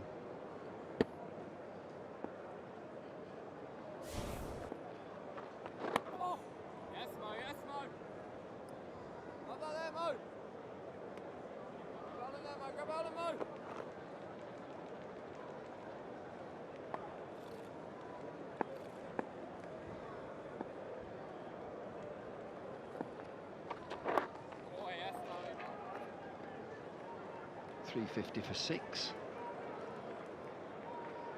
I said that Moeen Ali's got the pleasure. Who's got the pleasure at the other end?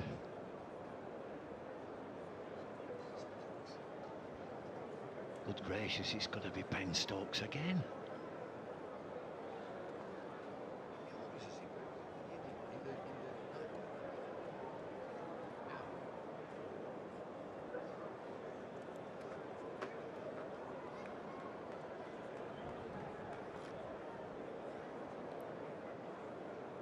Zara Joseph looking on will no longer be be wondering whether or not he'll get a good ball today. Thinking about the areas where he's going to have to pitch the ball.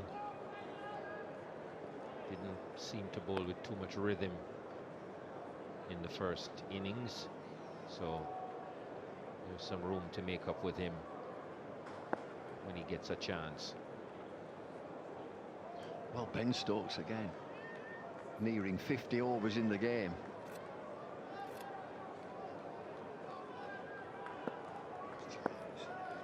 And this is going to take a lot out of him, Ben Stokes.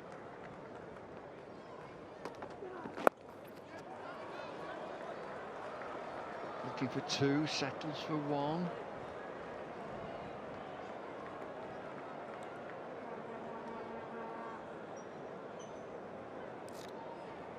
Shows you the difference in Ben Stokes coming into the attack, and I think back to the first innings when he was steaming in there, bowling at about 137 Ks. He's down to 125 now. He's bowling far too many overs for a batsman of his value, I would think.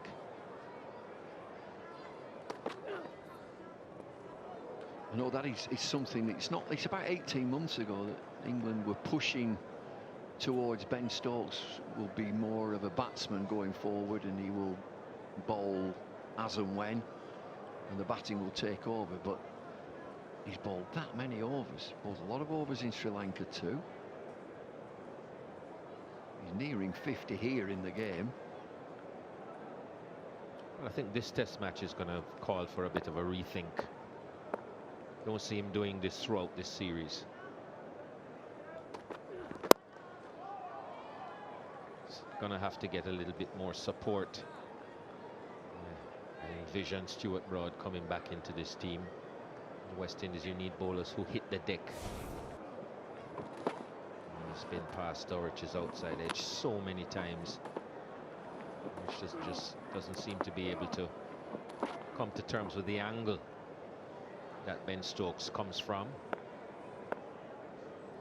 He's been consistently getting the ball to straighten on that just on or about off stump and go past the outside edge. Well, his figures are okay. 23.3 overs, 2 for 64.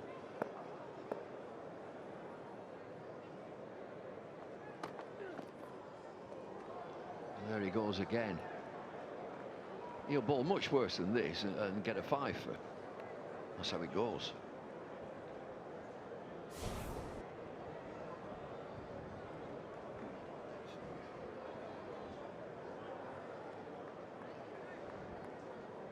It gets wide and gives the impression that the ball is coming in on the angle. It just gets it to straighten enough. Hasn't been lucky enough to get an outside edge.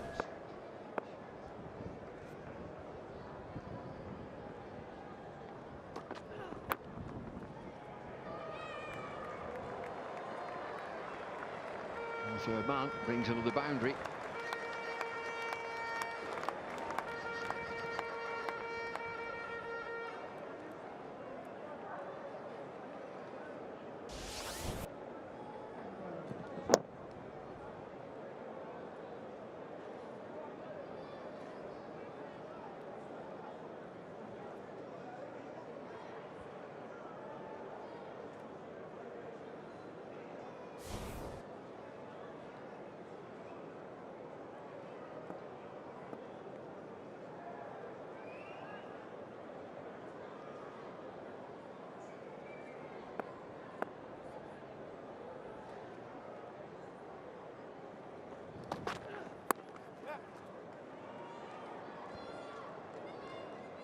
He's down to third man again.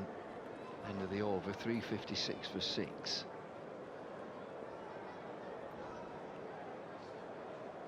Leaves Dowrich as a non-striker on 99. A chat between the long and the short of it. Dowrich on the 99. Get your skates on, skipper.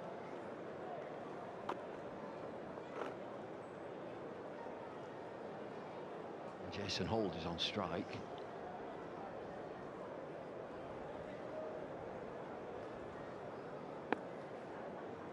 That's some score, 160.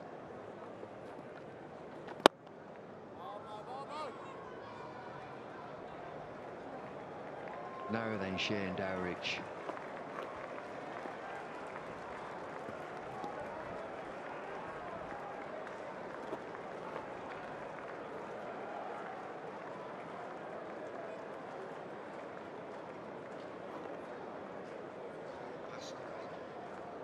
It's a record 7th wicket partnership versus England, beating Ravi Shastri and Saeed Kamani back in 1984. 235. This stands on 237.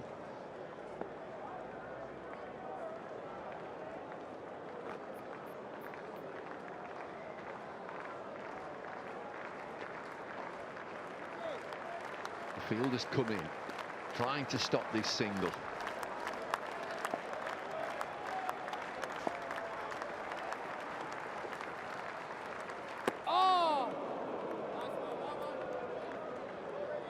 Crowd are poised.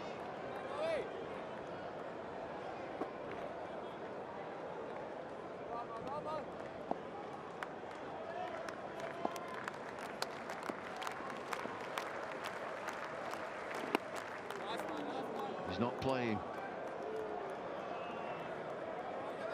Oh, do you see that glance? Little glance at the board.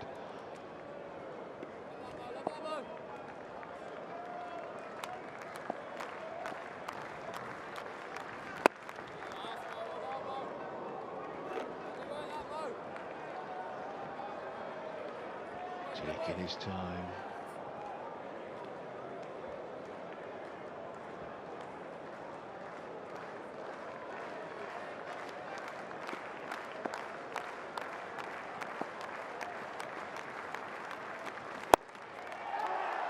Off he goes.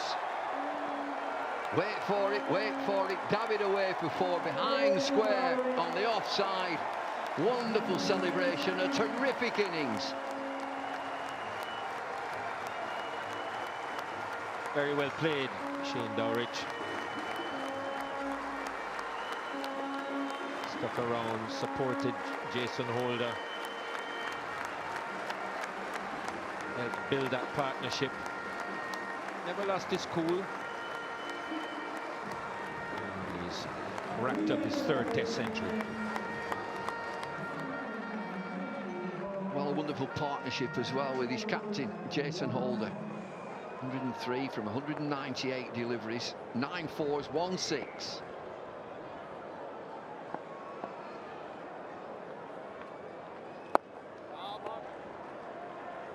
$361 for 6.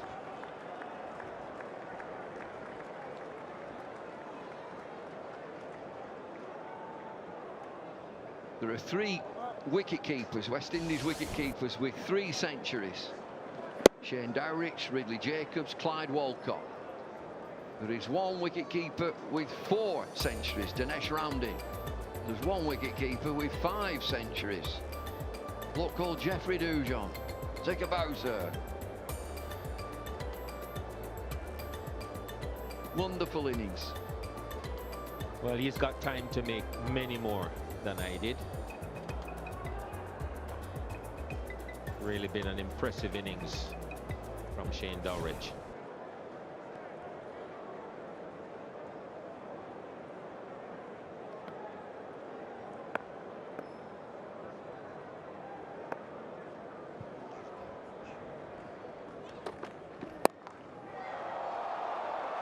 Oh, that's gone a long way. Yes, Robert, 6. Well, there's really nothing in the middle of this pitch now. Ball not really coming up with any pace.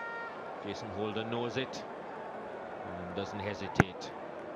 Into the shot as soon as he picked the length up.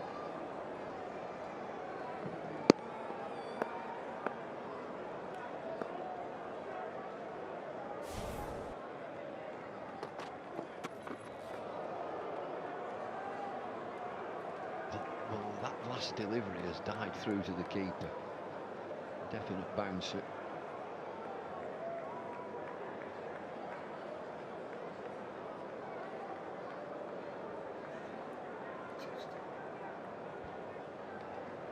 Top of the pile, Jeffrey Dujon.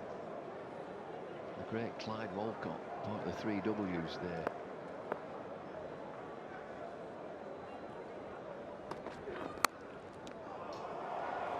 Well, second slip, despair for Ben Stokes. It's raced through the slips, it's gone very low.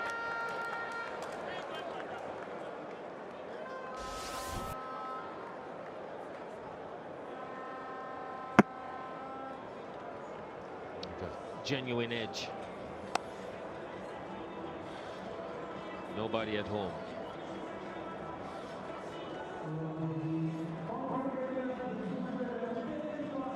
Partnerships are marching on. That's 250.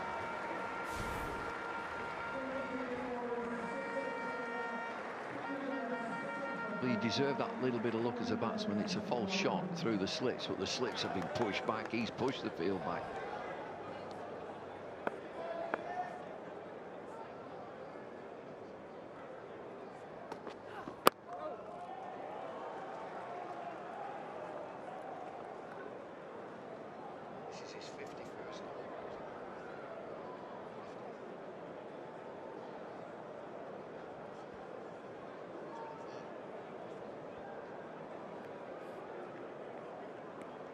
So what do you reckon England's bowling lineup for the next test will look like, Bumble? Well, a bloke called Stuart Broad will be playing, I think. What about the spinners?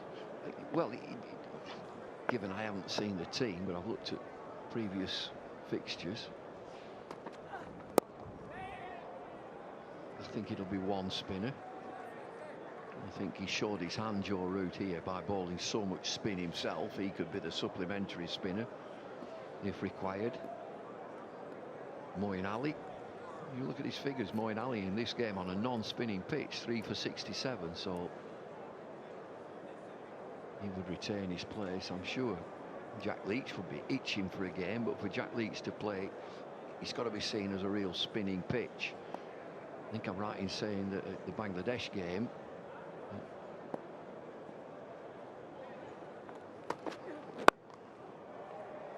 single ends the 96th over, 374 for 6.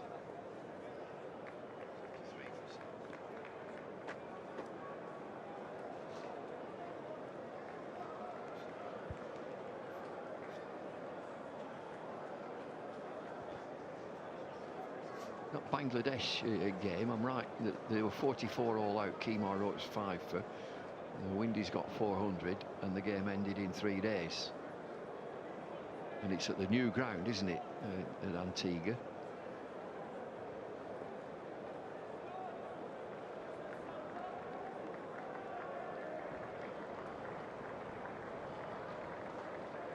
The new ground in Antigua is out of town. That wonderful ground, the wreck is no more, which is real sad. That was in town. These in-town pitches, you can just walk up. You don't need any sort of transport. Ben Stokes has just gone off the field, so there'll be a sub on somewhere.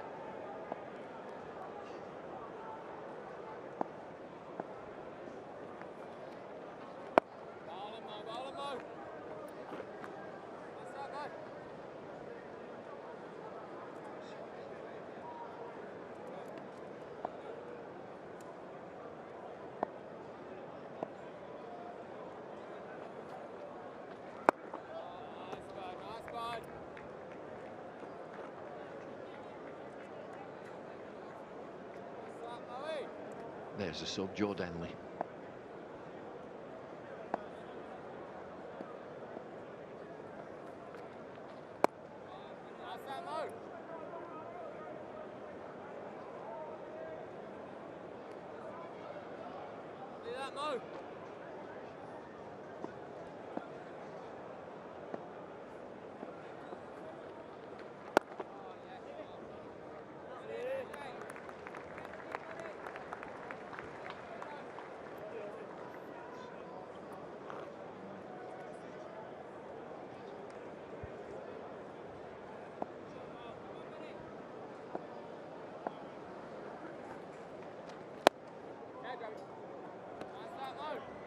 That's good cricket there. He's dragged him down the pitch. He's looking for a big shot. Decides against it.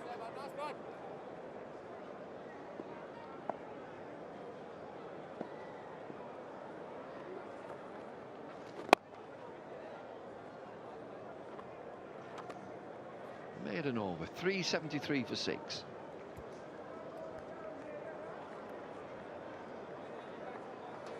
It's been a good innings from Shane Dowrich. Batted with a lot of control. Used his head, supported Holder very well, but played some shots of his own. Wasn't afraid to be aggressive.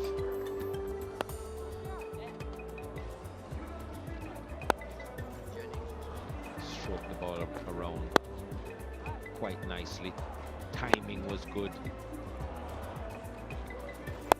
Rotated the strike well, and up comes Test century number 3.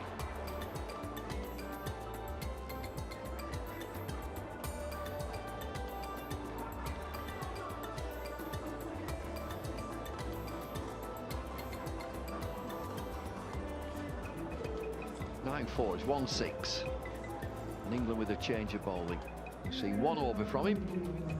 Keaton Jennings, medium pace into the attack. Wicket-keeper Folks up to the stumps. Jason Holder on strike. He's hit 6 sixes.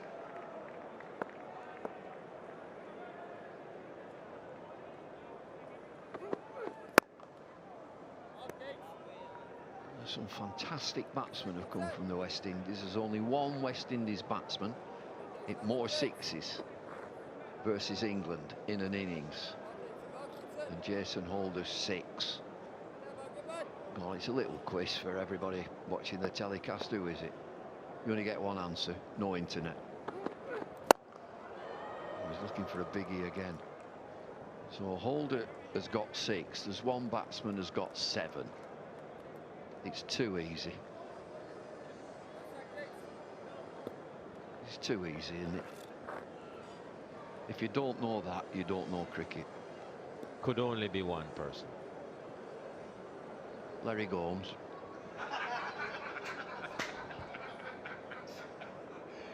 Nice try, Bumble.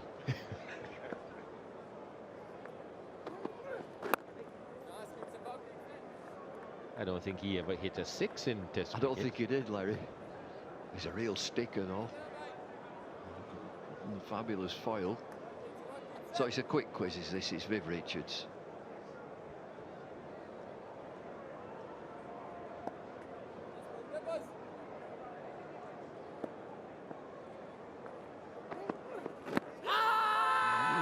What do they think? Sliding down the leg side, no reviews.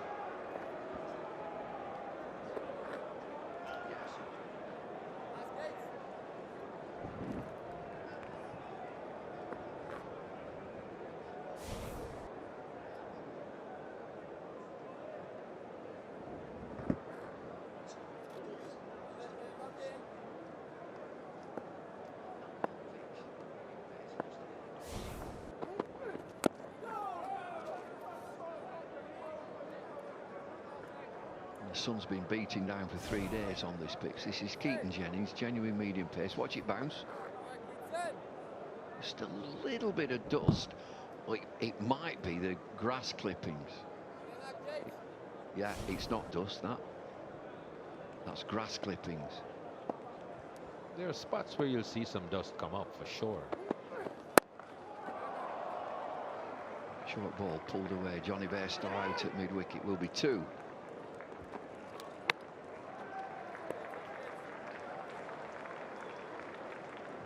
.376 for 6.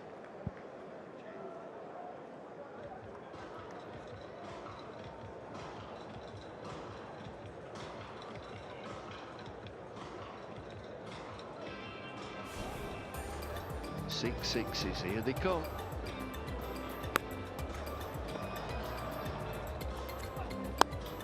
That was huge.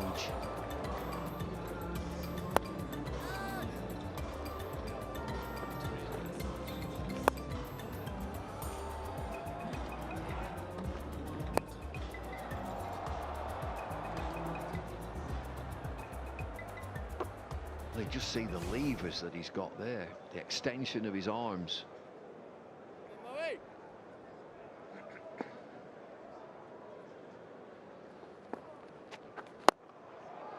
Here we go.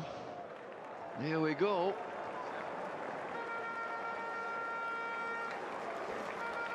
Level with Viv.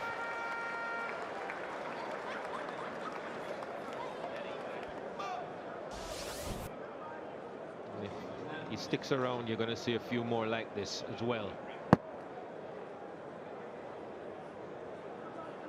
Time now to just swing for the fences and look to declare. Off he goes again. Losing power, that's only 4.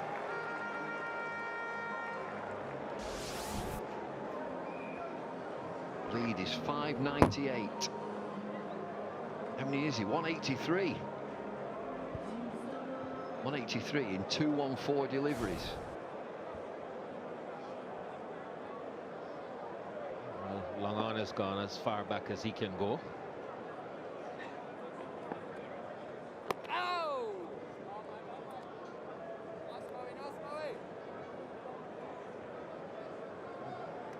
just sense that he looks at the field and sees the field is on the boundary and just thinks, well, I'll hit it straight over you.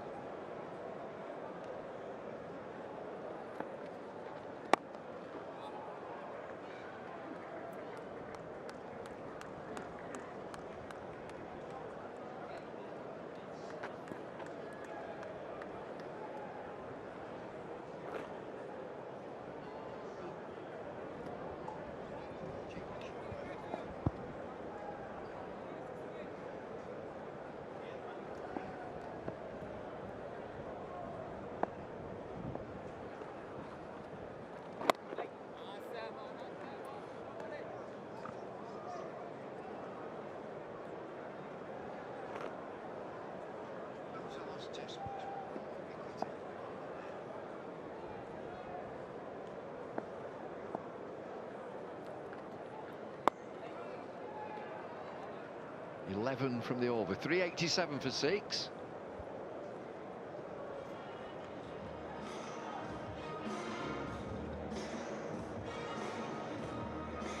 Molinelli's just gone for 11 there. Bowling figures 20 overs, 3 for 78. He's just trotting off now for a short time.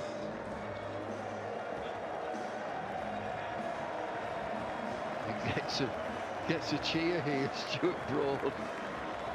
Irony.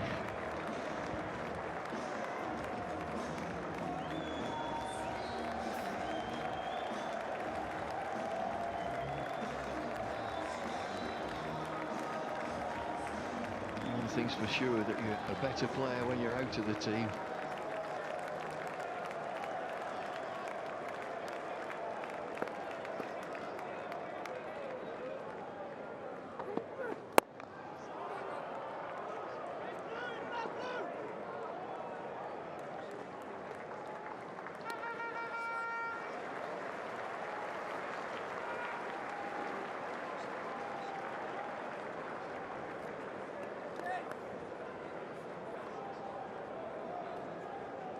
Lead is over 600.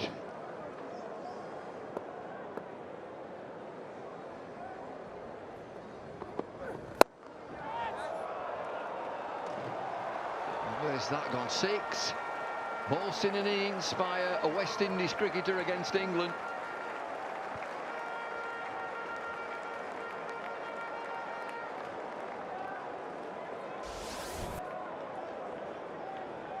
Well, this was right in his arc. It's a pretty good straight hitter.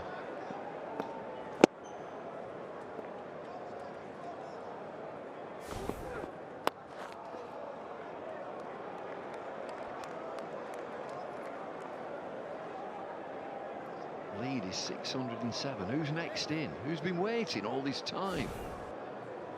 Kemar Roach. Just a man for a crisis, as they used to say.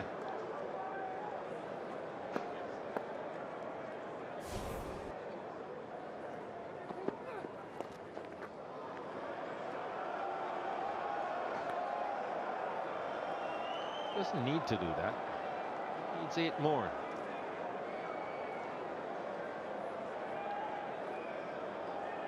Yeah, get a doubler.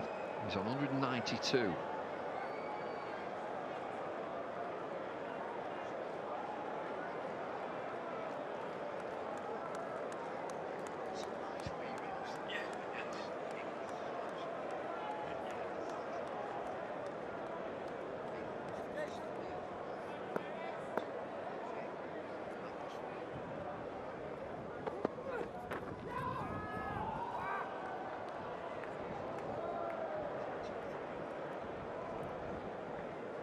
He's had 2 or 3 just inside there.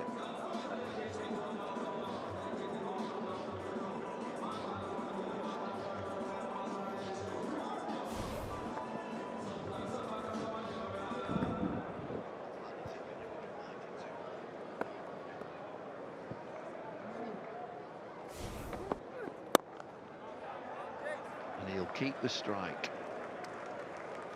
100 overs have been bowled by England. Windies are 396 for 6.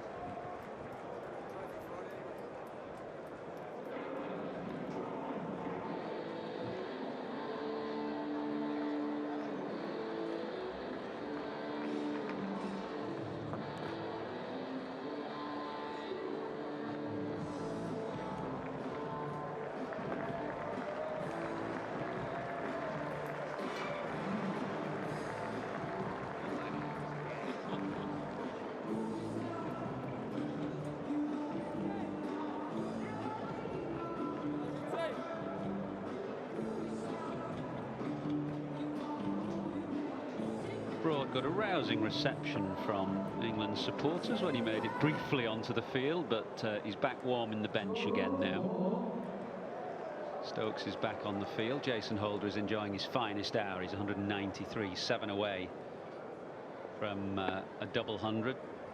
Dowrich 106. The partnership 276, and the lead 608. That's a lot of numbers, and they're all in West Indies' favour.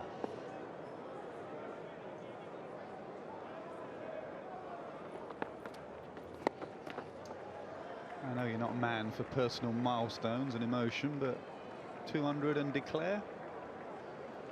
But he'd got to get England in tonight, I think. Just weary minds, weary bodies, fresh legs in the dressing room to try and knock over 2 or 3 wickets and make life easier on what looks a good surface still. So I'm clear that he should do that. Were you referring to something else when you're talking about not being a man for milestones?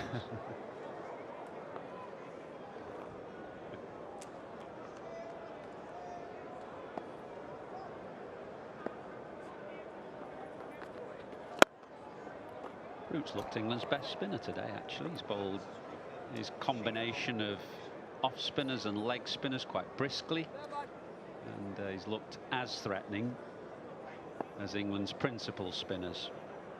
Well, I think it's very poor that Adil Rashid has only bowled 9 overs today.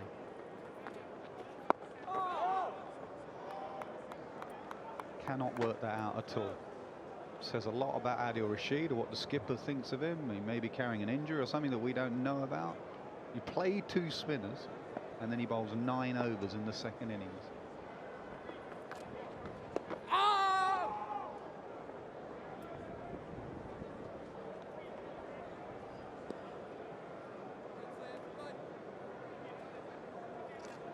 One of the reasons, no doubt, why Broad got such a reception from England's fans when he came on.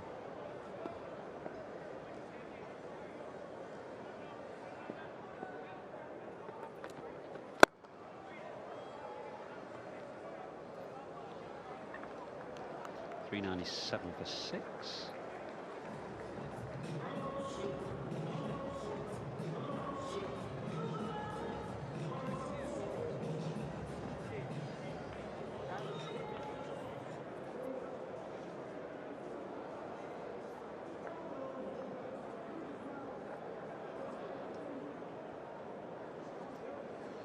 What a partnership.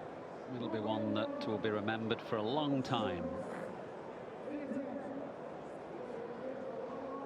Not just because of the scale of it, 277, but the fact that they came together when West Indies were in the middle of their own collapse after England's collapse yesterday, and the fact that these two are local boys as well.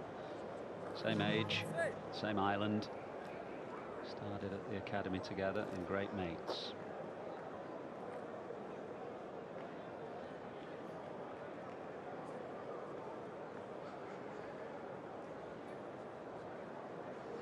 Field is well spread for Jennings, as it might be, because Holder is looking to open his shoulders. He's hit 8 sixes in this innings, which is the most by a West Indian against England in a test match. The previous was Viv Richards in that rapid 100 he scored at St John's, which I remember watching as a kid. I think it was John Embury who took the brunt of Richards' violence in that game. Tell you what, though, he wouldn't have hit bigger sixes than some Holder has hit today. The one off Corran just before lunch was a massive hit. And that wasn't a big strong hit, but it was very delicate, and it brings him 4. 400 up for the West Indies. The power of Holder at one end and a little bit of touch and finesse of Dowrich at the other. No third man. Just open the face, we'll have another 4.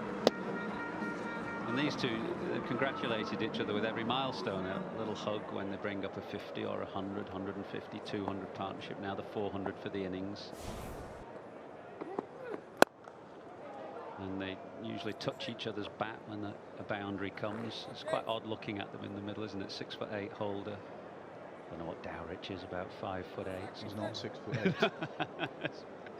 Reminded me of as a kid, as a Lancashire lad, watching Clive Lloyd and Harry Pilling back together in the middle. A good 1.5 foot difference in height.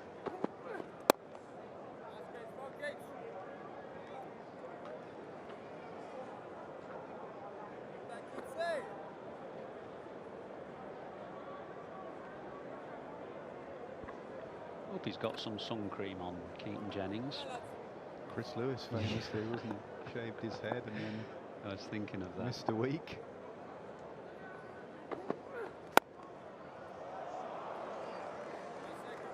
Jennings has done it for a good cause.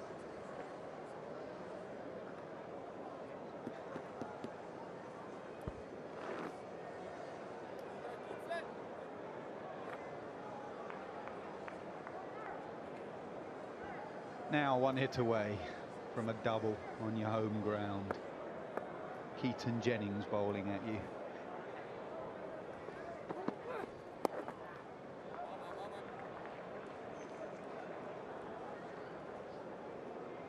Moves to 196, 404 for 6. Great day, great couple of days for this island. Kemar Roach, the local lad, yesterday. What a spell that was. 2 Bajans in the middle all day. Day 3, Bridgetown. Boy, have they put on a show. Actually, when you think about it, all the Barbados players in this game have had an influence. Hope and Roston Chase half-centuries. Brathwaite's kind of given them a little bit of solidity at the top of the order. They had 2 half-decent starts at the top, and then, as you said, Roach yesterday, and now these 2 today.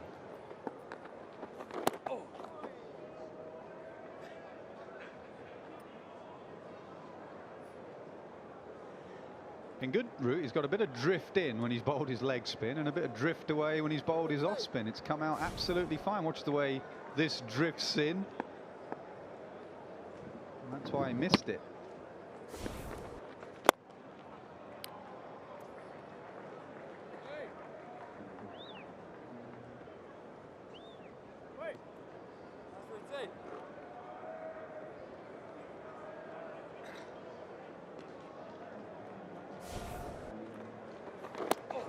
You, if England was 617 in the lead instead of behind, then folks might have gathered it differently. This one just goes past Stokes. It was deliberately played by Dowrich, but because Root bowls at a decent lick, almost 100 kilometres an hour, it's gone past Stokes in a flash. Stokes took a very good grab yesterday off Moeen Ali to dismiss Chase. This one was a little bit wide of him, and not even Ben Stokes could get a mitt on that. Nicely played again. That's twice now off the seamer and now off the spinner. Just opened the face and taken the boundary.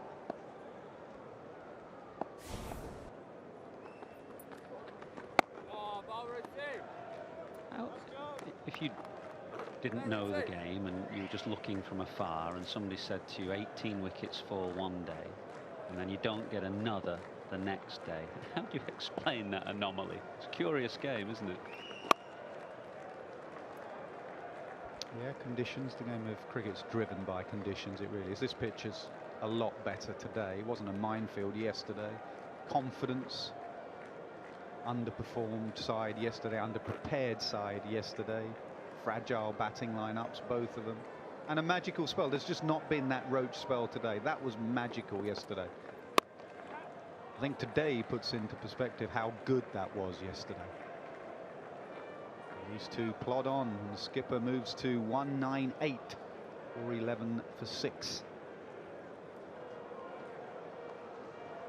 Mentioned that he's hit more 6s in a test match against England than any other West Indies player now. It's worth looking at them all. They've all been hit out of the middle of the bat. That was the one that I mentioned. That's the biggest of them, I think.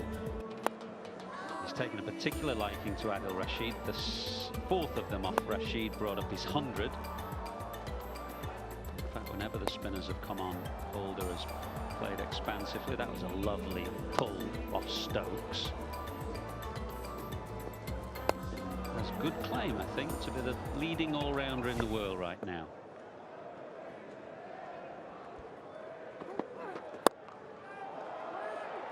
Short arm pull again to the fence. And Jason Holder is enjoying his finest day here at the Kensington Oval. He has gone through to a double hundred. What a day he's having.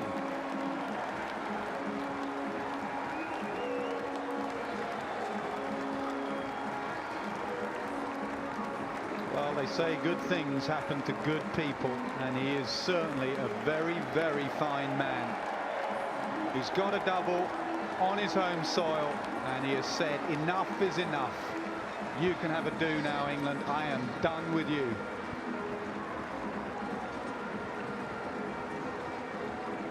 What a partnership, what a day for Jason Holder and Shane Dowrich, these two great friends who came together late yesterday when West Indies were not exactly in trouble, but were enduring a collapse of their own, and they remained unbeaten until after tea on the third day.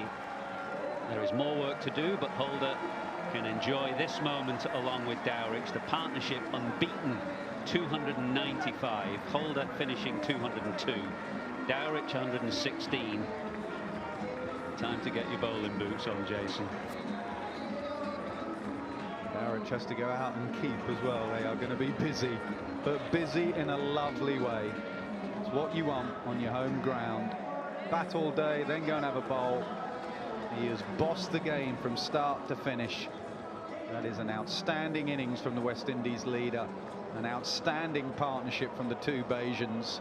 And they have set it up perfectly. All eyes on the bowling attack. And England's top three. This is the way he got to his double. A short arm jab. And not even the speedy Bairstow could get round.